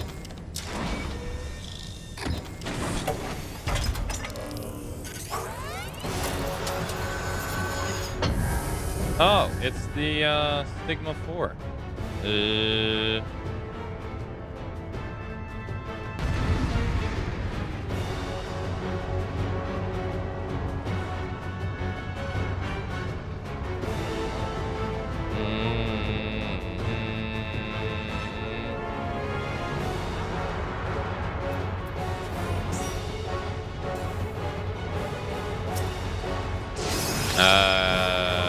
clue.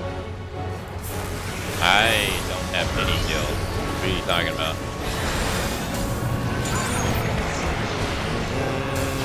I have 2,000 gil. I don't know what you expect me to do with that.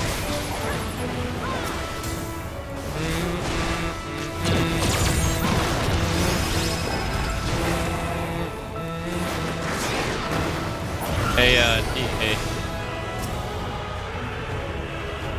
hey, Lexington, welcome.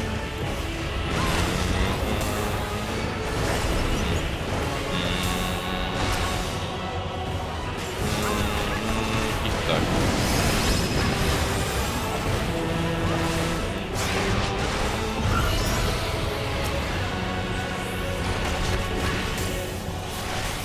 Can't even pretend to have them on retainers. What do you mean? That number in the bottom of the screen is not my gil. That's how much gil I owe someone else.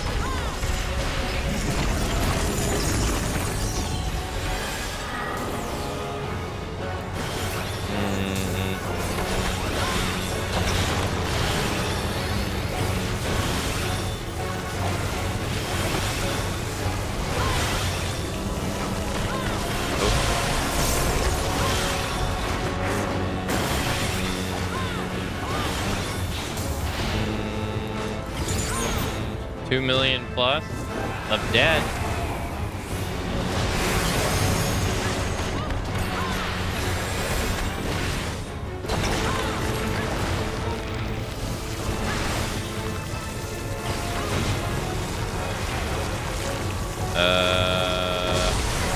Well, that was nice.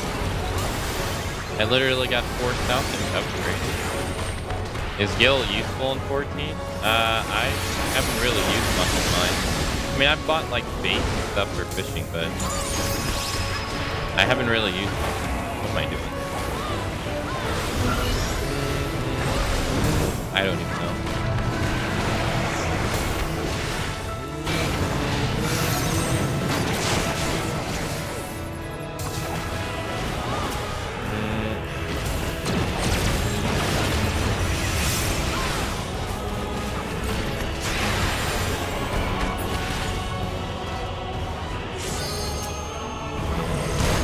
Let's ignore the fact that I got 4 vulnerability stacks, okay? Pay no mind to that.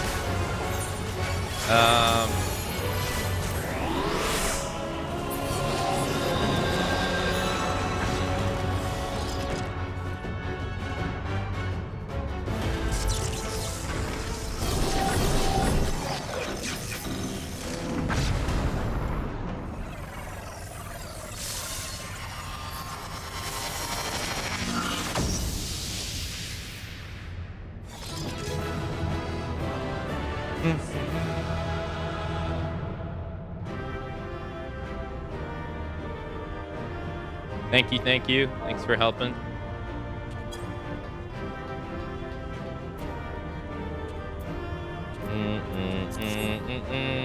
Thank you both, or thank you all.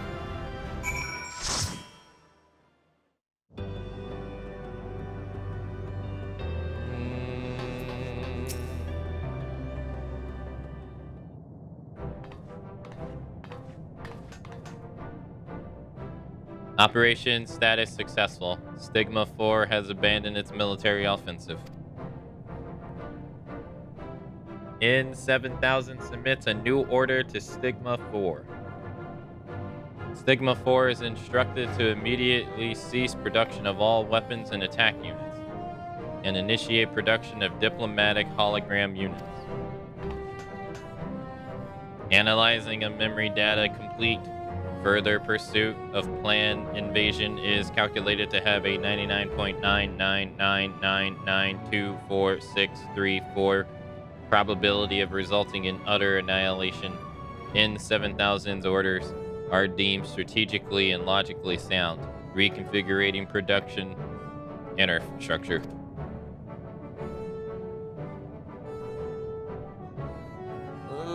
Take that, glowing eyeball. Oh, my dearest N7000, I apologize for all those times I called you a sack of bolts. Why, you are the most impressive military you are the most impressive military information and operation unit I have ever met. This unit expresses its gratitude to the hero Akane and the soft-looking organic life form. This unit could not have succeeded without your help.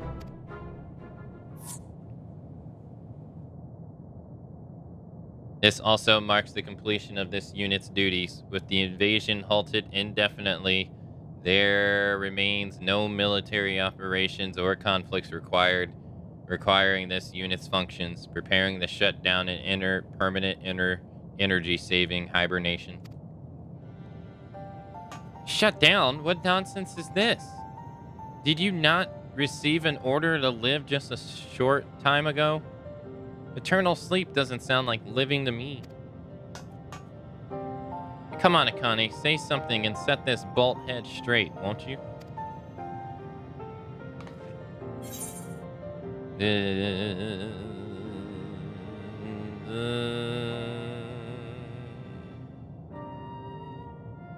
Why don't you put your abilities to work for peace? Shutdown would be inconsistent with the order Sir gave you.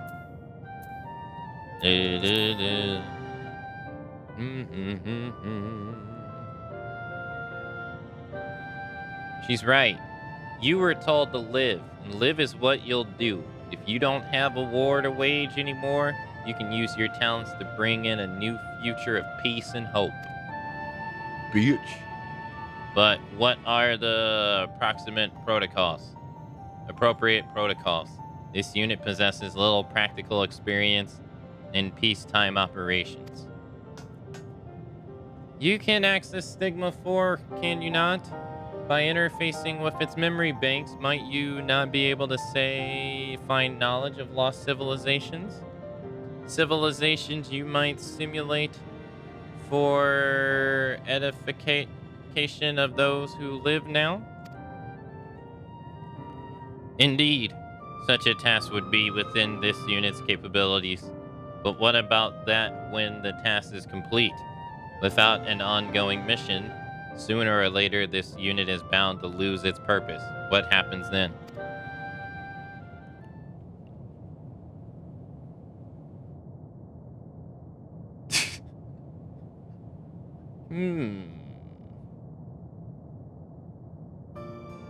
Well, let's see now. I suppose you could always open a cafe.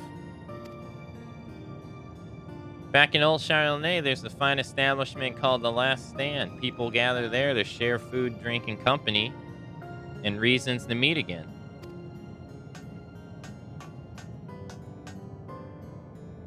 Akane deliver her world from the brink of despair and help people dream of brighter futures once more.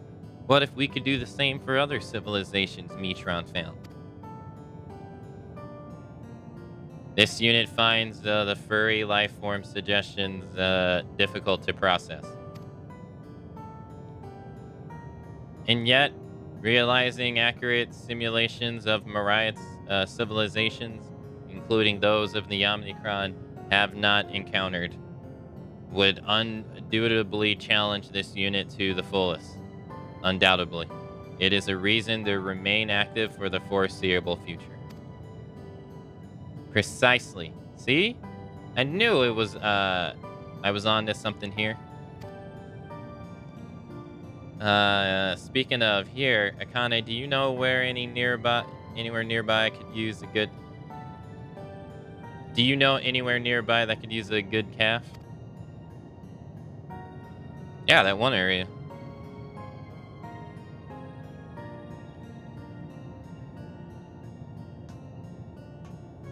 There's an empty structure that might be suited for it in the Necrolopolis. Well, why didn't you say sooner? No, I don't want to skip it. Hey, have a good night, Breezy. Thanks for your help earlier.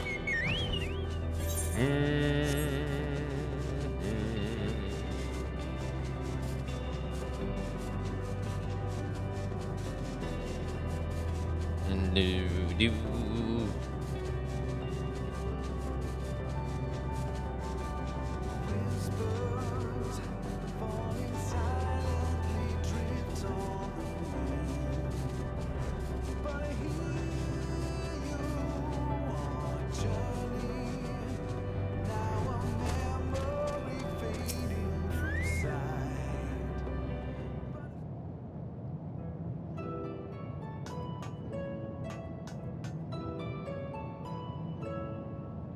Well, would you look at that?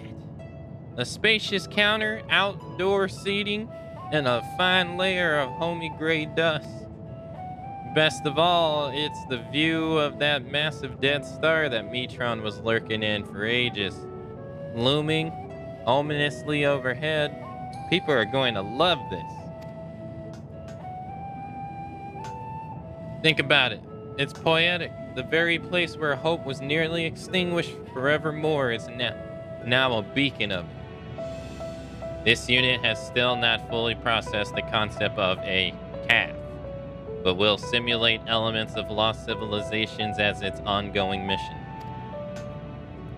That'll be just fine in 7000. You focus on what you do best and leave the rest to me. I'll have you know I learned a thing or two about preparing and serving Vitskol and beverages in my time at the Last Stand. Not to mention that I've come up with the perfect name for our new establishment, the Last Dregs, an inspiring monarch. Wouldn't you say?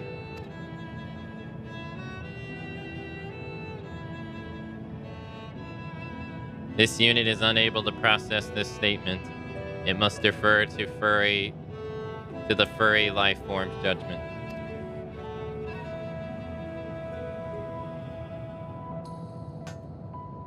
I'll take that as a yes. Now we have had best get to work. There are many preparations to be made before we're ready to open for business. You're more than welcome anytime, though, Akane. Oh, and please tell the other Loporits I'm not dead.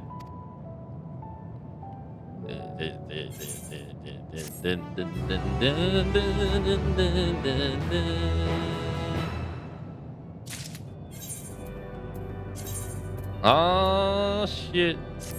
We're now 556. Let's go. Wait. What the fuck? The calf at the end of the universe. The difficulty of this quest is synced to your current level. Oh, this is a tribe quest, isn't it? Is that a tribe quest? Yeah, it is. Okay. We ain't doing that.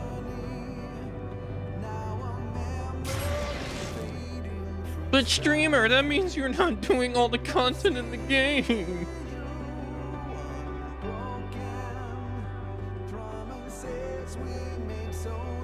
So?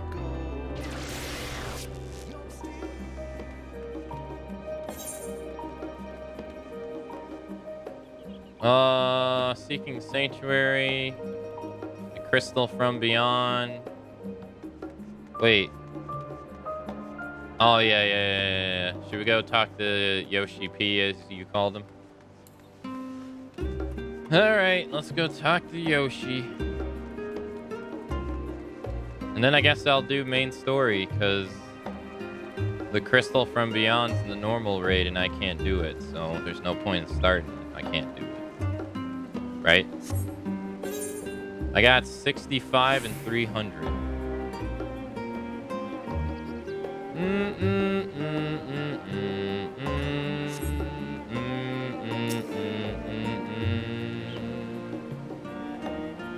What is this main MQ nonsense. I came for fishing. I'm sorry, you missed it. Dude, you missed it. I fished earlier for 30 minutes and didn't realize that I had the fish I needed on the first catch.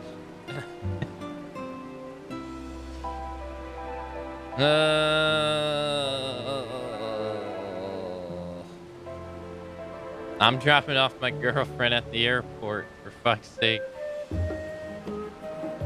Adding tribal quests would add weeks to the playthrough. Yeah, I'm glad I decided to skip them a long time ago. Yeah, you missed it, dude. Oh, yes. Who should stand before me but the savior of the very star, the intimidable ender of worlds? Your deeds are strung so far and wide, my friend. As I understand it, your quest for the world's salvation brought you to Charlene. I too am here on a quest of sorts. The quest for musical inspiration. Alas, magnificent though this repository of knowledge may be, I find there is only so much inspiration I can derive from tomes. But where tomes alone fail to inspire, living words may yet spark the imagination. So I beg you, will you not regale me with a tale of your quest to deliver the star? If such an adventure isn't fit to be an epic, I would not know what is. Drawing upon both your first-hand accounts and knowledge I obtain here, I believe that I shall be able to weave the most marvelous of verses. Should you be willing to pray, let me know. I shall continue my research here in the meantime. Okay. That feeling when you pay airline tickets for your girlfriend just to have the weekend free from the girlfriend so you can watch Aka stream and they go fishing before you get... Life ain't fair, man. It ain't fair. Greetings, my friend. You have a tale to share? The minstrel is all yours. Zodiac.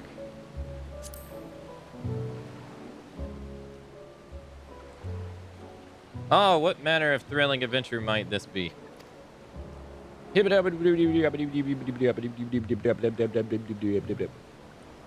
Good gods, a battle on the moon with Zodiac, eldest and mightiest of primals. I pride myself on my imagination, but your feats transcend aught my mind could possibly conceive. Against all odds, you struck down the person being, yet triumph quickly turned to tragedy, for Zodiac's fall proved to be the trigger for the final days. Yes, the words went well up within me. Pray lend them an ear.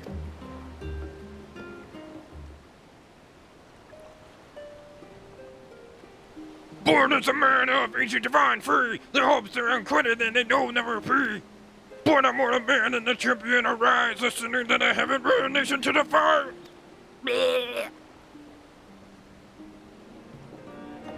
That was the ancient, that the ancients should sacrifice half their number to save the star.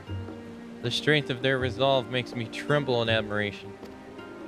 Even as it saddens me to think that one of their own would seek to lay it all to waste. So deep was his desire. Not having lived their lives, I feel decidedly unworthy to speak of their hearts. Better that the whole truth remain with you and you alone. Let it suffice for me to honor a fragment of their hopes and dreams and song, that their lives and sacrifices may ever be remembered. The minstrel Barlord Zodiac's Fall is now accessible. Sounds like the bard should have whipped out the electric guitar for that. Was anyone choking to death? Streamer doesn't wait for you. Hashtag Matsu wisdom. Greetings, my friend. If you have a tale to share, the Menschner is all ears. Tale about Heidenal.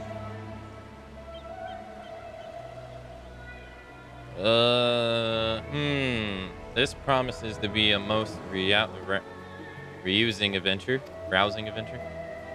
Ha ba ba bee ba ba doo ba ba ba bee ba ba ba ba doo. In order to prove your readiness to avert the final days, you undertook a trial, imposing by none less than the being that willed the star, Heidenal herself. It staggers the mind to imagine such an encounter, to say naught of the thousands of years that Venat had resolved to wait. Yes, I dare say I have a song. Will you listen to it now, of course?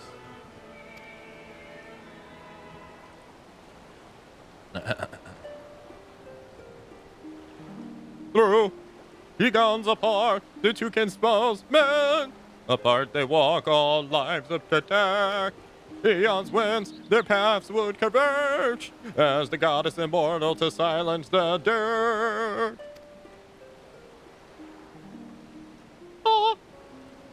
For time beyond counting, Heidenal waited for you in patience and faith. And when at last you were reunited, even as she desperately wished for you to surpass her, she knew she would not hold back and did not. As hers was an unavoidable burden and a noble sacrifice. Tears fell in my eyes to imagine the hardships she had to endure. But it comforts me to know that her long journey was not in vain, that her hopes passed on to you. This tale is an epic among epics, and full honored am I to have been given the chance to weave a song for it. From the bottom of my heart, I thank you. Yo,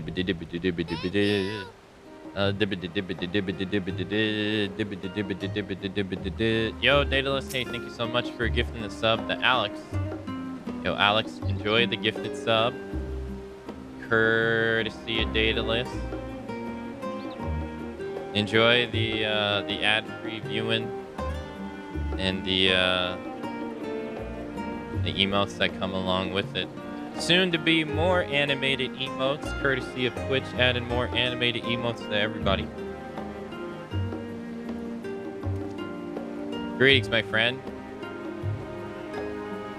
Thank you so much for the support, Daedalus. Thank you. Kamsamida. Greetings, my friend. Have you had a tale to share? This Ministel is all ears. Yeah.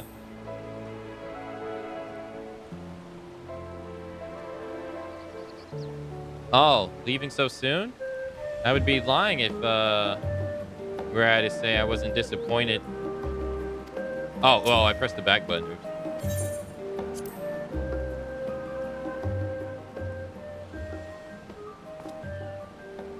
A battle at the edge of existence, you say, against a fearsome being known as the End Singer. It goes without saying that I should like to hear about this. Pray, recount me the tale of your mission before, from beginning to end. Okay.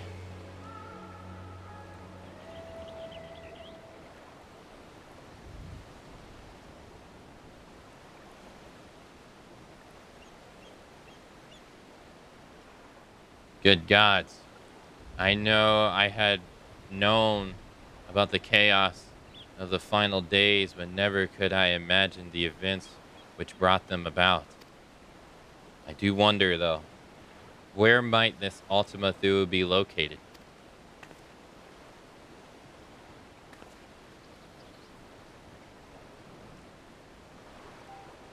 Least you misunderstand. I speak not of its physical location, but if we wish to know that, I dare say we could have coordinates from the Loporus. Nay, my friend, I speak of rather its essence. According to your descriptions, is a space where emotions dictate reality. It seems to me that in such a place, it would be nigh impossible to draw a line between what is real and what is felt.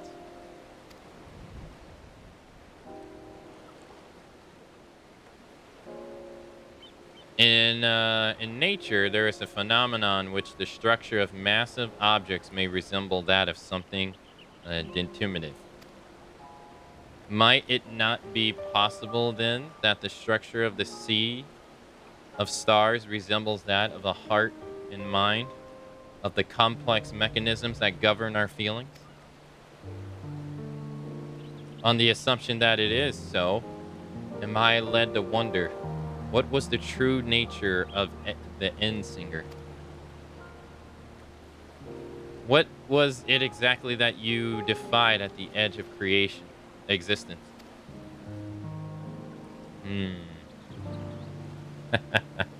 Those are just wild ramblings of a minstrel. Pray, do not lose sleep over it. Still, I must say that the idea of an entity that hoards despair has quite reused my imagination. For instance, had the Endsinger succeeded in gathering but a few more stars worth of despair, nay, perhaps even that, a few more souls, might the outcome have been different? Yes, I believe I shall explore such an eventuality in song.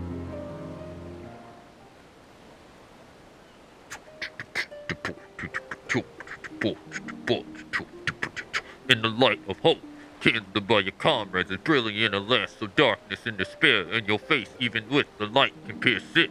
In exaverse of oblivion, perhaps the farthest reaches of existence I shall name the endless arrayness and the...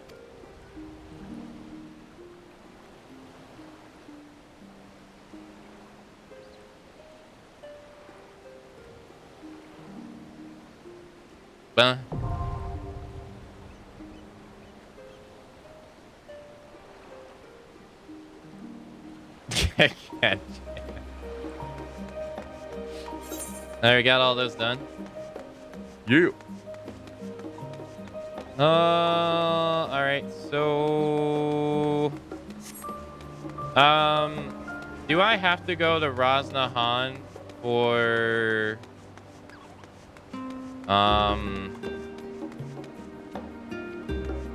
to look at the tombstone stuff? Is that the only place I can go?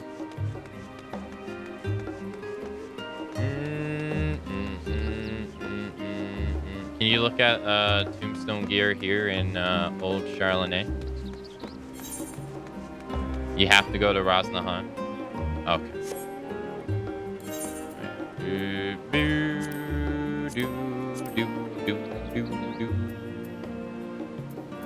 Rosnahan.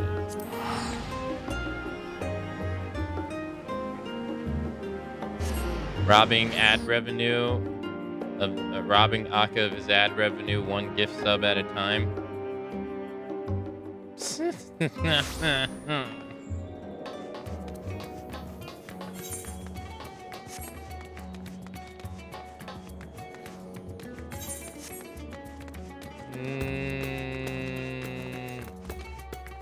Sir, is this your rabbit?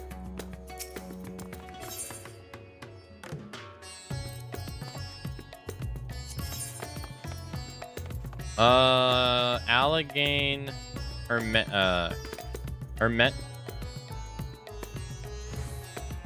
Tombstone?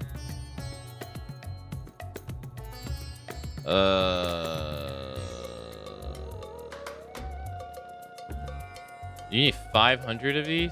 What?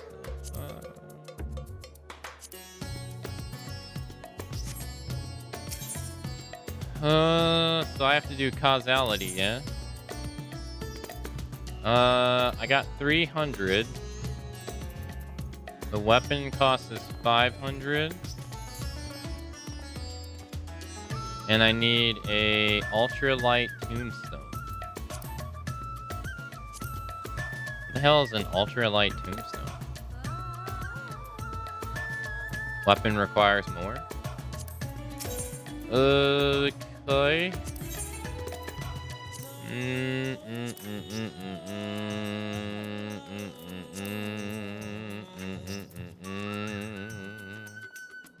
Damn, these are so hard to get.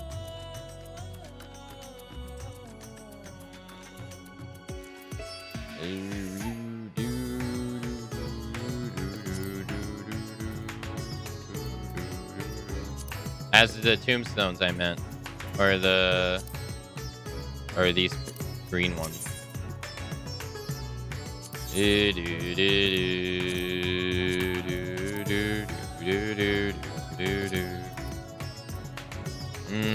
I can't get an accessory. Accessories are more than 300.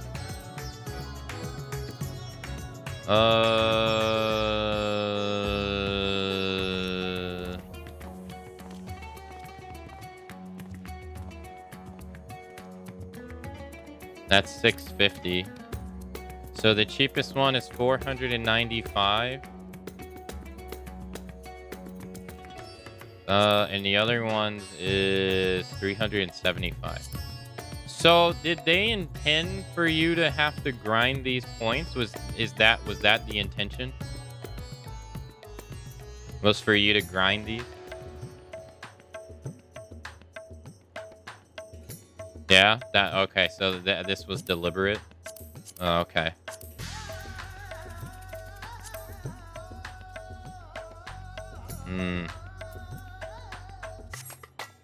And you said I could buy some?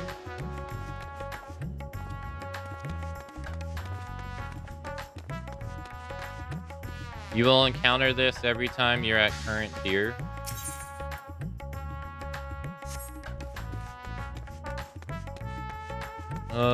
Is there a market board?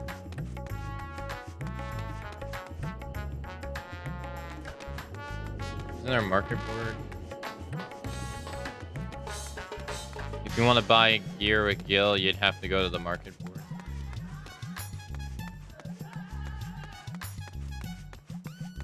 There is not one, not here. Old Charlotte. Why don't they have a market board here? Daily roulettes give a lot of tone.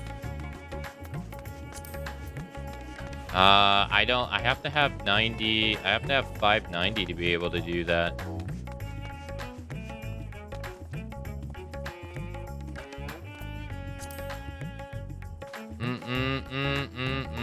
Causality.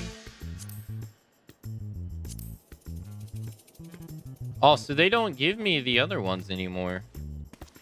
Oh. Oh, no, they still do, just only on certain ones. I don't meet the requirements for the Alliance raid either.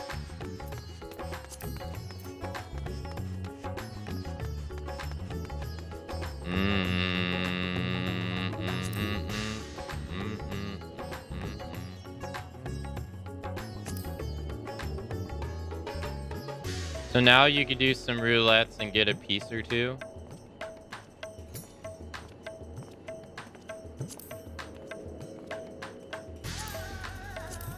It seems like the dungeons are... Causality is the old one, Comedy is the new one, and Comedy is a cap for 450 per week.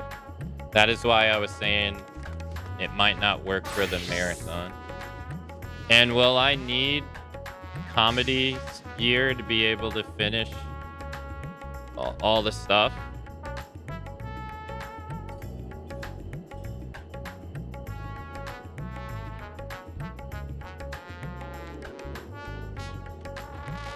Comedy was just if you wanted to gear up for more hardcore stuff. You don't need the farm comedy. So to be able to do the Alliance raid, the normal raid, and get to the final missions, I won't need comedy. I won't need to do the comedy stuff. Comedy gear is so you can easily gear up other classes. Okay. So it sounds like, oh, fuck, no, I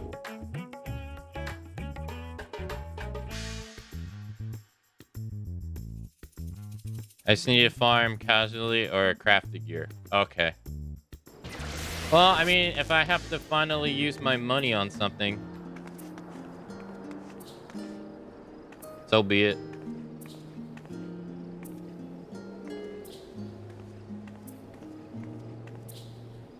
It looks like she doesn't have any feet.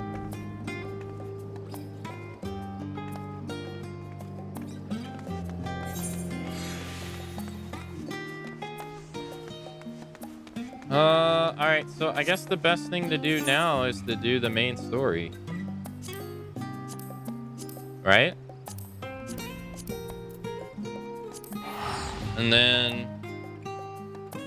because there's nothing else for me to do. I can't do anything else. Like if I start the alliance raid, I'll get locked out, which I don't want to get the story. And then this is the gear that's in Monster Hunter World.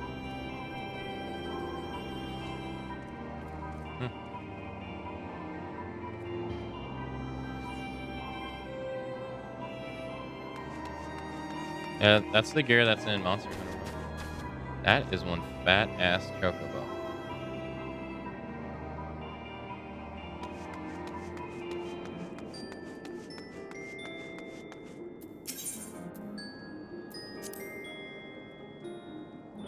Oh. Man, I completely forgot about the Palace of the Dead. The next dungeon will make you have to be 565. Yeah, we'll do that when we get there. I'll do that when we get there. Well, yeah. I'm at what, 556? Yeah, I'm at 556 at the moment. I haven't got a bracelet at all. My bracelet's level 80.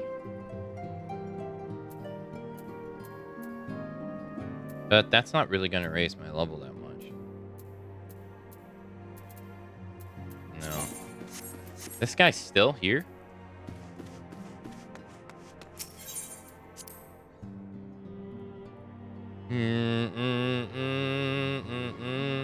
As long as we can finish all the stuff and we don't have to do 2 farming.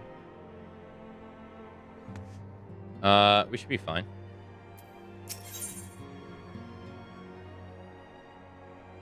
Totaro is putting on a pot of tea and looks in need of company. Newfound adventure.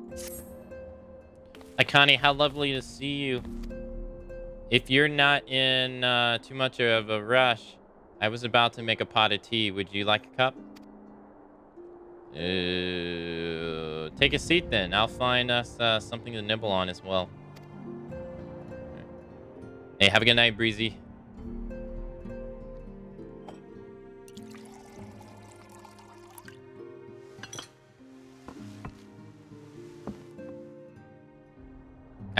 Oh damn, look at that spread. Damn, binoculars.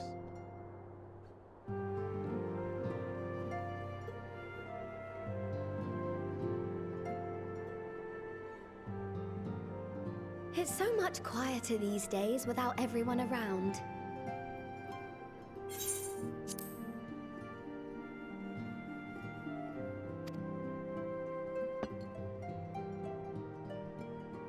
Not that I'm pining for your return, you understand.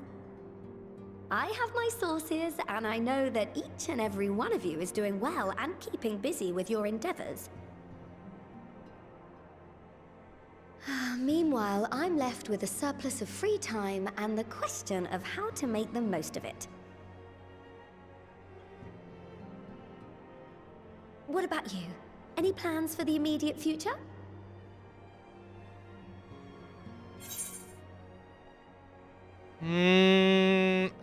A grand new adventure, of course. A whole new world. Traveling to the edge of existence and back wasn't enough? Nope. Well, if that's the case, I might have a suggestion for you. You fought bravely and selflessly, helping those in need and saving our star from unimaginable threats. For your deeds, you've been hailed as the champion of Eorzea and a host of other incredible things. But why not put those titles aside for a while? Acquit yourself as a simple adventurer again, and travel the world in search of wonder.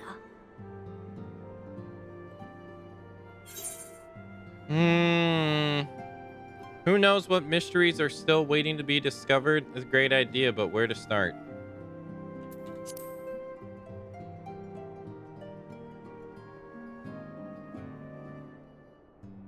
Oh, with so many exciting places to choose from, it's hard to narrow it down. But I believe I have the perfect destination in mind. Thavnair. That's where you should go next. I doubt you were able to squeeze in a proper tour of Radzat the last time you were there. What with the burning skies and rampaging monsters and so forth. And I'm sure Vritra would be pleased to see you.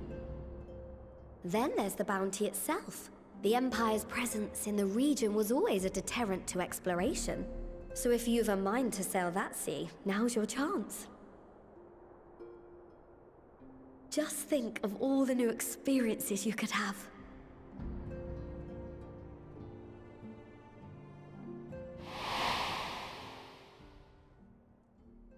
Tell me, have you been to the ruins beneath the waters of the Bounty?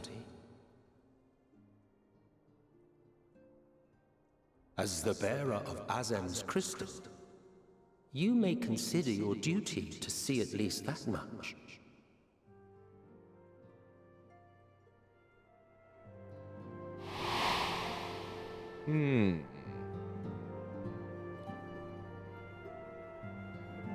Oh, I know that look. That's an adventurer ready to take on the world. Nodders. In anticipation of an occasion like this, I was planning to gift you a new set of traveling clothes, but it's still a work in progress.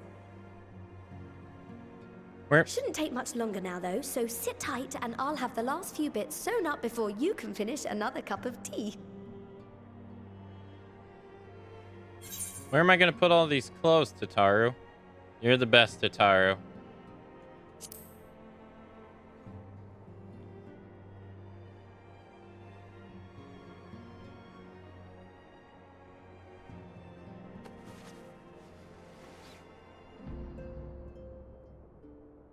She's writing down our name in the Death Note.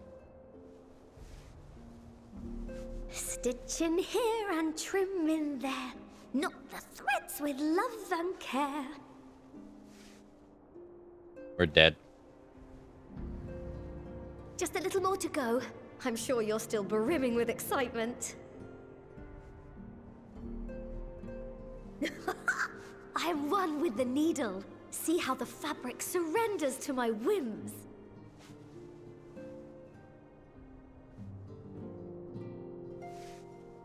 Don't worry. I'll make sure the lining has plenty of pockets for all your little treasures. I swear adventurers are worse than children when it comes to hoarding every feather and leaf and animal hide they come across.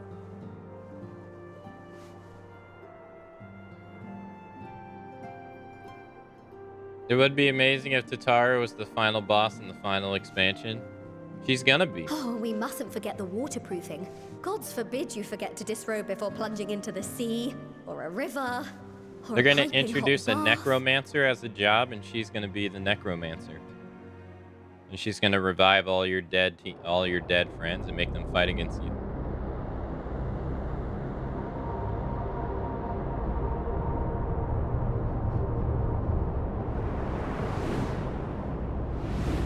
The hell is this?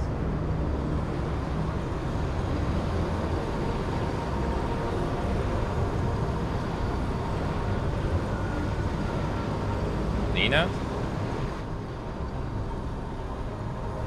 That's not Xenos.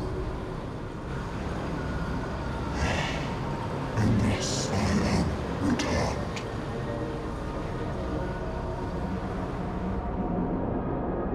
Okay.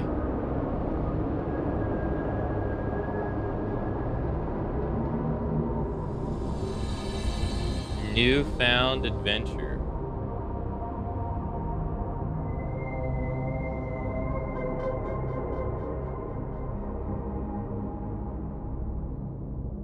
Huh.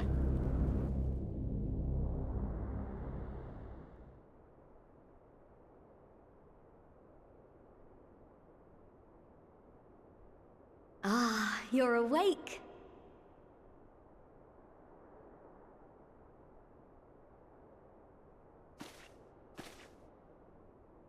You can be... They're both men and... My apologies. I do get a little carried away with my sewing.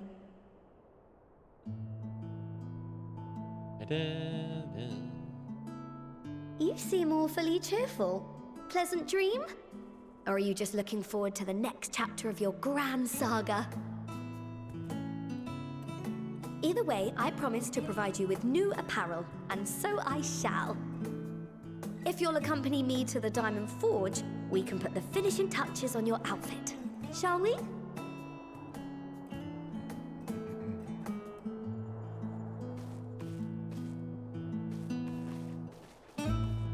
I was going to say, in this game, they're both men and women.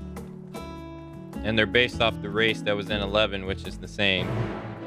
Both men and women. But there are dwarves in this game. But there's... It's not like what you would traditionally think of as a dwarf. And then those are both men and women, too.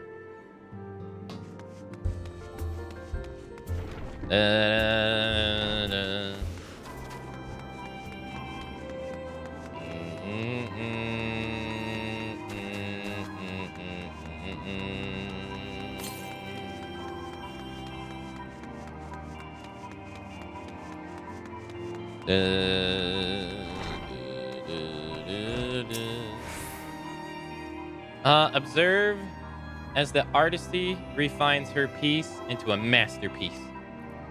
And no napping this time. I only need a moment. You'll see.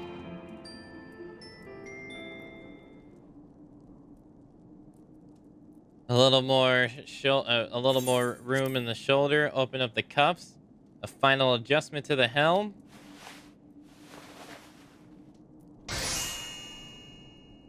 All done. Let's see how it looks on the mannequin.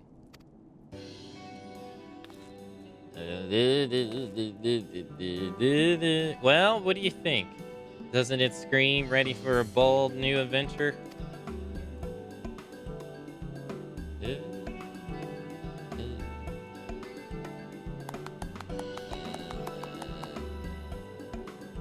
I'm so glad you approve. You've outdone yourself, Tatara. Thank you. So, what do I owe you?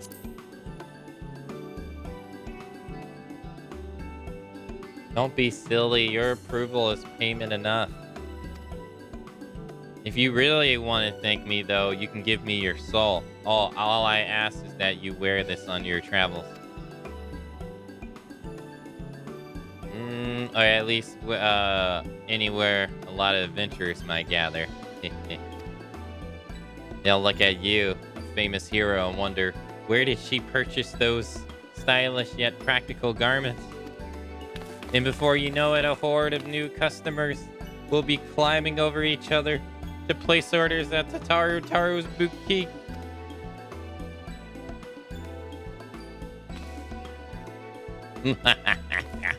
I can feel it now.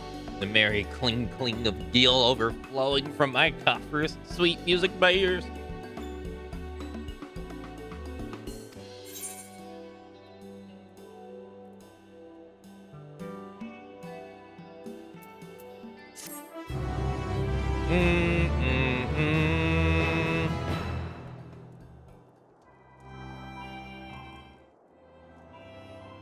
Meanwhile, Bludgeoning merchants enterprises aside, you must be excited to start a fresh new chapter of your life. New places to go, new people to meet. I often wonder how you remember all your experiences and exploits without taking a few notes. Oh, might you, maybe you should start doing just that. You never know when some odd past detail might become relevant, or if one day you will take a blow to the head and forget the better part of the past decade. Something to keep in mind in any case. I already have a journal. A collection expanded of unending codex. Whoa, what is this?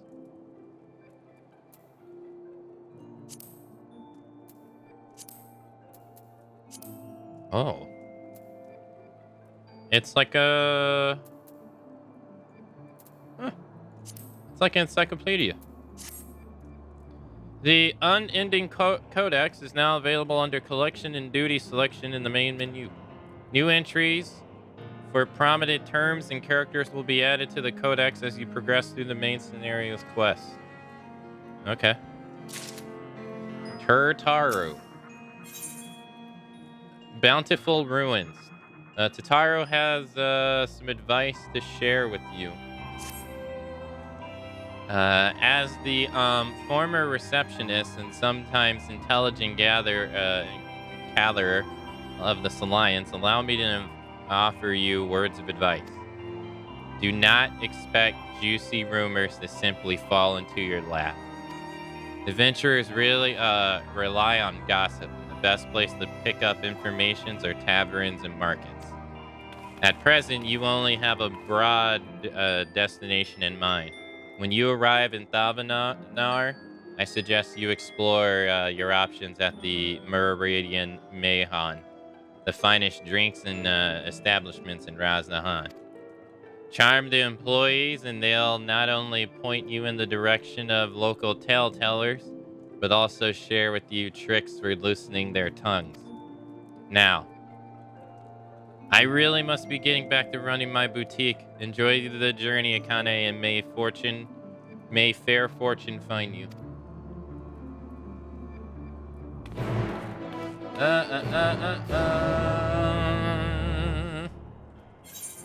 All right.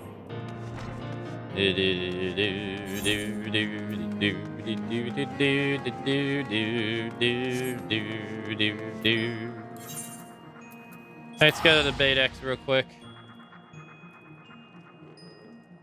Put this stuff up that she just gave us.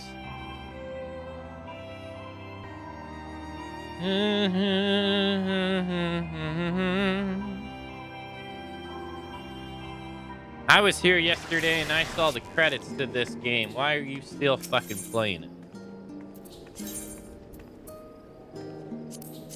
Dun, dun, dun, dun, dun, dun, dun, dun.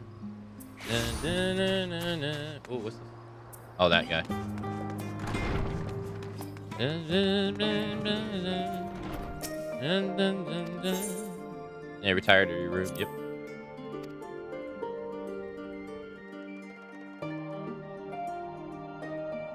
Alright, let's go to the glamour desk.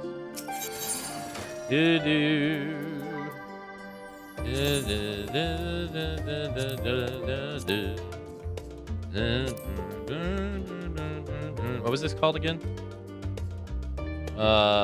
Faye Wayfarer.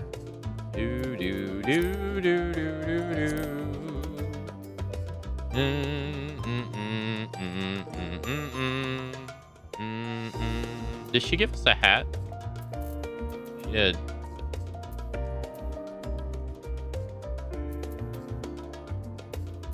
Am I blind? Where is it?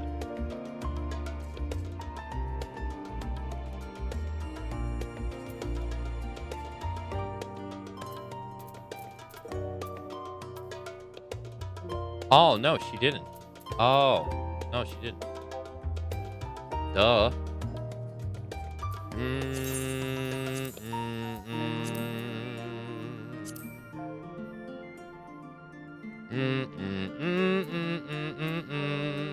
Alright, so she gave us boots. Alright.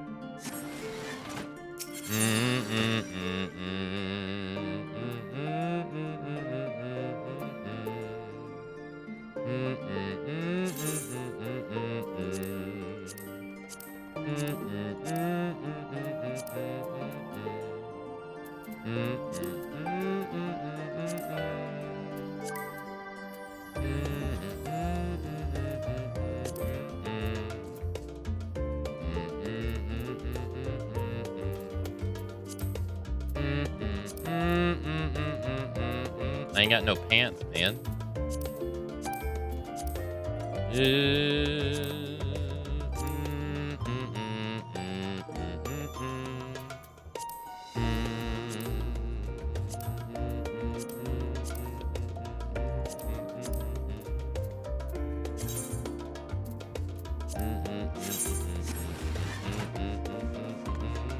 Alright.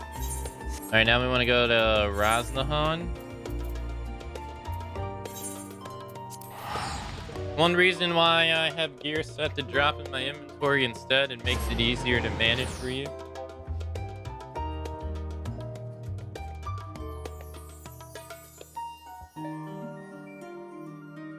Yo, Noctis. You ready to go fishing?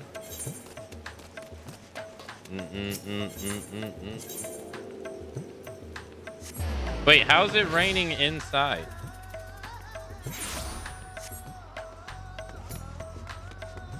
What?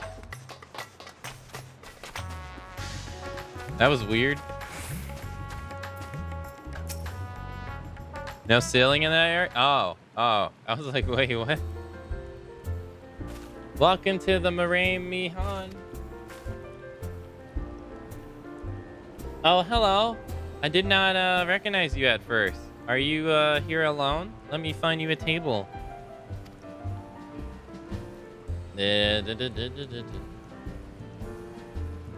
Ruins beneath the bounty.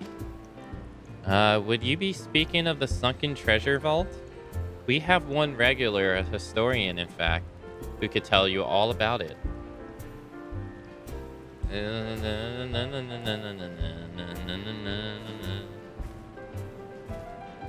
Ah, there he is, Professor Galheen. I thought I saw him come in. Although a somewhat private sort, the professor is quick to befriend those who share his fondness for Mihan's unique beverages. Offer him any drink from our selection and he should be happy to share everything he knows about the vault you seek, and a few other bits besides. Whatever you buy for him is on the house, by the way. Mihan found out I took coin from Davenar's savior. She would have me scrubbing pots for a week. Hey, take it easy, Lander. Sir,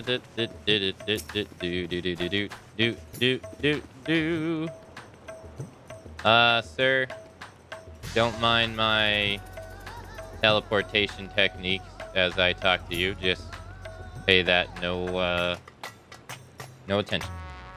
Yes? The following event cannot be skipped. You may wish to cancel any pending duty finder registration. Here you go.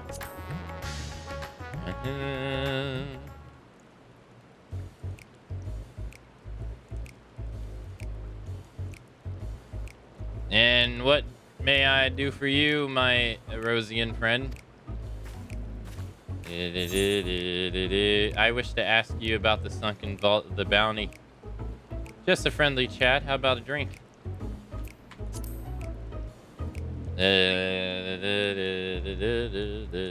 Well, I certainly won't say no to drinking a drink freely offered. Here we are, one of Melnia's finest. Enjoy. Ah, lovely. Bottoms up.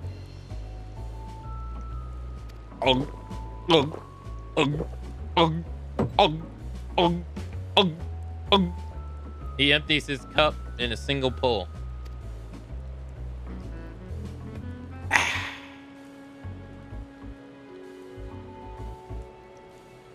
That was very kind of you, miss, but I know when I'm being softened up. What is it that you want from me?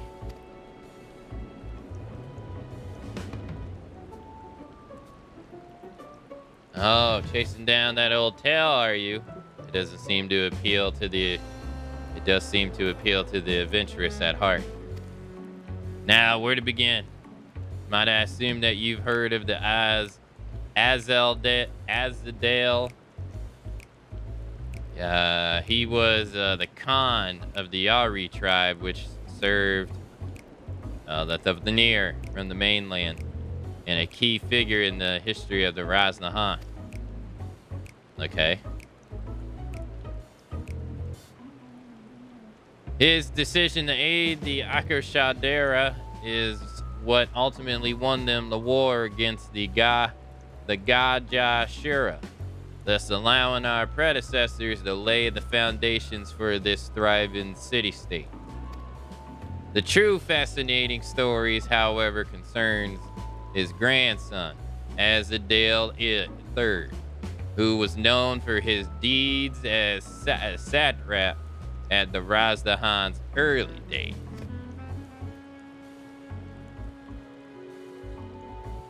Some attest this man's travel for another world entirely, and returned with the glittering riches. Others that he broke an alliance with a certain worm of the first brood. Then there's the tales of the sunken vault, and the one you seem most curious about. According to this legend, Azadale III claimed a small island somewhere in the middle of the bounty. There he built a structure reaching clear to the bottom of the sea, a deep and secret storehouse, and locked all his worldly wealth within. In the centuries since, whenever a natural disaster or hardship befell Raznahan, folks would remember that tale of hidden treasure. Heartless souls will set out on to claim their fortunes, but precious few ever return home. Would you like to hear more? Apologies, I have a slight tickle. All my cup appears to be empty. Mihan, another round for the professor.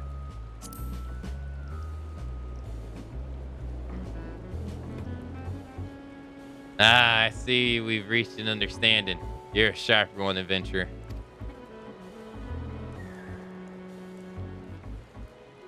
Another for the professor. Oh, well, today was a splendid day to visit the Mihan.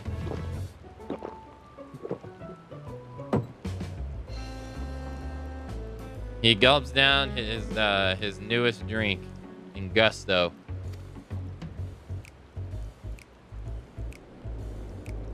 Where were we? Yeah. Yes. Those who did return from seeking the treasure vault refused. I mean, flatly refused to speak of what they saw. Did this discourage others? Nay, quite the opposite. Such accounts only served to feed the legend, and the golden lure drew stronger than ever before. That reminds me of something Azaham said. Azaham's a fellow connoisseur of spiritualist poutables. Yes, he is. Anyway, he was saying that one of his acquaintance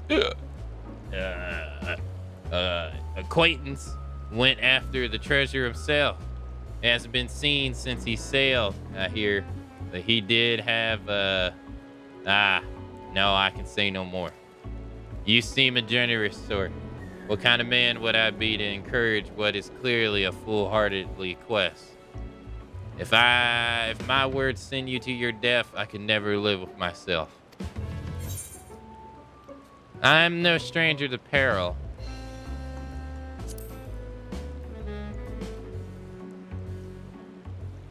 Is that so?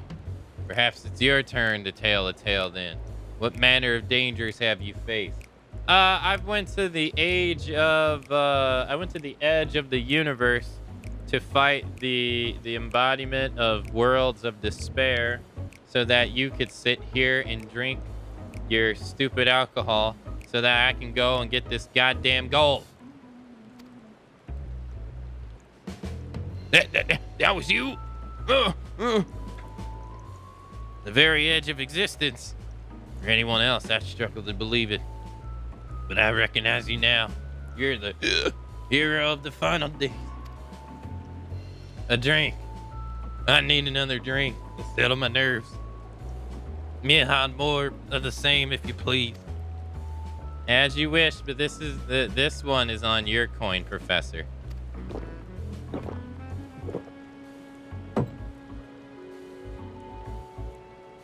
Yeah, Jiao, he dried yet another cup dry.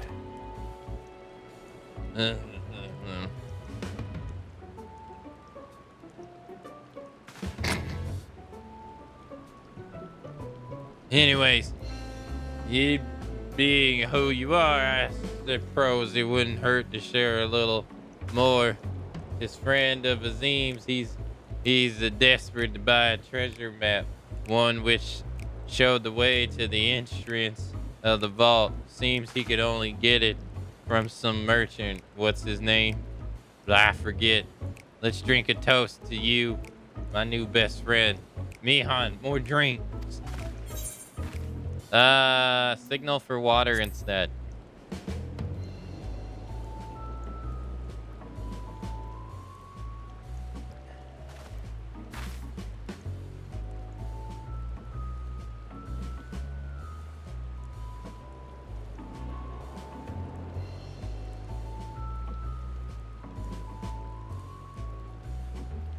You drink, sir. Ah, marvelous. I'm parched.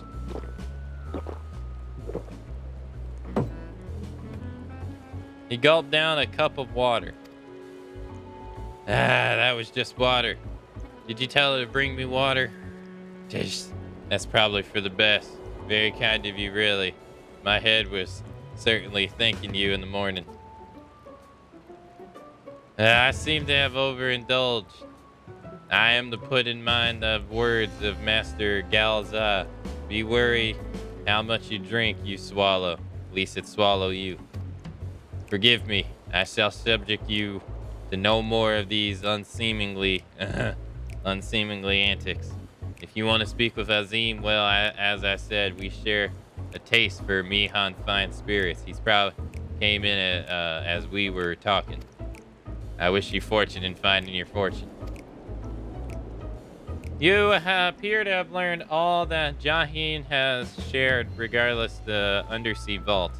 To find out more, you'll need to locate a man by the name of Azahim, or Azaham. Maham.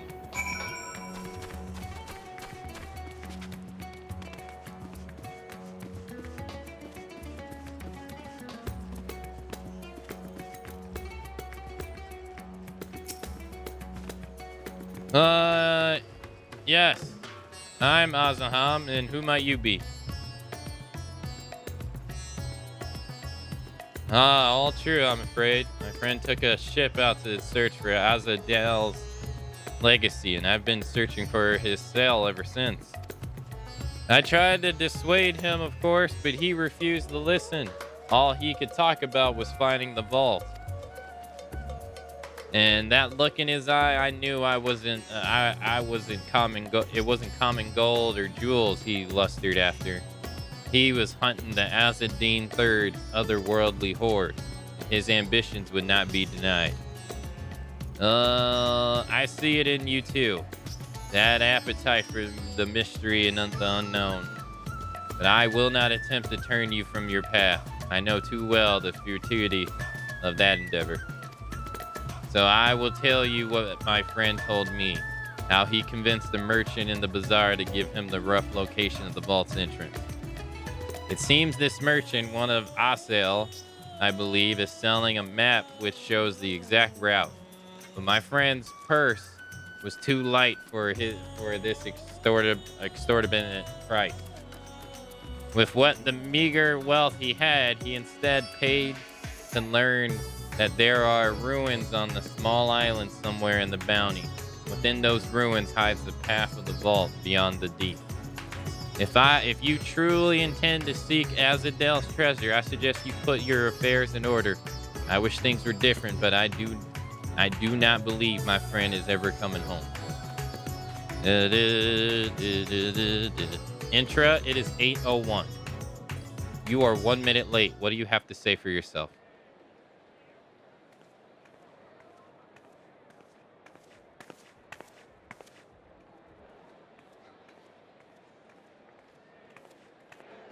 Please, Ashal, please! You must let me have that treasure map!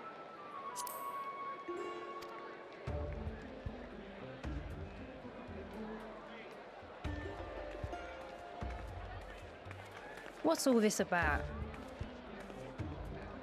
My mother and father were slaughtered by monsters. My baby sister, still too young to fend for herself. Can you spare us no kindness? So, you hope to find your fortune? And what? You expect me to surrender my wares for pity's sake? What have you to offer in payment? He seems nice. As I thought. Come back when you've more than rags to your name.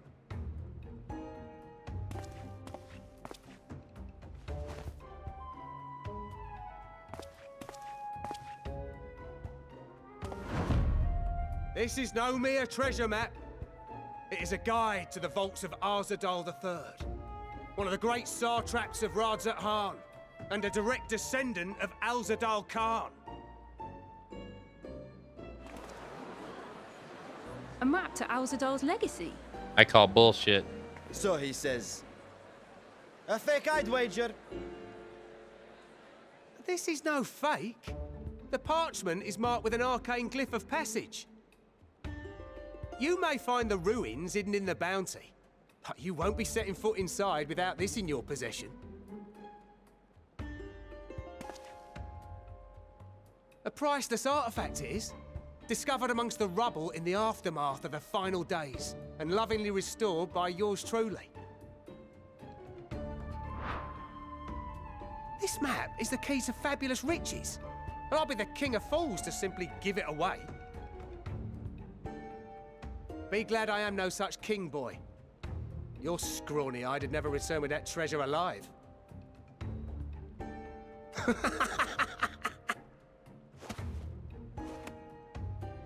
Oh, cruel fate! Why must you tempt me with wealth I am powerless to claim? How I shall envy the one who purchases that precious map! Whatever they pay will be but pittance against the golden hoards they stand to uncover.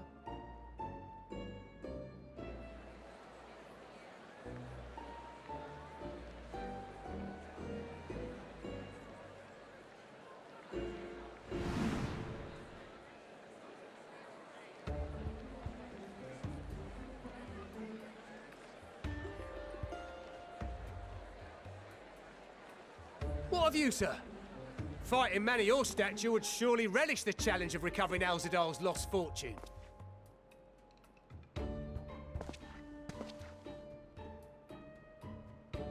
A fortune, you say?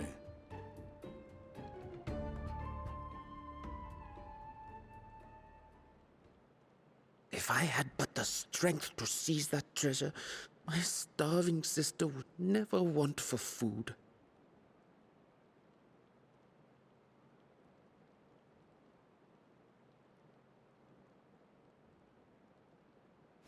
I'll take it. Will this cover the price? No, Estinian. Did you? No, don't do it.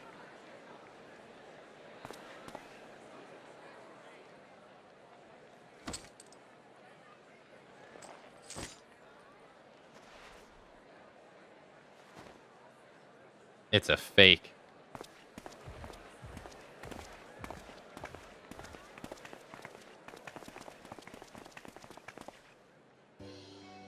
Well met, my friend.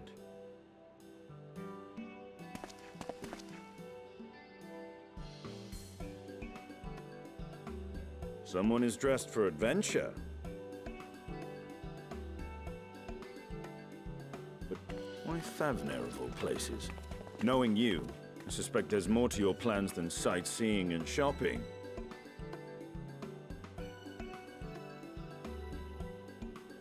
Ruins beneath the Bounty. Curious. And here I've acquired a map to just such a site.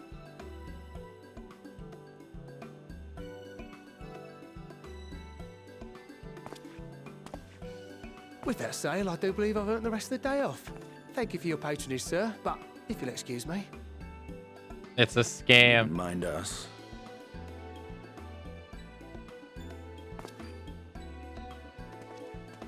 It's such a scam. And now I fleece one of the heroes of the final days. Pray the sisters were looking elsewhere.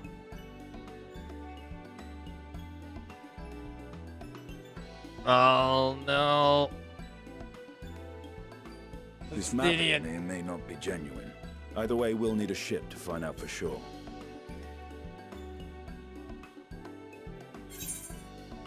You seem eager to be underway. I never took you for a treasure hunter. Lest you misunderstand, I seek the treasure not for myself. If such a fortune truly exists, then it could help ease the struggles of those who lost their loved ones in the final days. I hope to do for Thavner what you and Alphino did for the Alamegans when you recovered the Mad King's trove.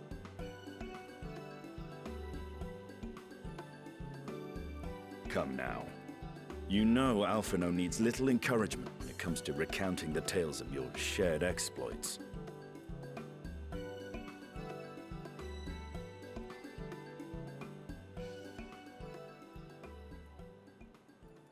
Speaking of precocious lads, that boy in the bazaar was clearly an accomplice of the merchant.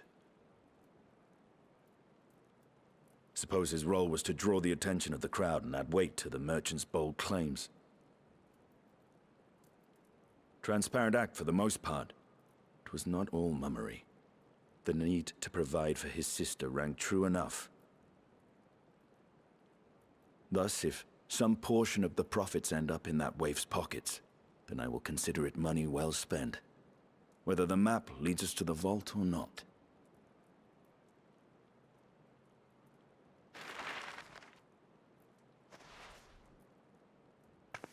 You're giving it to me. You are coming along, yes?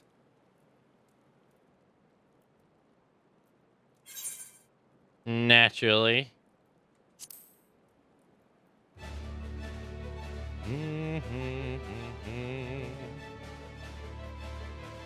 I thought as much.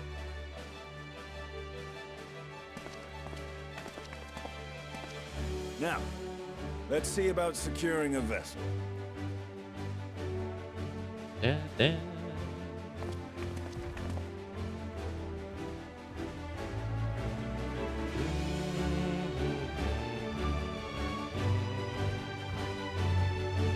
Okay.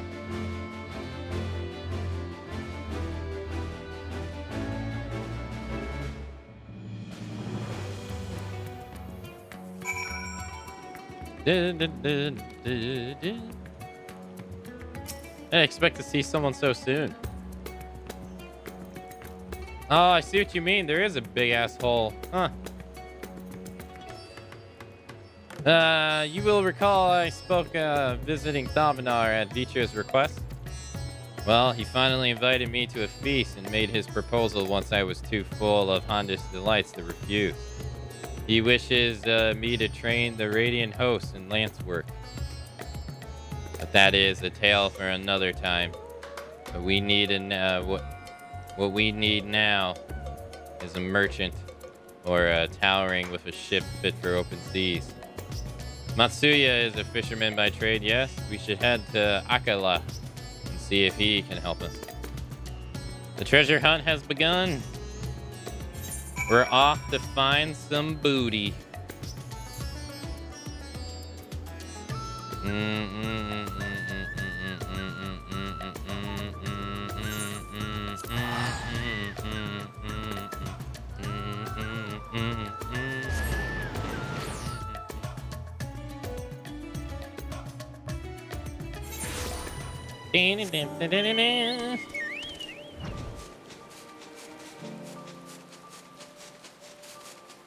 Intra, I know what you're thinking. You saw credits here yesterday and you were like, what the hell are you still doing playing this game? I know what you're thinking. Look.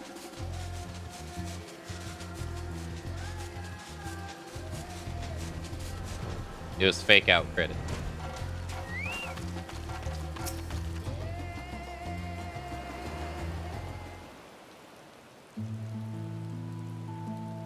My friend, what brings you to our humble village?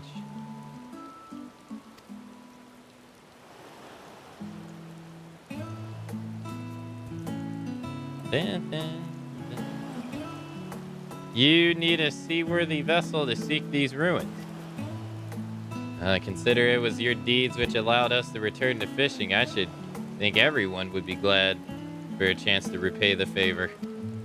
Wait here, I will have a boat stocked and ready for you in no time at all. Wait, when did he change into his armor? Have you noticed our little shadow? He's been following us since we left the city. We see you there, boy. Show yourself.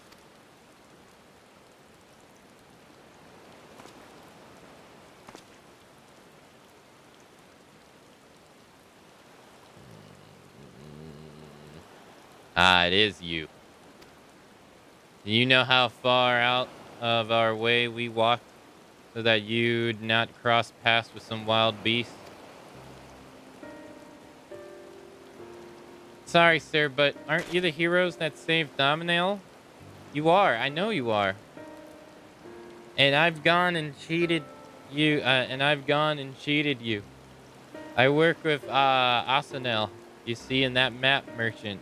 It's my job to play the pleading orphan and convince the crowd his wares are worth the price he asks. I'm ashamed of what I've done and beg for your forgiveness. If not for you, my sister and I would never have... Well, we'd be... Enough. I know your game, and I paid the price willingly. A fortune paid, as it turns out, for my friend here was seeking the very ruins.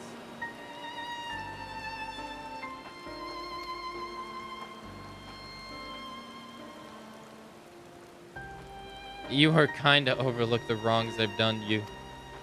But there is more you need to know.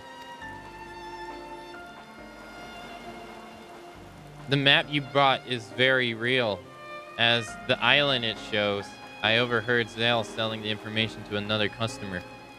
He told that man that where he needs to search, about the ruins, about the vault, about everything. Then the man sailed out to find his fortune and never returned. You cannot go alone to that place. You should have more friends with you, maybe even a whole army. I do not doubt the ruins hold danger, but I assure you that between the two of us, there's little we cannot overcome. Please, I cannot bear the thought of...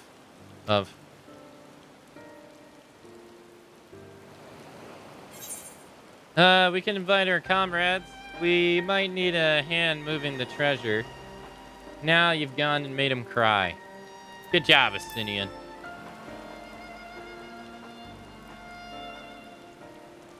I did not. That was not my intention. Oh, very well. Assuming we do find this treasure hoard, it will pay you. It may prove wise to have more hands along for your carrying. Any ideas of who to approach? This alliance is scattered far and wide since our last gathering.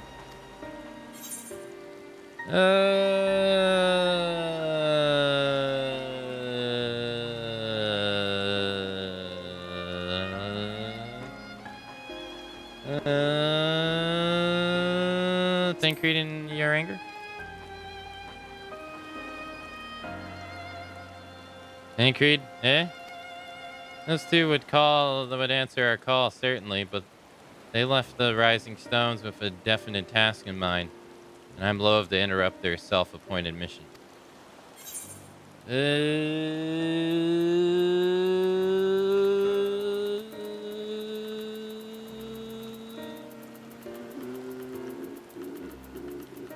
Tola.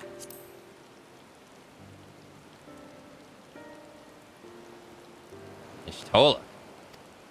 Her magics would be welcome, yes, aye, but I'm loath to interrupt her research. Maybe we could ask less picky companion. The twins. Little Alf and his sister. Were they not in Garlemald? They have far more important tasks to attend. Okay, I would have not thought it was them. Corel. Aye, Corel may have her hands full rebuilding students, but if you reach out to Gara, you will surely leap at the invitation. Will that set your mind at ease? Yes. If that man is as strong as you, is he though? Strong, I mean? What is your name, boy? Miharad HD, sir. Well, Miharad HD, your life is yours to live as you will, but I suggest you find a more honest trade if you truly wish to keep your sister safe. I'm not proud of what I do, but what choice do I have? We need to eat, and everyone's too busy to rebuild their own lives to bother with the two grubby orphans. Wait, boy. I didn't take this roundabout road just to see you end up in some creature's belly. Let me walk you back to the city gates. Thank you, sir. Call me Estinian. Fake out again? What Aka is really trying to say is that his PC crashed during the credits, corrupted his save on the servers, and had to start from a backup save from 7 days ago. How did you know all this?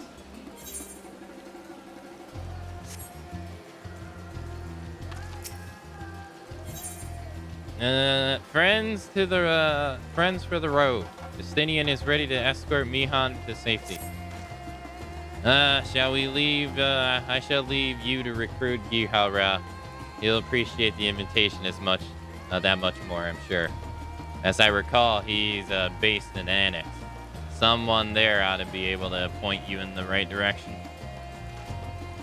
Let us be off, Mihara HD. Do me a favor and don't stray from the path. Daedalus caused the corruption? No, that would be Intra. Intra caused the corruption because he works at Square Enix.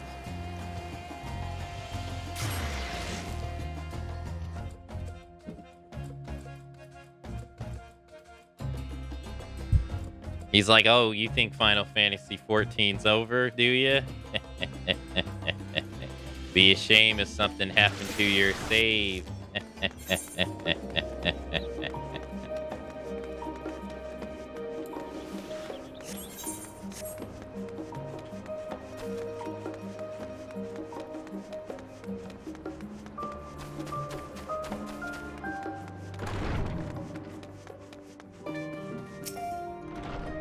And oh, look who it is. Welcome back, Akane. What might the students do? What might the students do for you? Hubada haba haba he. Yihara, yes. He's in the main hall with Mistress Corel. They've been holed up there for days. By all means, go and give them an excuse to take a break.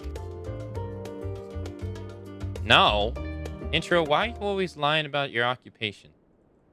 I try to tell people the truth and you're just always like, nope.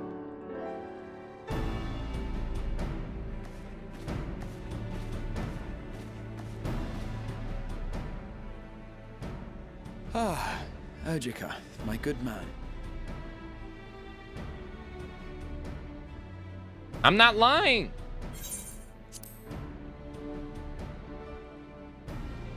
Would you be so kind as to... Oh, isn't this a pleasant surprise? I wish you had sent word ahead. I thought I was having visions for a moment there.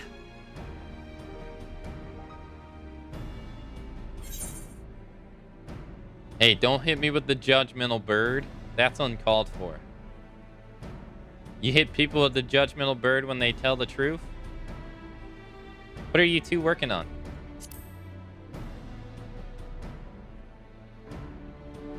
Raha and I have been compiling old records of the students' activities. We located several accounts in the archives of Numenon and added them to the collection we recovered from the Isle of Fowl. And judging by the progress we've made thus far, sorting this pile will keep us occupied for days to come. But what brings you to the Annex, my friend? Surely you haven't come all this way just to watch us shuffle dusty papers around?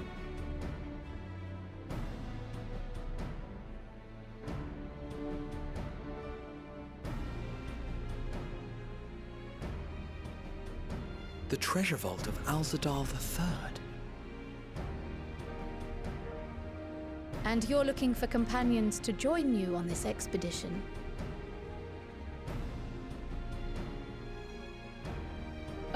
I would dearly love to accompany you, of course, but I'm afraid I'm committed to another task.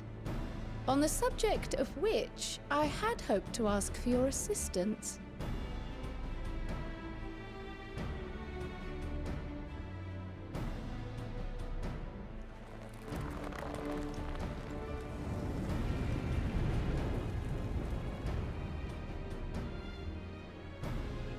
Then again, it's not so urgent that it can't wait until you've returned. You should go, Raha. I'll stay here and mind the shop, as it were. Are you sure? I'd hate to leave you short-handed. I'm sure. Just try to be back before too many moons have passed. Well, I guess we're off on another adventure already.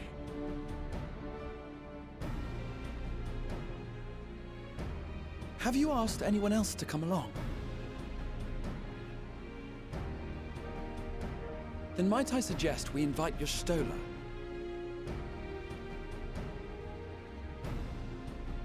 Ever since the Scions disbanded, she spent most of her time cloistered within the Great Gooble Library, hoping to piece together a method to traverse the rift. It would seem, however, that whatever wisdom she sought there was not to be found. She arrived in Charlian the other day. We spoke briefly before she began her search of Numenon. Considering what you've told us of Alzadal's extraordinary feats, I do believe your Stola would be more than interested to hear what you have to say.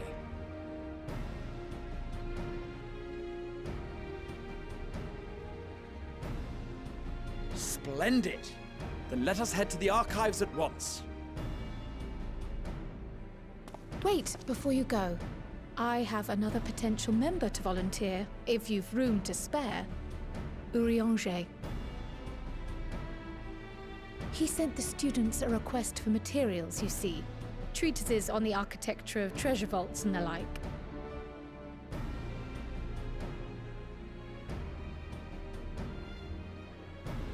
From what I can gather, the Loporrits are looking to make improvements to their own creation and wish to learn more about how we build things down here. So, why not take Urianger with you? Let him study Alzadal's legacy firsthand. None can deny the benefit of seeing something with your own eyes. If our expedition leader has no objections, I say we extend Urianger an invitation once we've spoken with your Stola.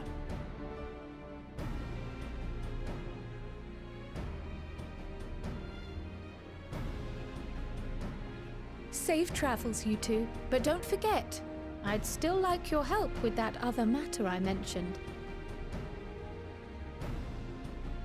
Right. Then it's off to the library.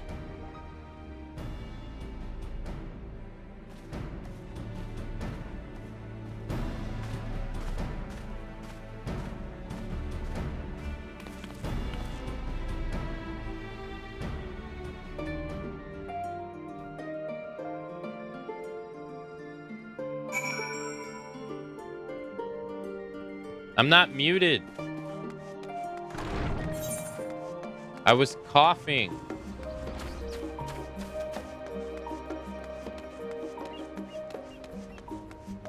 Wait, this isn't, oh.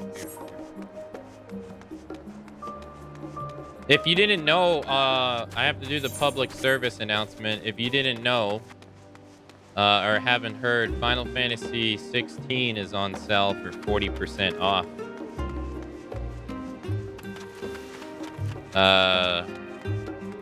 For the next 9 days, if you haven't played it, or you've been waiting to get it. I could have saved money and bought it now instead of buying it before. Son of a bitch!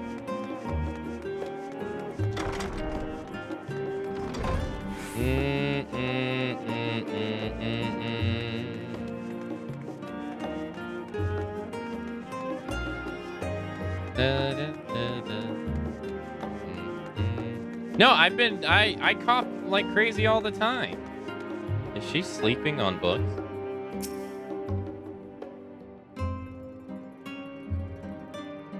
But lately, I've been sneezing a lot for some reason. I don't know why.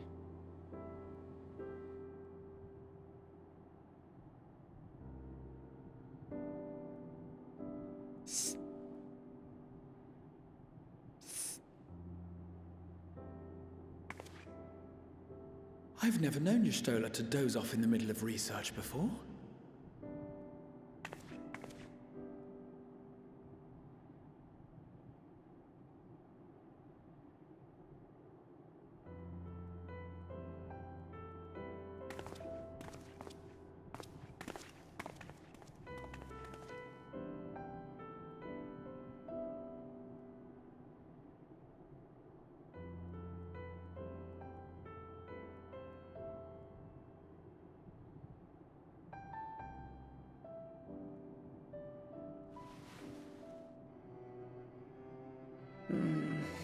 Close my eyes for one moment.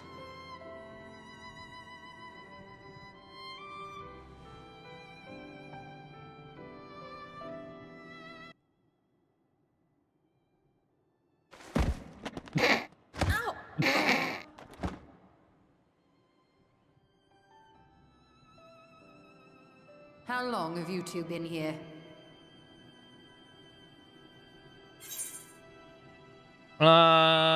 We didn't want to wake you up. Catching up on some light reading.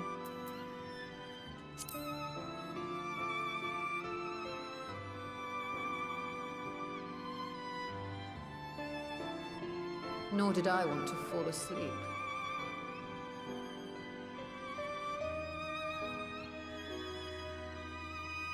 I must have been studying for 2-3 days straight before exhaustion finally claimed me.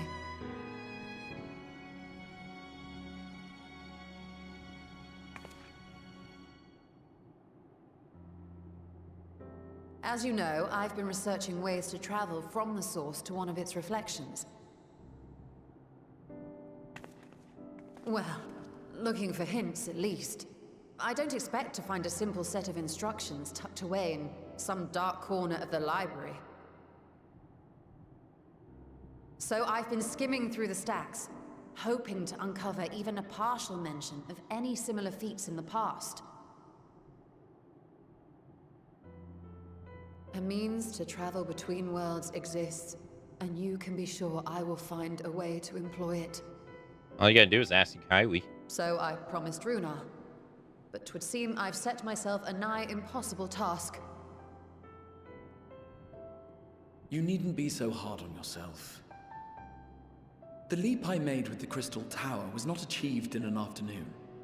It was the culmination of a collective effort spanning generations. Oh, you think me discouraged? I assure you, 'tis quite the opposite. A daunting challenge and the time to sink my teeth into it. I feel like a fresh-faced student again. A scholar in her element.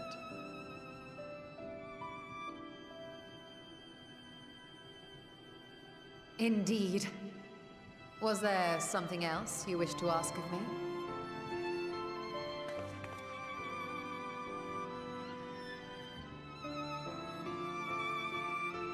Alzadal is no minor figure in Harnish history, and much is known about his family.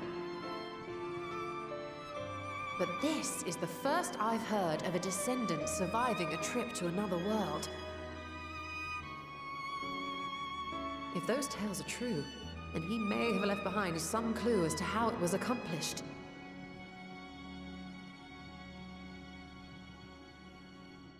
An invitation to delve into one of the world's lingering mysteries. As if I could refuse. And whence do we embark upon this expedition? Akiali, by ship. But before that, we thought to extend an invitation to Urianger as well. He was in Thalmazane, last we heard.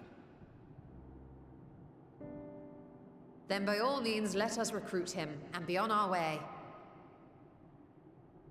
Are you able to make Misitudes bald?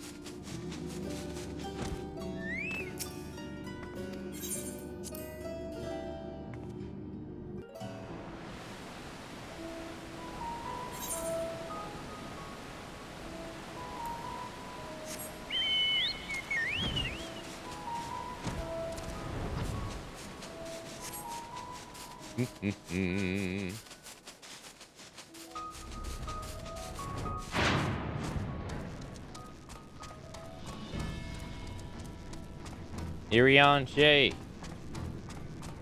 I saw you earlier, sir. Wait, Thug Creed's not here.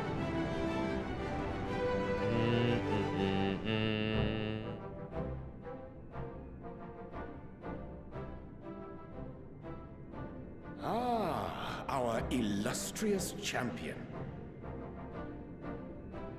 Cloaked in the mantle of the common explorer, fame set aside in thy pursuit of simple adventure. I am told a new expedition is in the offing. It's good to see you well.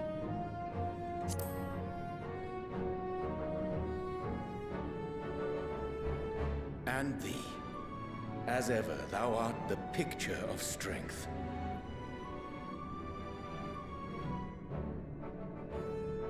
You've been keeping yourself busy, I trust? True to our plan, Thancred and I embarked upon a pilgrimage of sorts, with an eye for gauging the state of those lands through which we passed. Our travels were interrupted, however, by a request for aid from our befurred lunar allies. As you may recall, the Loporrits had been seeking new purpose for the moon, another role through which it might serve to benefit mankind. The Forum hath been working to advise them in this endeavor, but I return to offer mine own counsel. And this has what to do with treasure vaults, exactly? Ah, you have learned of my predicament from Mistress Cryle. I know not whence they acquired such knowledge, but the Loporrits now stand convinced that adventurers delight in treasure hunts.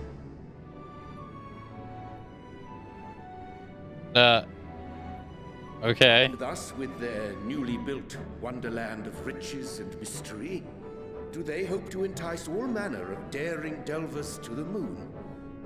So earnest and innocent was their desire to bring joy to the world that I found myself powerless to refuse them my cooperation. But aren't they lying? But what of you, my friends? Why are you come to Labyrinthos?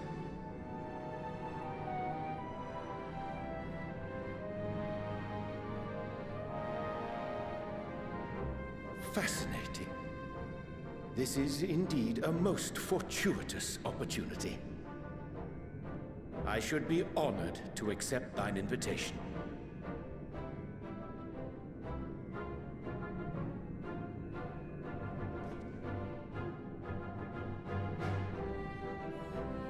How long hath it been, I wonder, when last our actions were not impelled by fate or desperation? Aye. Though I cherish the Scion's accomplishments, 'tis pleasant to not have the weight of the world upon our shoulders for a change.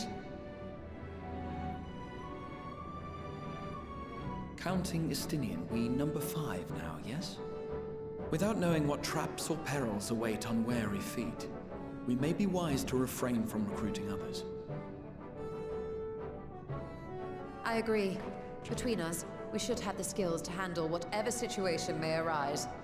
Shall we be on our way?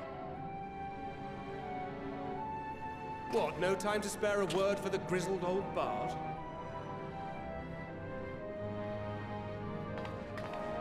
All is well, I trust? A wasted trip, I'm afraid. I'd hoped to catch up with a former mentor while you parleyed with the rabbits, but it seems our paths were not to cross.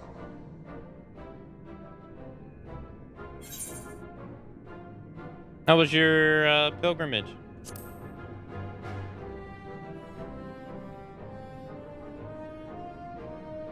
Having an astrologian beside you on the road is surprisingly convenient. And it doesn't hurt that he's making strides with his light-hearted banter.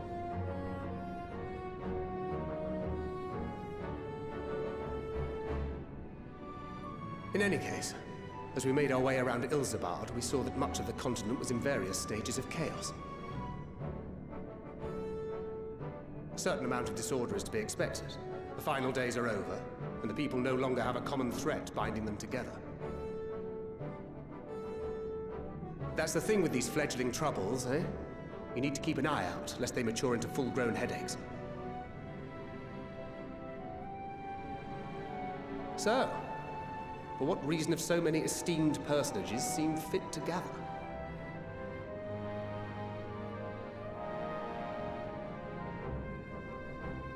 Beneath the waters of the Bounty, you say? I see you've already stolen away my traveling partner with the promise of unexplored ruins and scholarly glory. Nay, 'tis not for mine own indulgence, but rather the fulfillment of my commitment to the Loporits. Ah, of course. And if you have Estinian rounding out your group, you'll likely have all the members you need. Feeling left out? I could put in a good word for you, if you like.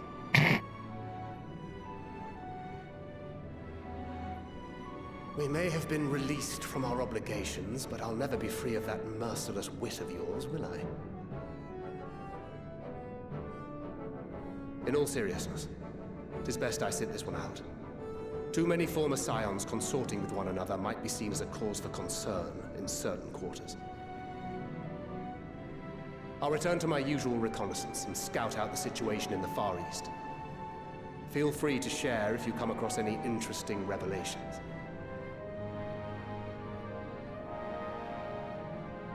Till we meet again.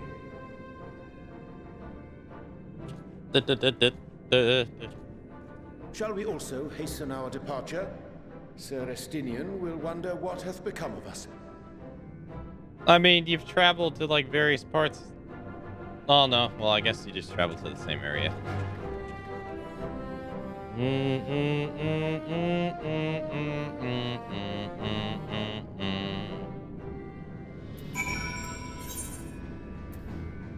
Oh, this was a fast quest. We completed like... Oh, it's just 2. It'll be our 3rd.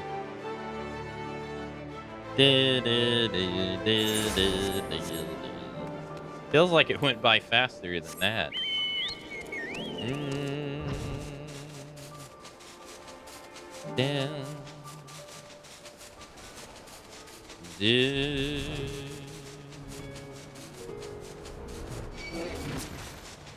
No, get away from me, Anima Tortoise.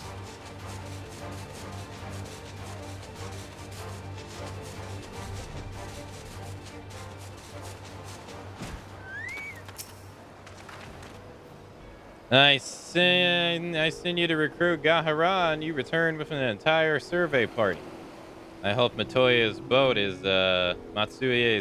surely enough to carry us all. What he means is we are grateful for you to use your precious fishing vessel. We are more than glad for the chance to provide it.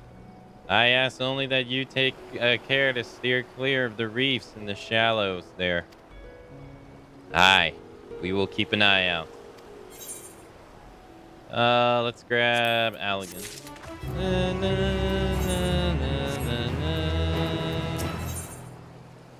Azadil's legacy. Ishtola is intrigued by the legend of Azadim III.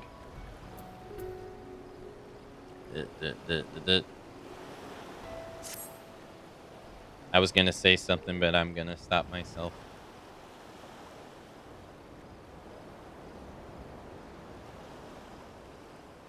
Azadim III. I confess I'm somewhat embarrassed if the tale of his journey to another world escaped my notice. Could it be more simple than simple folklore? Could it be more than simple folklore? What of the treasure he supposedly brought back? What the hell? This music just popped out of nowhere.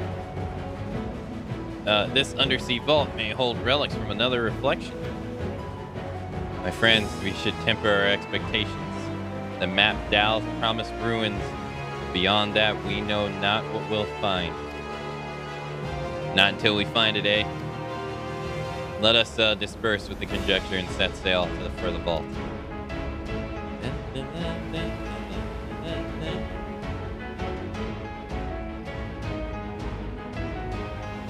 Doom.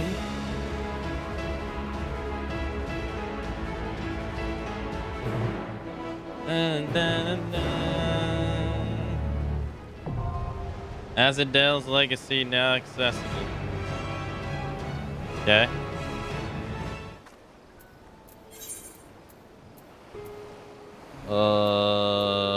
Dungeon. You need to be 560 to undertake this quest. No! Why? What am I? I'm 556. Ah! Alright, so we gotta go back to old Charlene, right?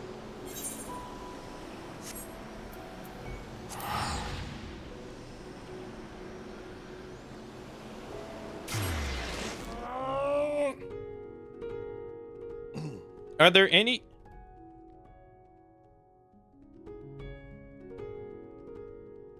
So there's not going to be any accessories I can go and buy that would... there wouldn't be any accessories that would boost me up by 6 levels, would there? Because my one ring is level 80 and it's 530. This is 560. 548, 560, 560. So that, if I could get a ring somewhere. It's a ring, right? Or bracelet. My bracelet is behind. Do do do do do do do do do. Merchant.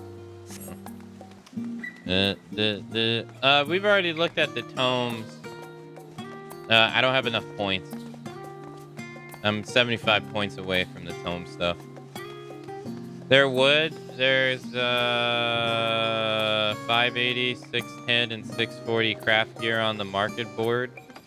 You should be able to afford 460 unmelded gear easily.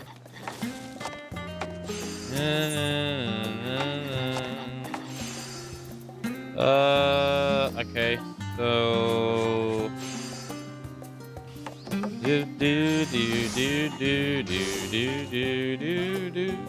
Should I start with weapon first?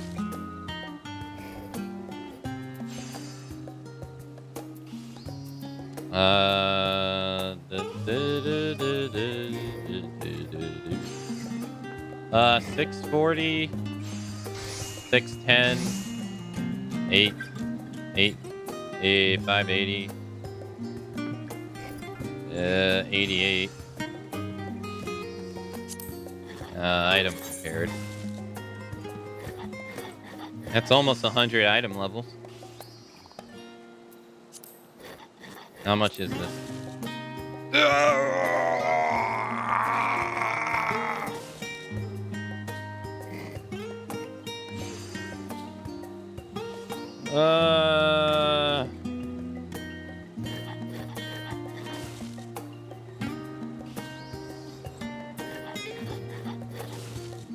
That's so much.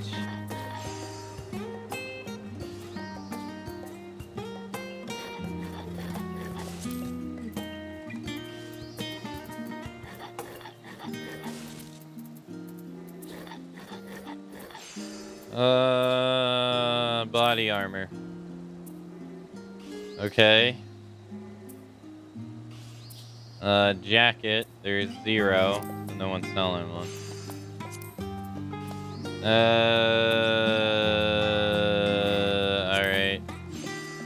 $187,000.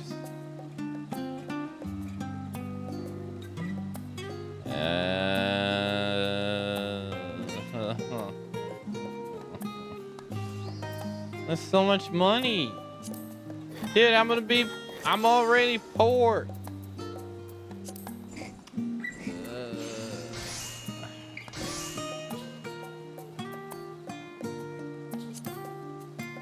My money.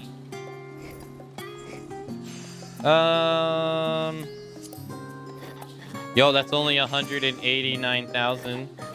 Hey, all right. That's the cheapest.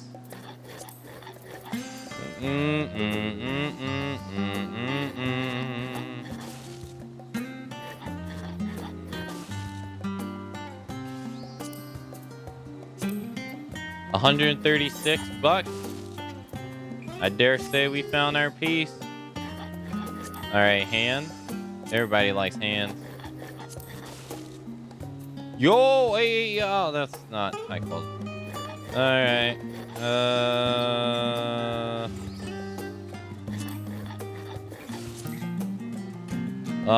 7,000.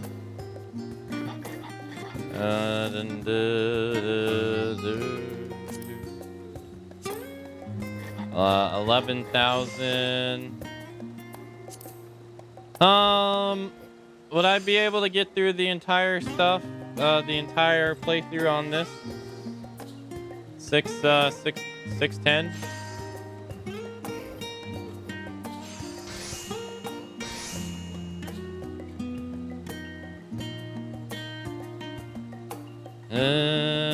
Not the whole playthrough.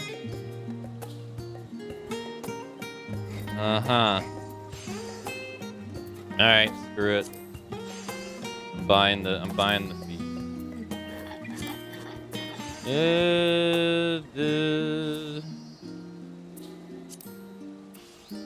Okay. Buy a pair. Wait. So this is the price that it's listed at? Oh, it's listed from cheapest to most expensive? Alright. I can't look. How much total?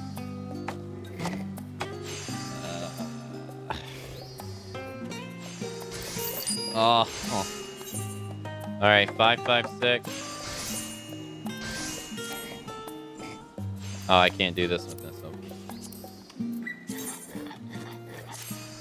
Oh, made it. 5563. Let's go, baby. Let's go.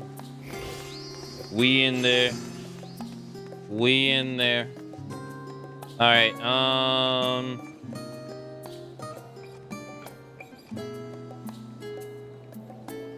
What's fully mended even mean? I don't even know what that means.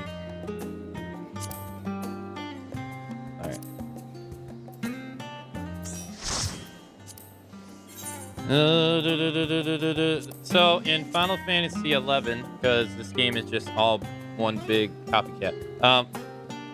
The Alza, it also Ray. Do you remember what Alza-Del's is in Final Fantasy XI? Do you remember?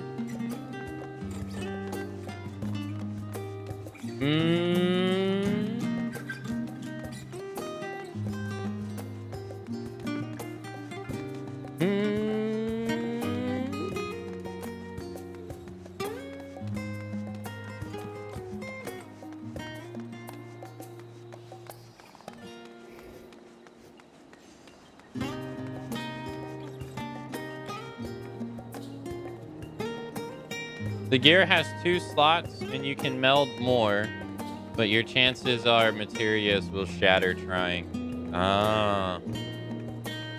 When you put materia into slots, does that also raise your eye level?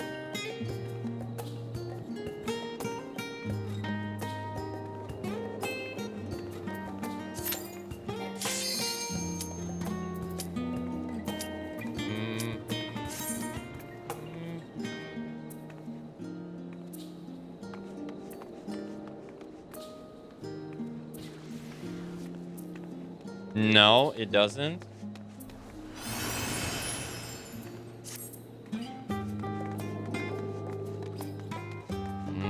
One connection, once that connection hiccup, no problem.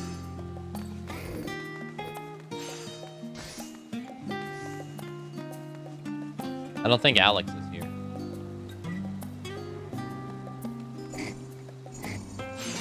Anywho.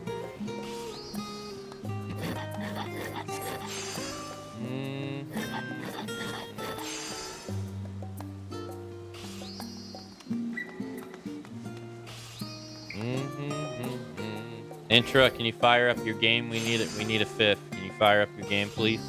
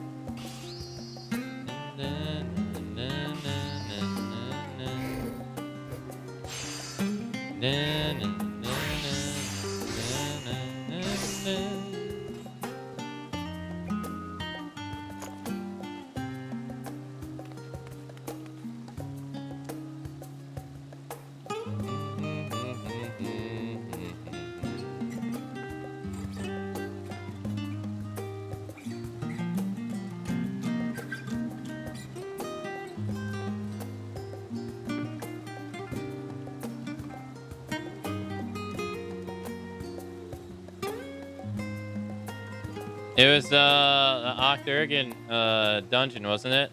The undersea ruins? Yeah. Yeah, the tunnels that were underneath Octurgan were made and they never knew what their intentions were, what the intent of the ruins were, but it was made by the Azadel dynasty.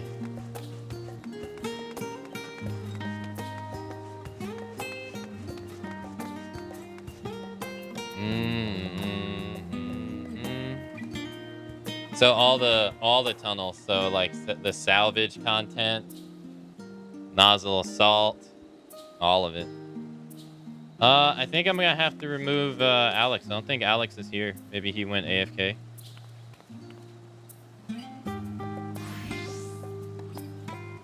Alex, are you here?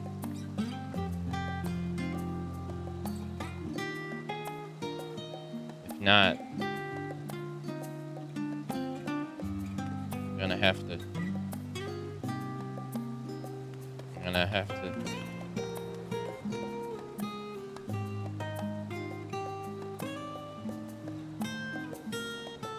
She has 39 emote slots?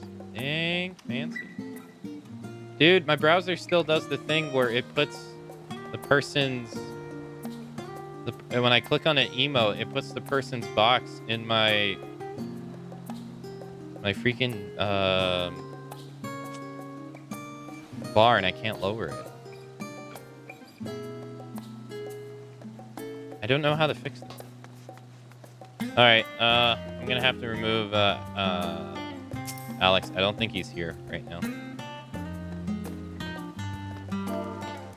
I'm sorry.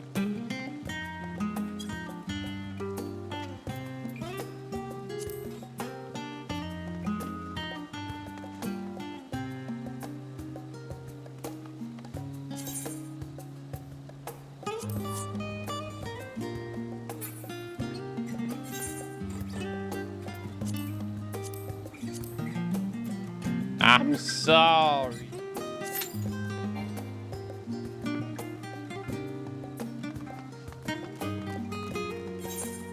My gear's fine.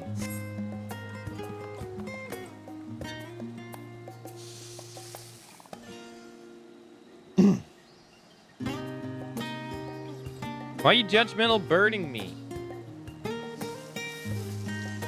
Request a repair for me? I can't. We gotta go. I can't.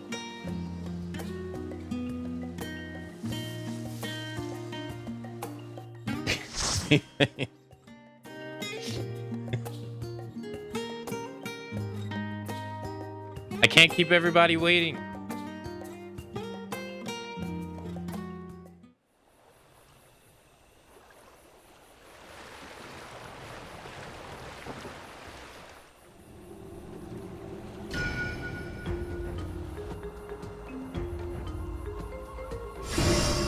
She's gotten some fans who give huge sub bombs. That's the Minecraft streamer, right?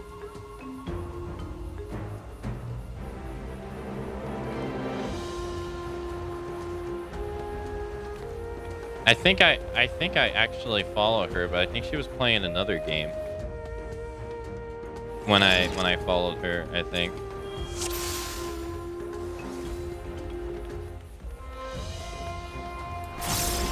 I think.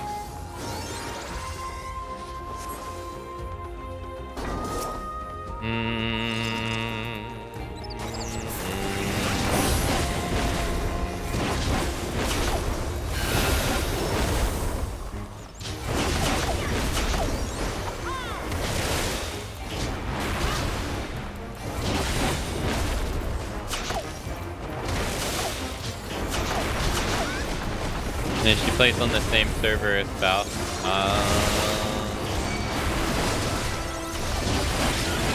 Oh, then that means they're both from Australia, yeah?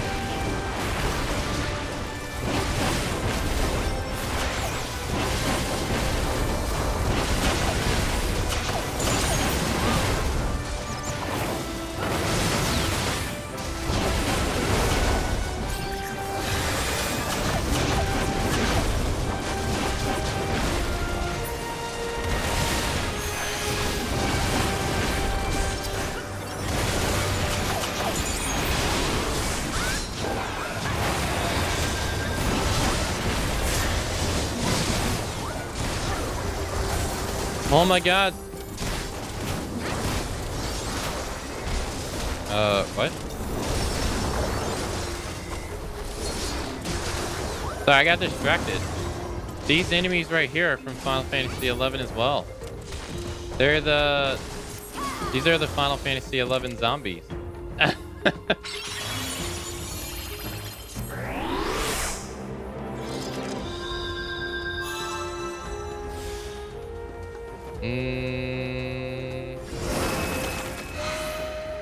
Sorry, I got a lag spike there and couldn't cast. Oh no, it's fine. I probably wasn't moving when I should have moved anyway. When I should move anyway.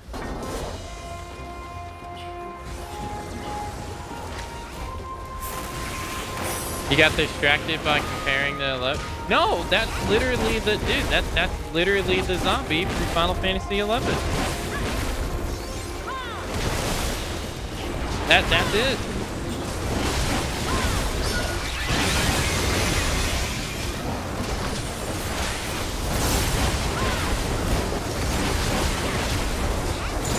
And it's also funny because the name Azim is from the third, in that game, is used in the third expansion, and these enemies are our third expansion enemies.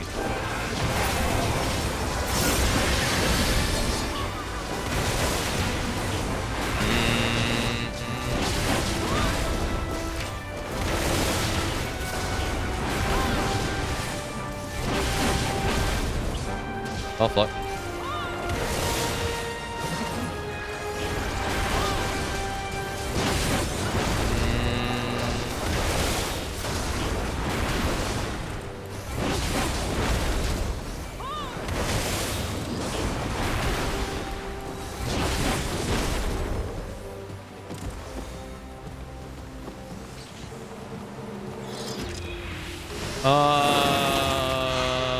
The rest are based in NA or EU.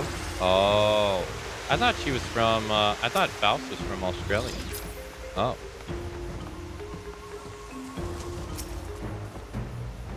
Wait. His body is moving like the purple enemy from Final Fantasy V. What's his name? Ultrode?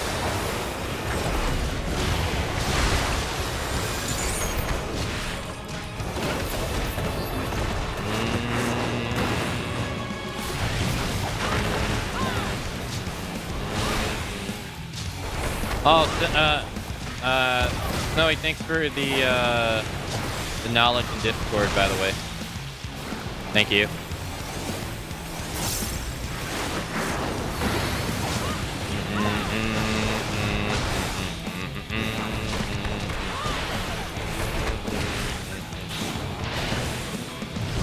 I think they used his rig for this boss. Yeah, I think they did too.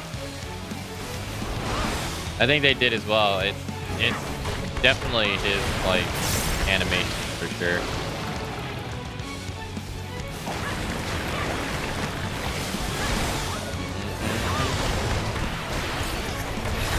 Boss is English? Oh. I would have never guessed.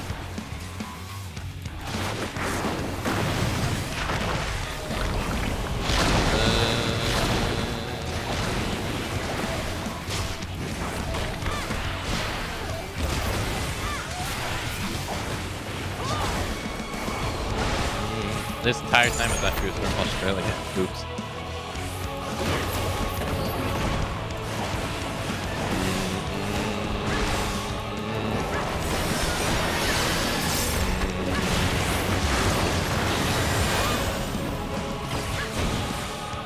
I just said, thanks for the knowledge in Discord about the Anyang. Oh shit. Nice, yeah. Why am I even gonna bother?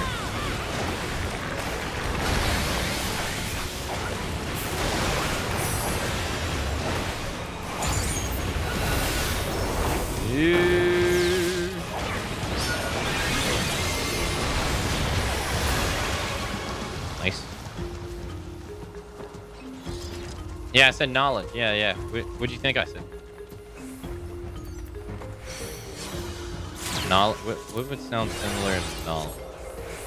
Oh my god, dude! This is even the portals that are literally used in the Nazim dungeons in 11. Exactly what they look like.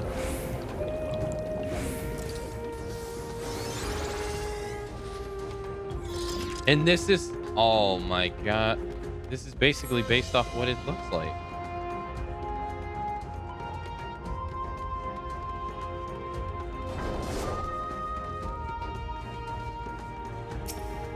I doubt they're gonna have similar enemies. And then these two monsters are from FF11 as well. We've already seen them before though. And you only see these in salvage in FF11, these little door machines. And I don't know if they summon enemies in this game. They summon enemies in this game just like how they do in the other ones. And all three of those are FF11 mobs too. And all of them.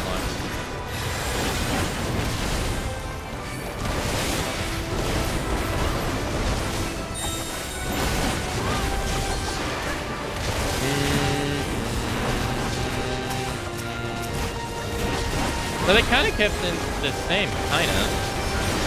Where you have to defeat him or he's just going to keep summoning mobs over and over and over again.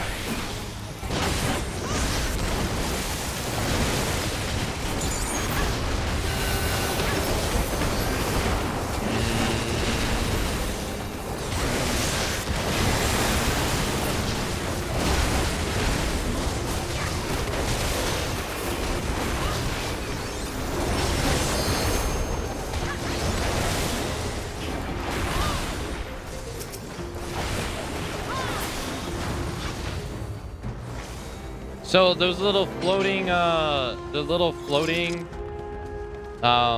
balls we saw of 3 in space, they're in 11. They're in here. That's where you fight them. God, this is literally just all Final Fantasy XI monsters. I wonder if that's the point of the dungeon, though. I wonder if it's like a homage. Because we haven't seen a single non-one yet.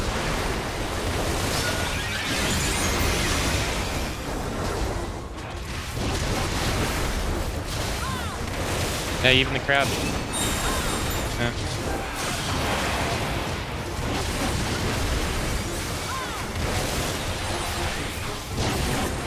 It has to be some kind of homage.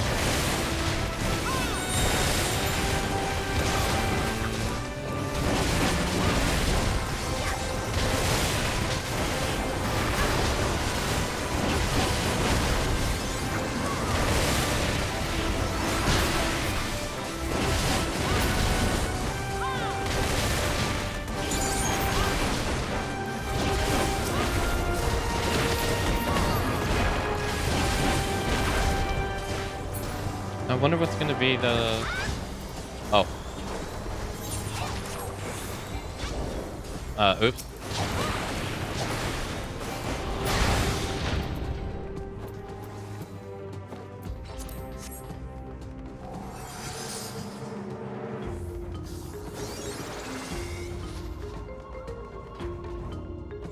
This is a FF11 boss. And it's literally called the same thing. The Iron Chariot.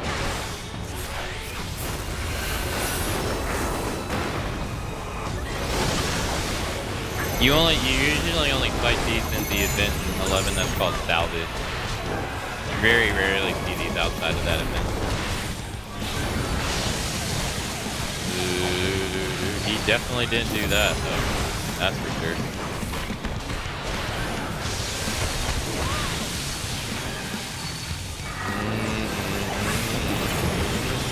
That's pretty different.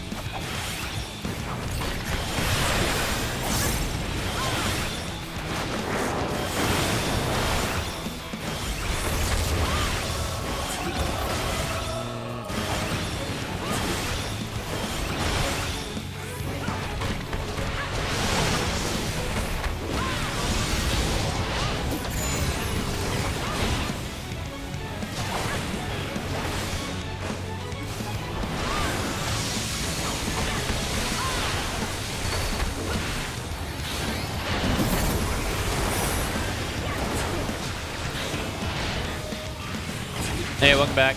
No worries.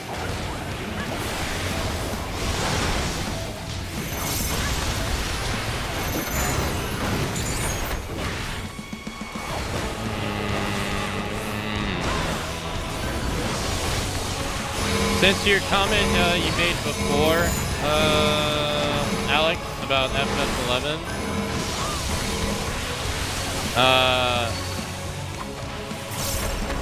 just so that you know, almost every monster that we've fought in this dungeon is an FF11 monster. Everything except the first boss has been an FF11 monster. In this claw. That's not in it either. Even the area too.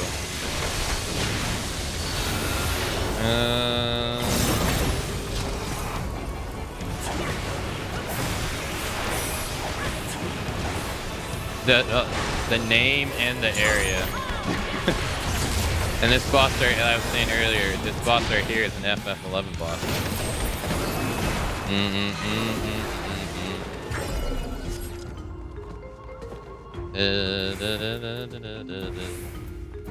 I was kind of thrown off because I was like, Azim, that's the name of the underground tunnels in Octurgan.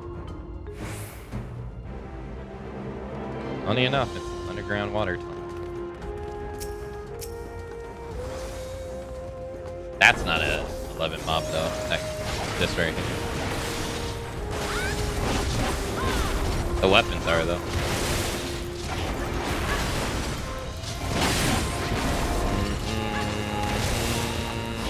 Oh, they even got the Guardian too. Wow. That's one. Does his arm fall off in this game? You can make his arms fall off in 11. I wonder if they do the same thing in this. You can make it overheat and make his big arm fall off and then his damage like plummet.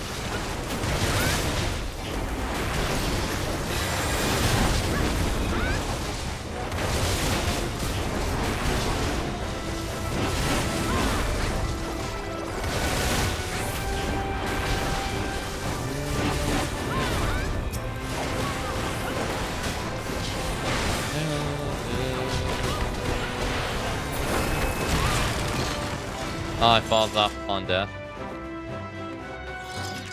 At least they kept it, I guess.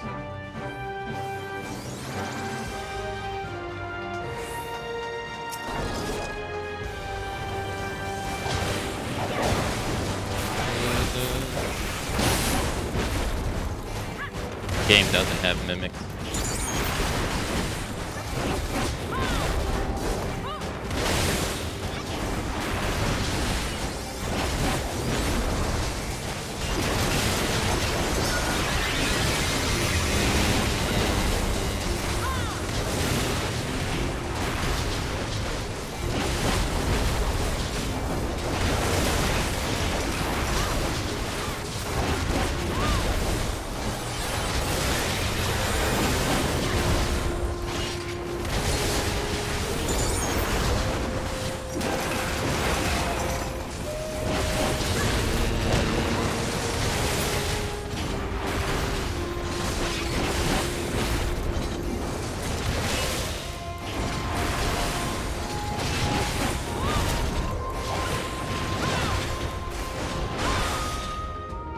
Oh, we're already at the end?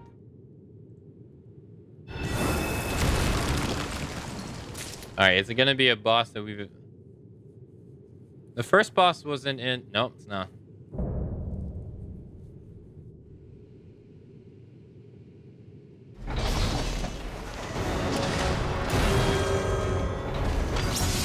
I wonder if they have the Iron Giants in this.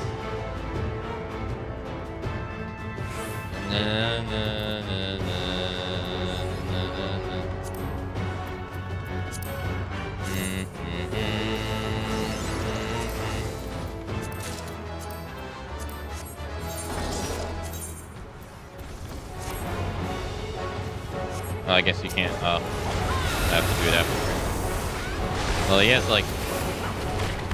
It's like he has like sap needles in the ground.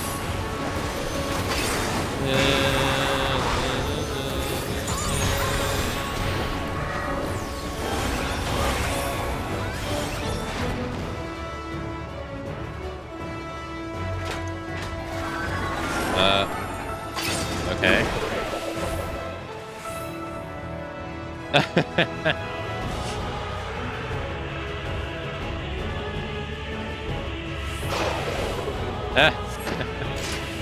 It looks like Giegelman.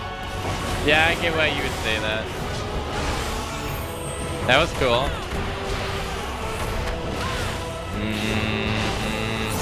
Apparently the whole place is meant to be an FF11 reference. I think so. I think so. Because even the name is... I was saying to Ray, like, the name is based upon the ruin that exists in FF11 as well, in their underground sea ruins.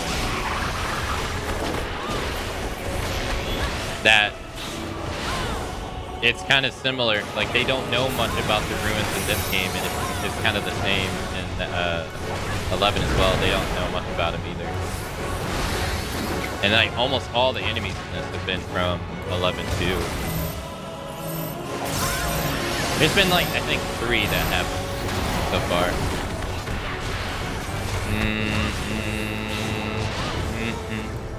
This guy is one of them. And then the first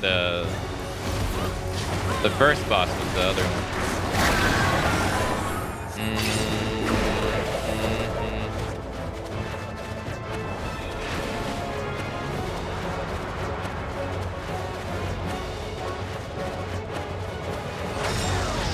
Oh, no, no, no, no, no. No, I'm dead. Dead. Damn it.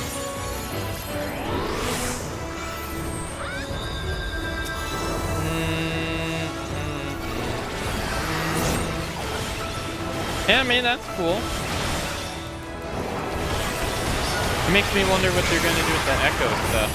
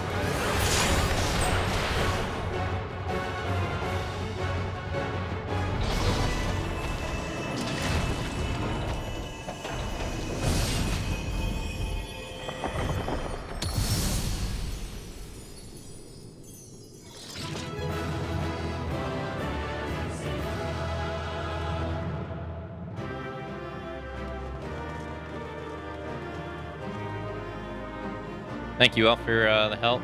Thank you.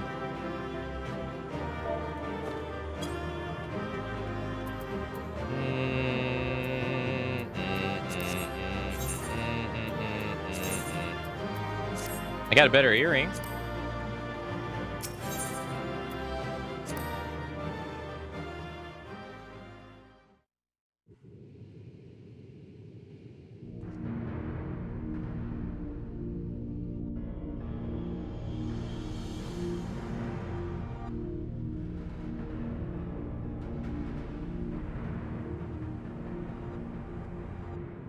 What have we here? Yeah. 'Tis not unlike a Hunnish alchemical furnace in design. Well, there is one way we might find out.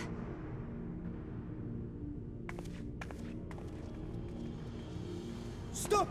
You mustn't touch it.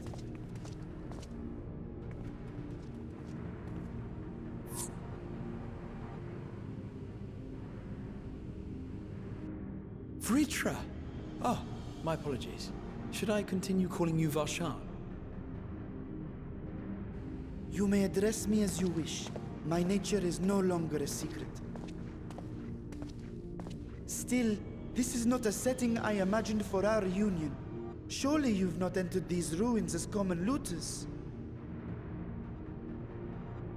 Would that we could deny your accusations, but I fear you're not far from the truth.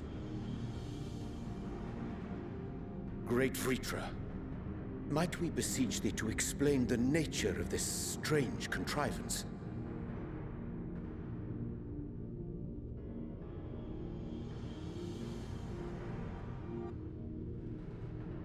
It was crafted by our alchemists at my behest, for the purpose of sealing something away.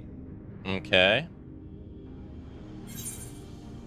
Sealing what away exactly?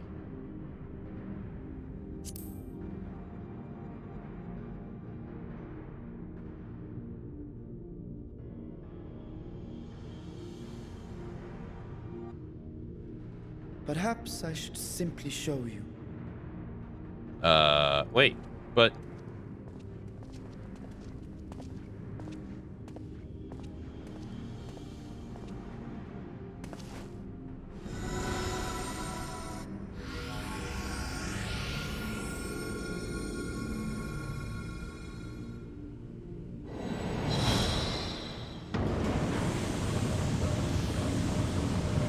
the hell is that?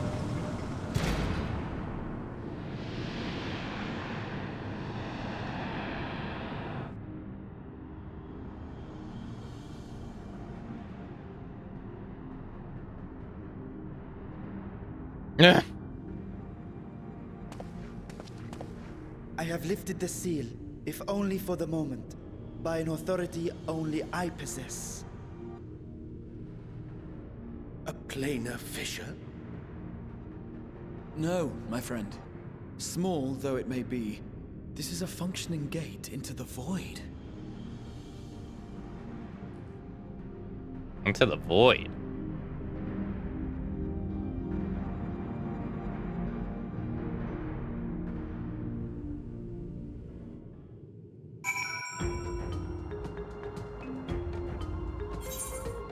All right, hold on.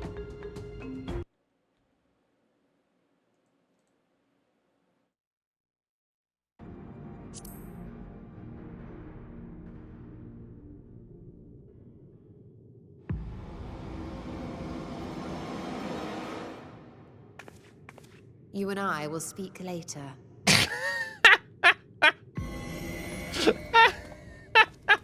Not the time for frivolity, my friend. Not the time.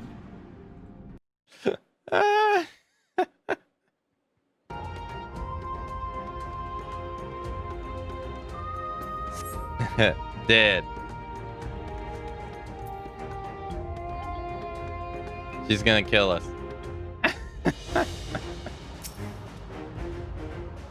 Void gates and fissures are as much the same thing in practice, and since they both apply passage between the source and the 13th, the difference in terminology refers to the circumstance of their creation. The fissure is an accidental tear in the fabric of the world, where a void gate is the product of deliberate action.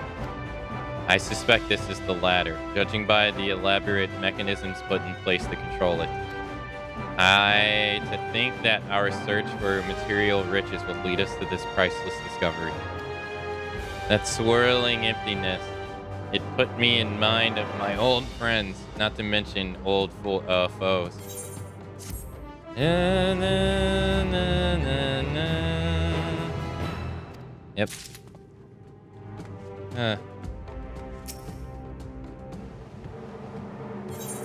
Ishtola is appraising the Void Gate with a scholarly eye. Okay. Think most people pick the second option. I probably would have too if I thought clearly.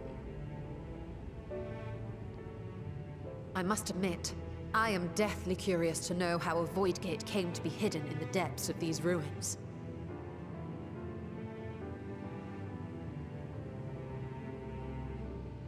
To tell that tale, we must first peer far to the south, and even further into memory.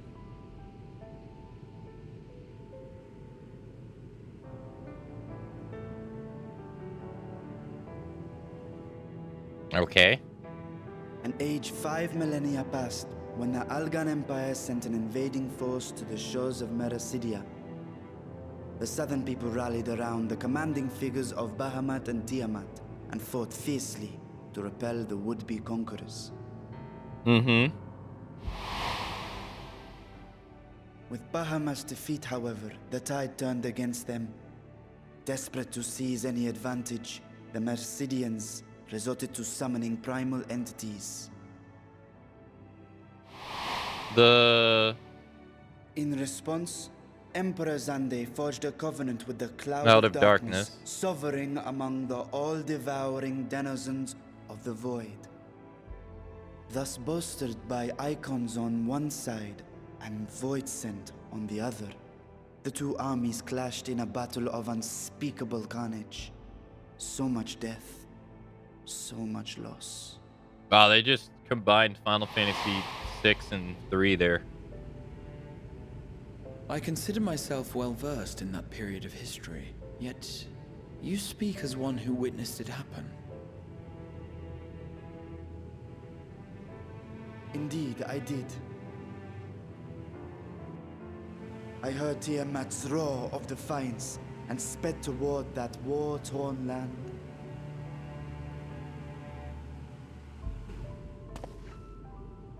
Along with my sibling, Ashdaya.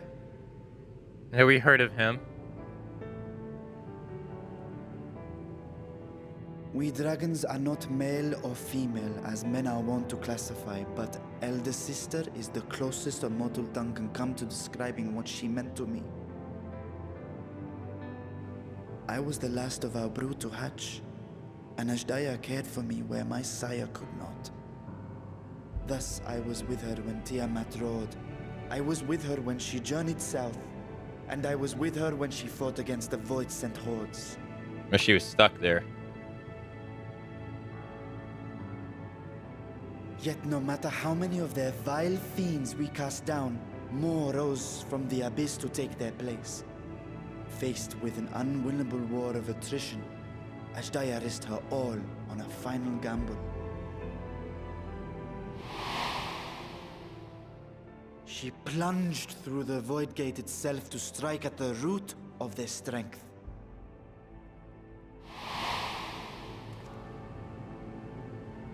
I tried to follow in her wake, determined to lend what aid I could. But even as I came upon Alag's glittering tower, I saw the rift close behind her. And Ashdaya has been lost to us ever since. I find I must retract my earlier claim of historical knowledge. Nowhere in the Crystal Tower's archives did I see mention of such noble sacrifice. That does not surprise me. To Allagan eyes, it must have seemed as if a lone dragon, driven to madness, simply dove through the gate and did not return. For my part, I spent long years searching for the means to reunite with Ashdaya. Until I could search no more. Until Alag was dust, and the art to open a void gate large enough to accommodate a dragon forever lost. Yet you have the beginnings of a gate right here, under the control of a harnessed device. My discovery came before Radzat Han was founded. Though I scoured the lands for a method to cross the rift, it was beneath the sea that I chanced to find a natural planar fissure. It was, however, far too narrow to admit a worm's bulk. Only after our city rose upon the rock, and I could enlist the aid of our talented alchemists, did matters take a favorable turn. Their dedication was beyond reproach. Tirelessly they worked to expand the fissure, and after decades of toil, it finally grew to a size that a child might pass through. That means it's only going to get bigger, though. Not long ago, you told us that you called out to your kin, that Ashdaya's answer was silence. I suspect the conclusion to your tale is not a joyful one.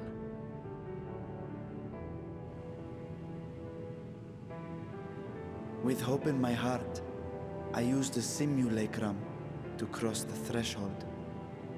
But no, I did not find her. What I found was a host of Voidsent, clamoring around the opening they had sensed. 'Twas but a moment, but enough. I had no choice but to retreat and allow the portal to contract once more. The gate was a threat to your people. You had to decide between endangering Razathan and abandoning your sister. And you chose the latter. 'Twas not that thy siblings scorned thy call.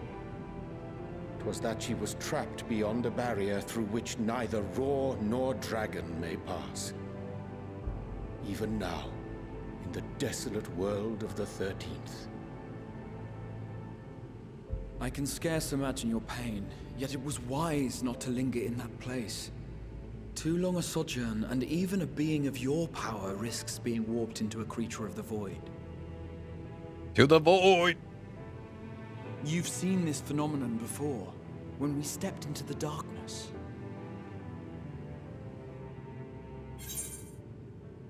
I remember when Nero turned purple. I thought our time had come. I remember when Nero turned purple. That's when we fought Cloud of Darkness the first time.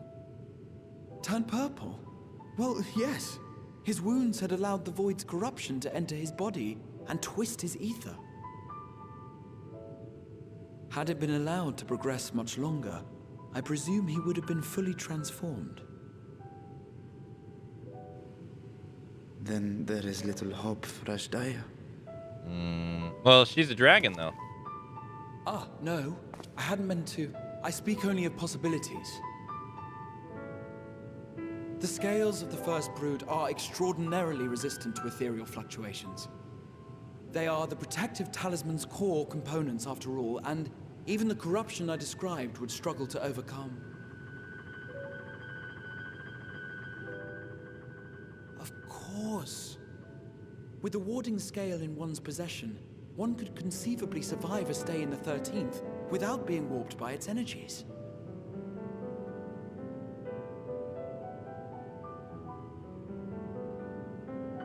Be that as it may, it is too late to rescue my sister. 5,000 years too late. 5,000 years? And now countless others look to me for guidance and protection.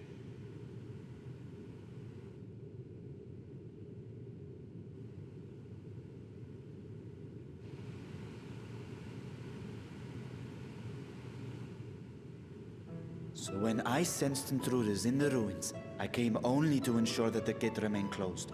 That, and to secure the treasure, of course.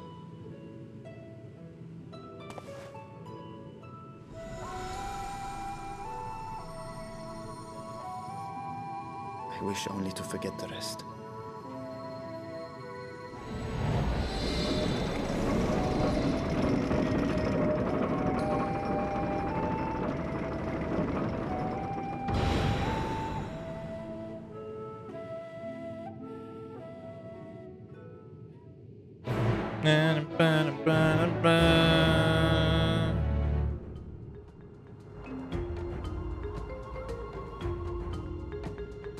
Okay. Hey, Axel. Hello. Hello, Darth. Hello.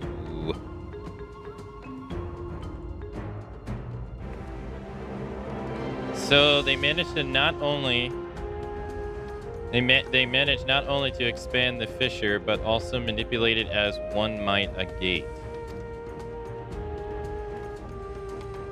Astonishing. Is there any chance I could learn more about how this feat was accomplished? I will tell you what I can. First, however, I must return to the High Crucible and arrange the replacement of the Guardians you had handily destroyed. It will not do to leave the gate undefended. My apologies. We were perhaps a touch zealous in our rush to uncover the vault's secrets. If the constructs can be repaired, we would be happy to offer our assistance. That will not be necessary. Much as I retain share vessels for myself, we keep duplicate guardians on hand for such eventualities. In any case, we should return the Raznahan.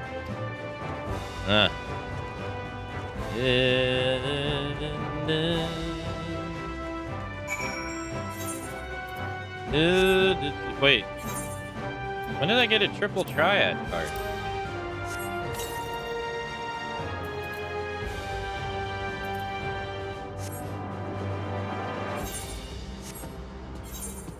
That's also the name of one of the salvage zones in FF11 too. This whole area was just plumped with FF11 stuff.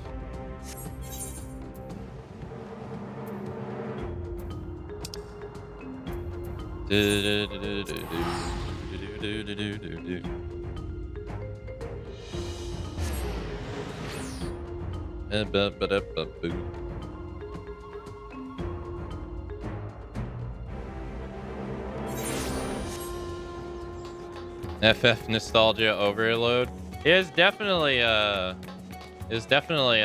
a homage. The whole area is like 100%. Or that whole area was.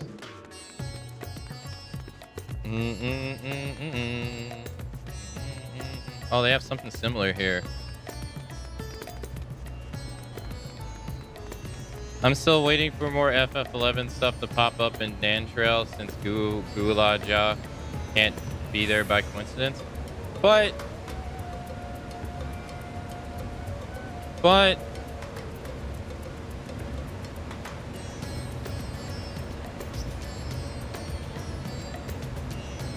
that can't be the same guy though, because we did a quest with Gulaja in ARR and we killed him. Unless he doesn't die there. We killed him. We're talking about the two-headed Mamubu, right? That has that dual-wield blades. We did a dungeon with him in ARR and killed him.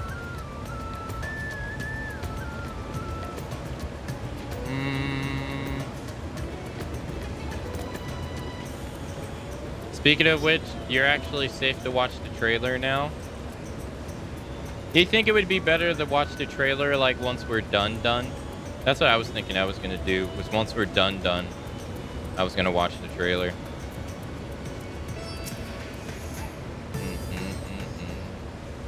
Emperor Palpatine can come back, anyone can.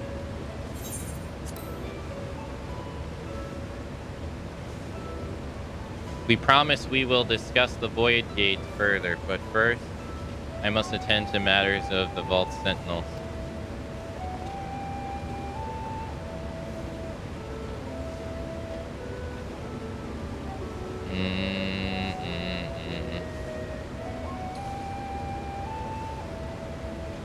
As your instrument have no doubt informed you, the copy Kulu has been reduced to so much scrap. Please bring a new one out of storage and see that it is conveyed to its post along with some few lesser constructs. Was it tomb robbers, fiends born of the Tower of Zolt? By the sister, do not tell me blasphemy yet roams free.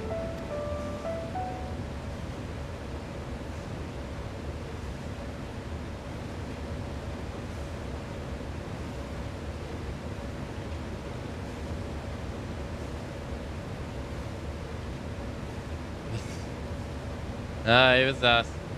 We did it. Everyone's like,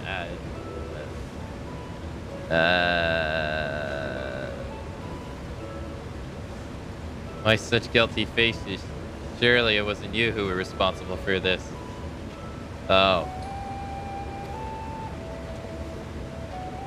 Well, details aren't important. I shall see. I shall see it done immediately.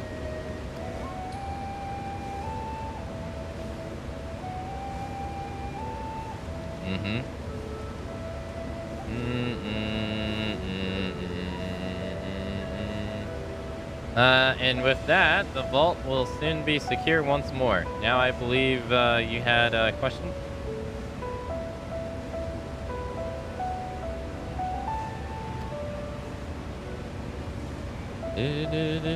Yes, a few in fact. But I'd like to begin with the gate itself. Is it still functional, yes? Indeed. Which is why I saw it sealed with alchemic forged lock and warden it with my magic. Such power must not fall into the wrong hands. In truth, The primary reason for the vault's construction was to keep the gate hidden from the outside world. So much effort for such a little door. That little door you speak leads to an abyss teeming with unspeakable horrors. That said, in its current state, I would admit it would only emit the lowest of void scent. And from this side, no man would be able to pass through. No man. I think Alphinook would fit, given a firm enough push. Physical side is only one consideration. The true restriction hinges upon the etheric density of the soul in transit. And yet you succeeded in expanding this primitive gate and sent your Silicrom to the 13th.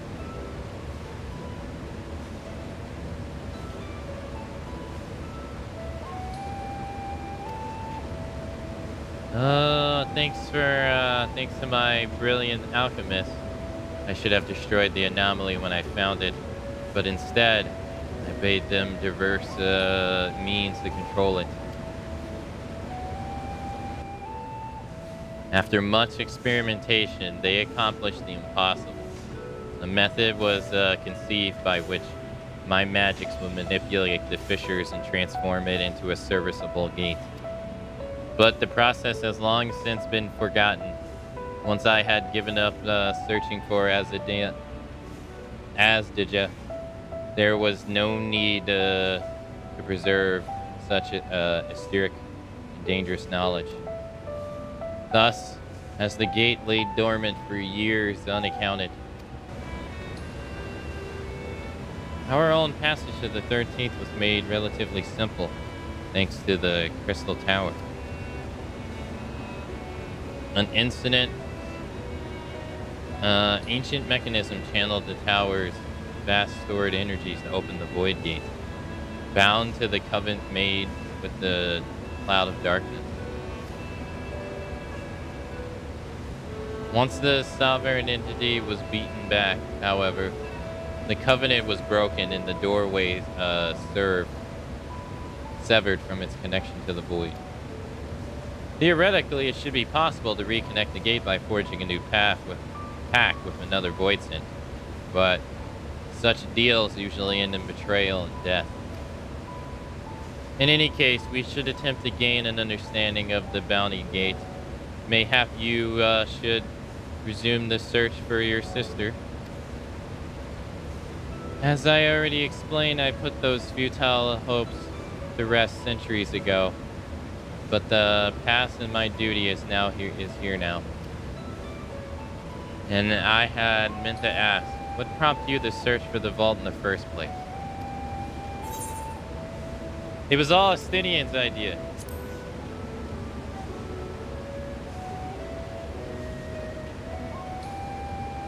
As I recalled, it was you who was chasing the tales of the undersea ruins. Well, as you have seen, the fabulous wealth from the stories is quite real, if not its rumors' origins. But I'm afraid I must assert prior claim. I've been adding to that trove for years, little by little, but the time has come to spend it, that I might alleviate my people's suffering. And then we are of one mind. We had no intent of taking it for ourselves.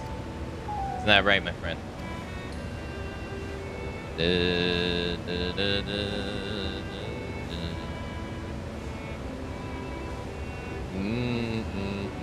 Your Excellency, would you object if I were to conduct a closer examination of the gate? I will not make no attempt to open it, of course. I owe you and yours a debt that can never be repaid. Whatever boon you ask of me, you shall have it. You are most gracious. I shall take full advantage of your permission. Would that I could join thee in thy study. The Loporits will be anxious to receive my report. Beg of my leave of you. And I must be off to Charlene as well. Mr. Scarell was eager to speak with you about that request, so please come back to the annex as soon as you're able to. Farewell for now.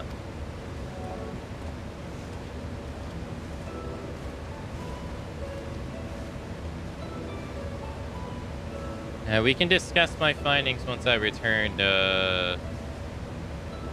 You'll not be rid of me so easily.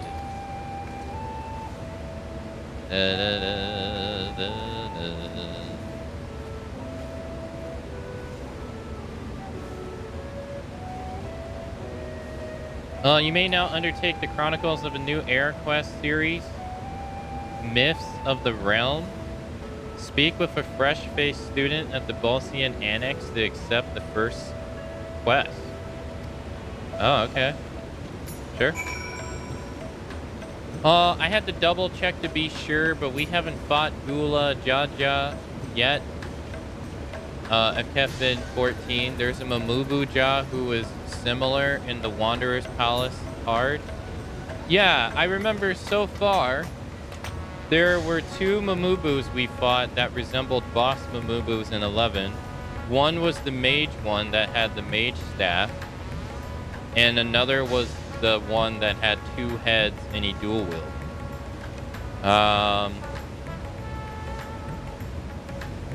I'd have to go back. I would have to go back. What is the level of that dungeon? Said it's hard. The Wandering Palace? I'd have to go back in my VODs and see when we did this palace. Yeah, the Mamaja, yeah, mercenaries. I don't know when we would have done this, but yeah, I guess, yeah. And second, I don't want to. I'm not worried about watching the trailer for spoilers. That's not why I want to watch it now. It's more so that I think it's better to watch it when I have nothing else left to do in 14 at all. Just because I'll be moving on. Seems like the perfect time to watch it then, right? I'll be doing the tier list stuff and all that. There's nothing for me to do more, and it seems fitting to watch the trailer then versus watch it now. At least that's my way of thinking. Difficult part in all this will be deciding how best to put these riches to use. Will you lend me your assistance in these deliberations? Of course. Thank you, Akane. Akane and I are in this together. I will follow her example. Do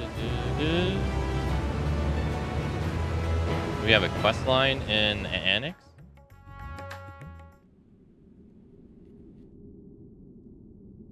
Meanwhile, somewhere. The Void?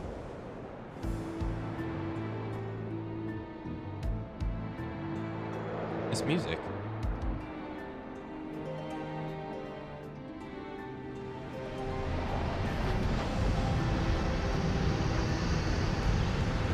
This music sounds very familiar.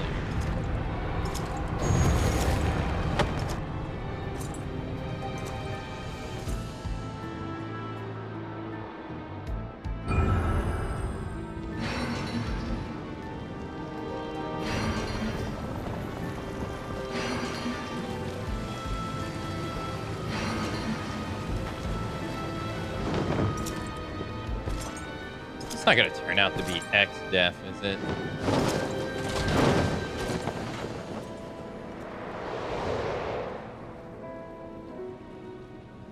We already fought him, though.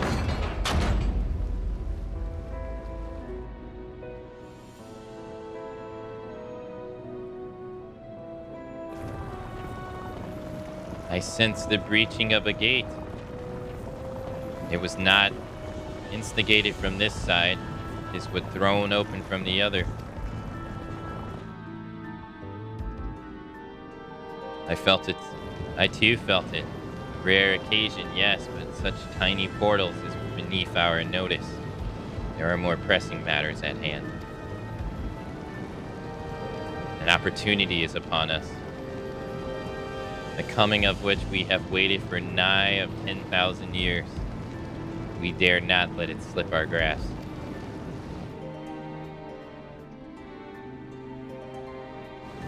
Yet we must not underestimate she who bested the cloud of darkness, even restrained by a covenant.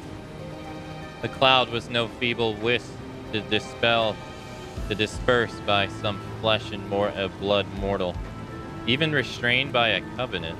So when we fought the cloud of darkness, she wasn't at her full strength. Let her come.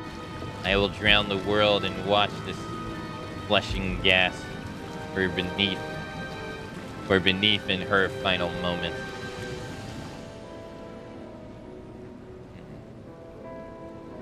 Night in black. Your zeal is admirable, but forget not our cause.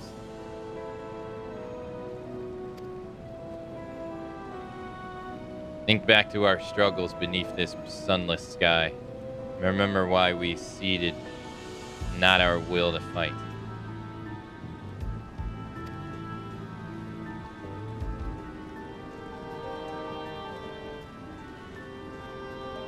Tis time we set the war in motion and win the redemption for our star.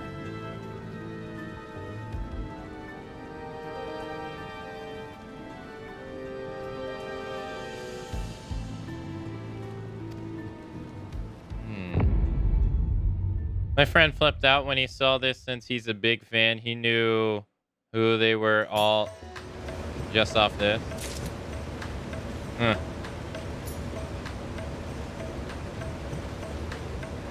I'm not sure at the moment.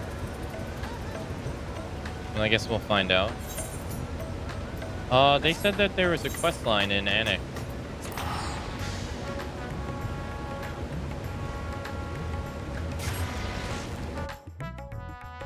I'm trying to think of all the Final Fantasy. It's not X-Def and it's not Chaos.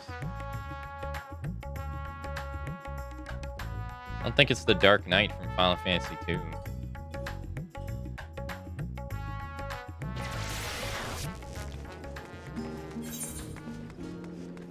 What's this? Oh, it's over there. Mission in more...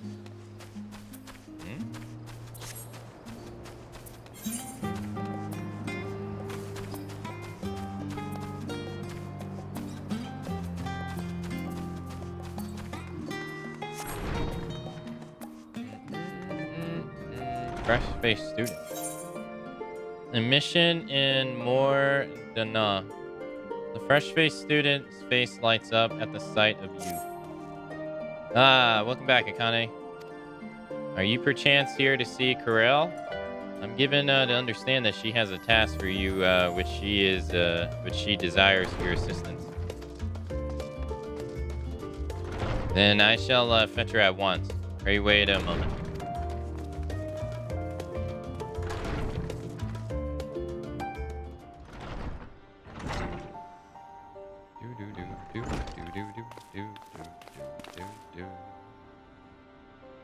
Akane, thank you for coming. If you're now available, I'd like to put you and Raha.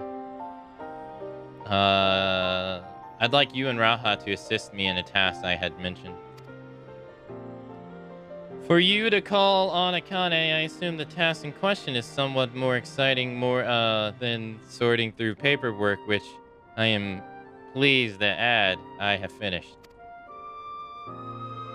So if Akane is ready, then so am I. Wait.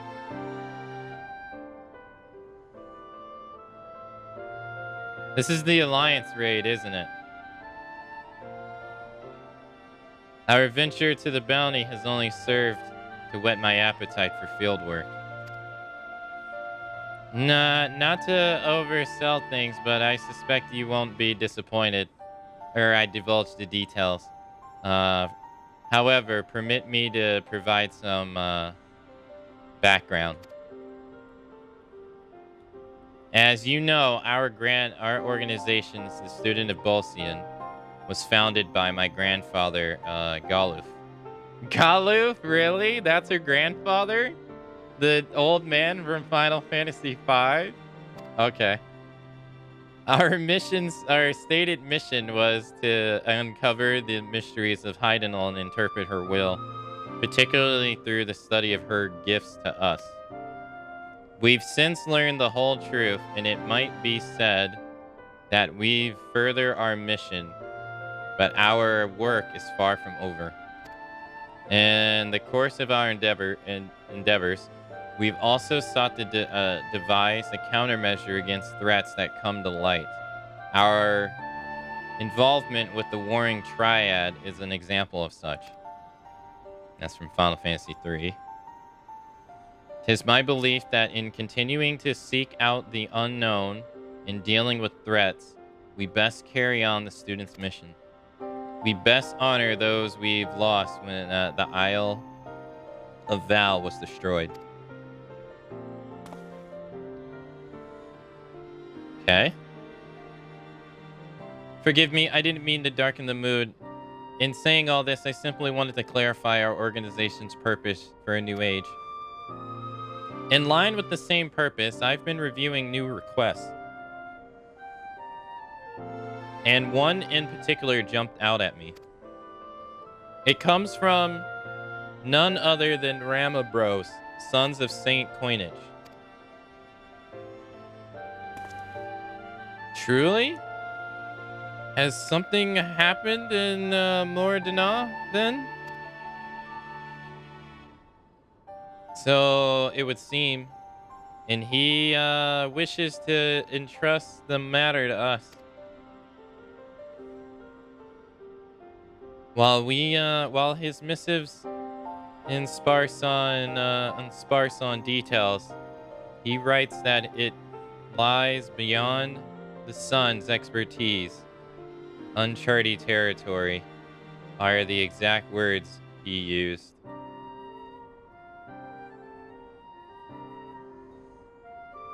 Wait.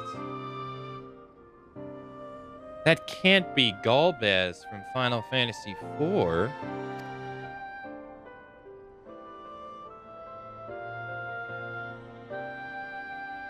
I'd like you to meet with Rambros and conduct a preliminary survey. What say you? That can't... Wonderful. When you're ready, pray make your way to the Revelance Hall. I shall let Rambros know and receive you there. I must remain here to oversee our operations, but should it transpire that more hands are needed, don't hesitate to send word. I've been thinking about that the entire time I've been reading this. Well, there's no time like the present.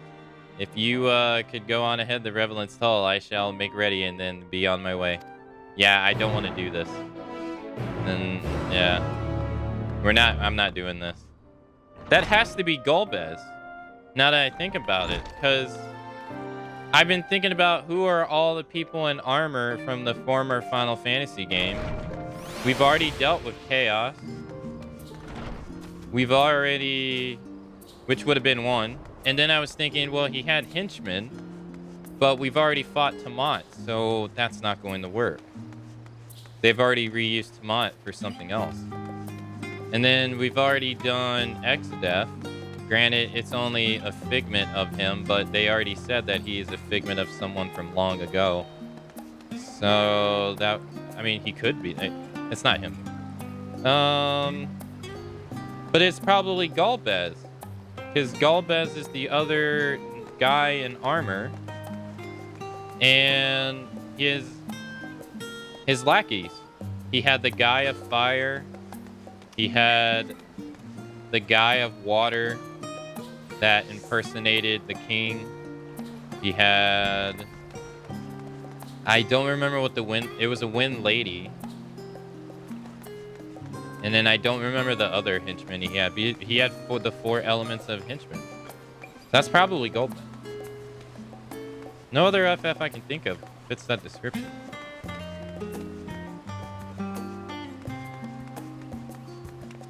And then if it is him, it would make sense because Endwalker borrowed stuff largely from Final Fantasy IV, and that's Final Fantasy IV. So that would make sense. I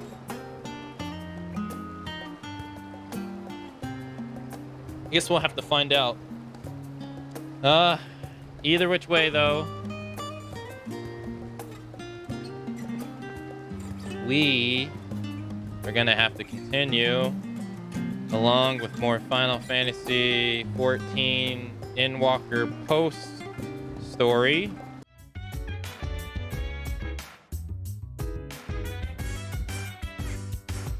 So dance, while I put you in a trance.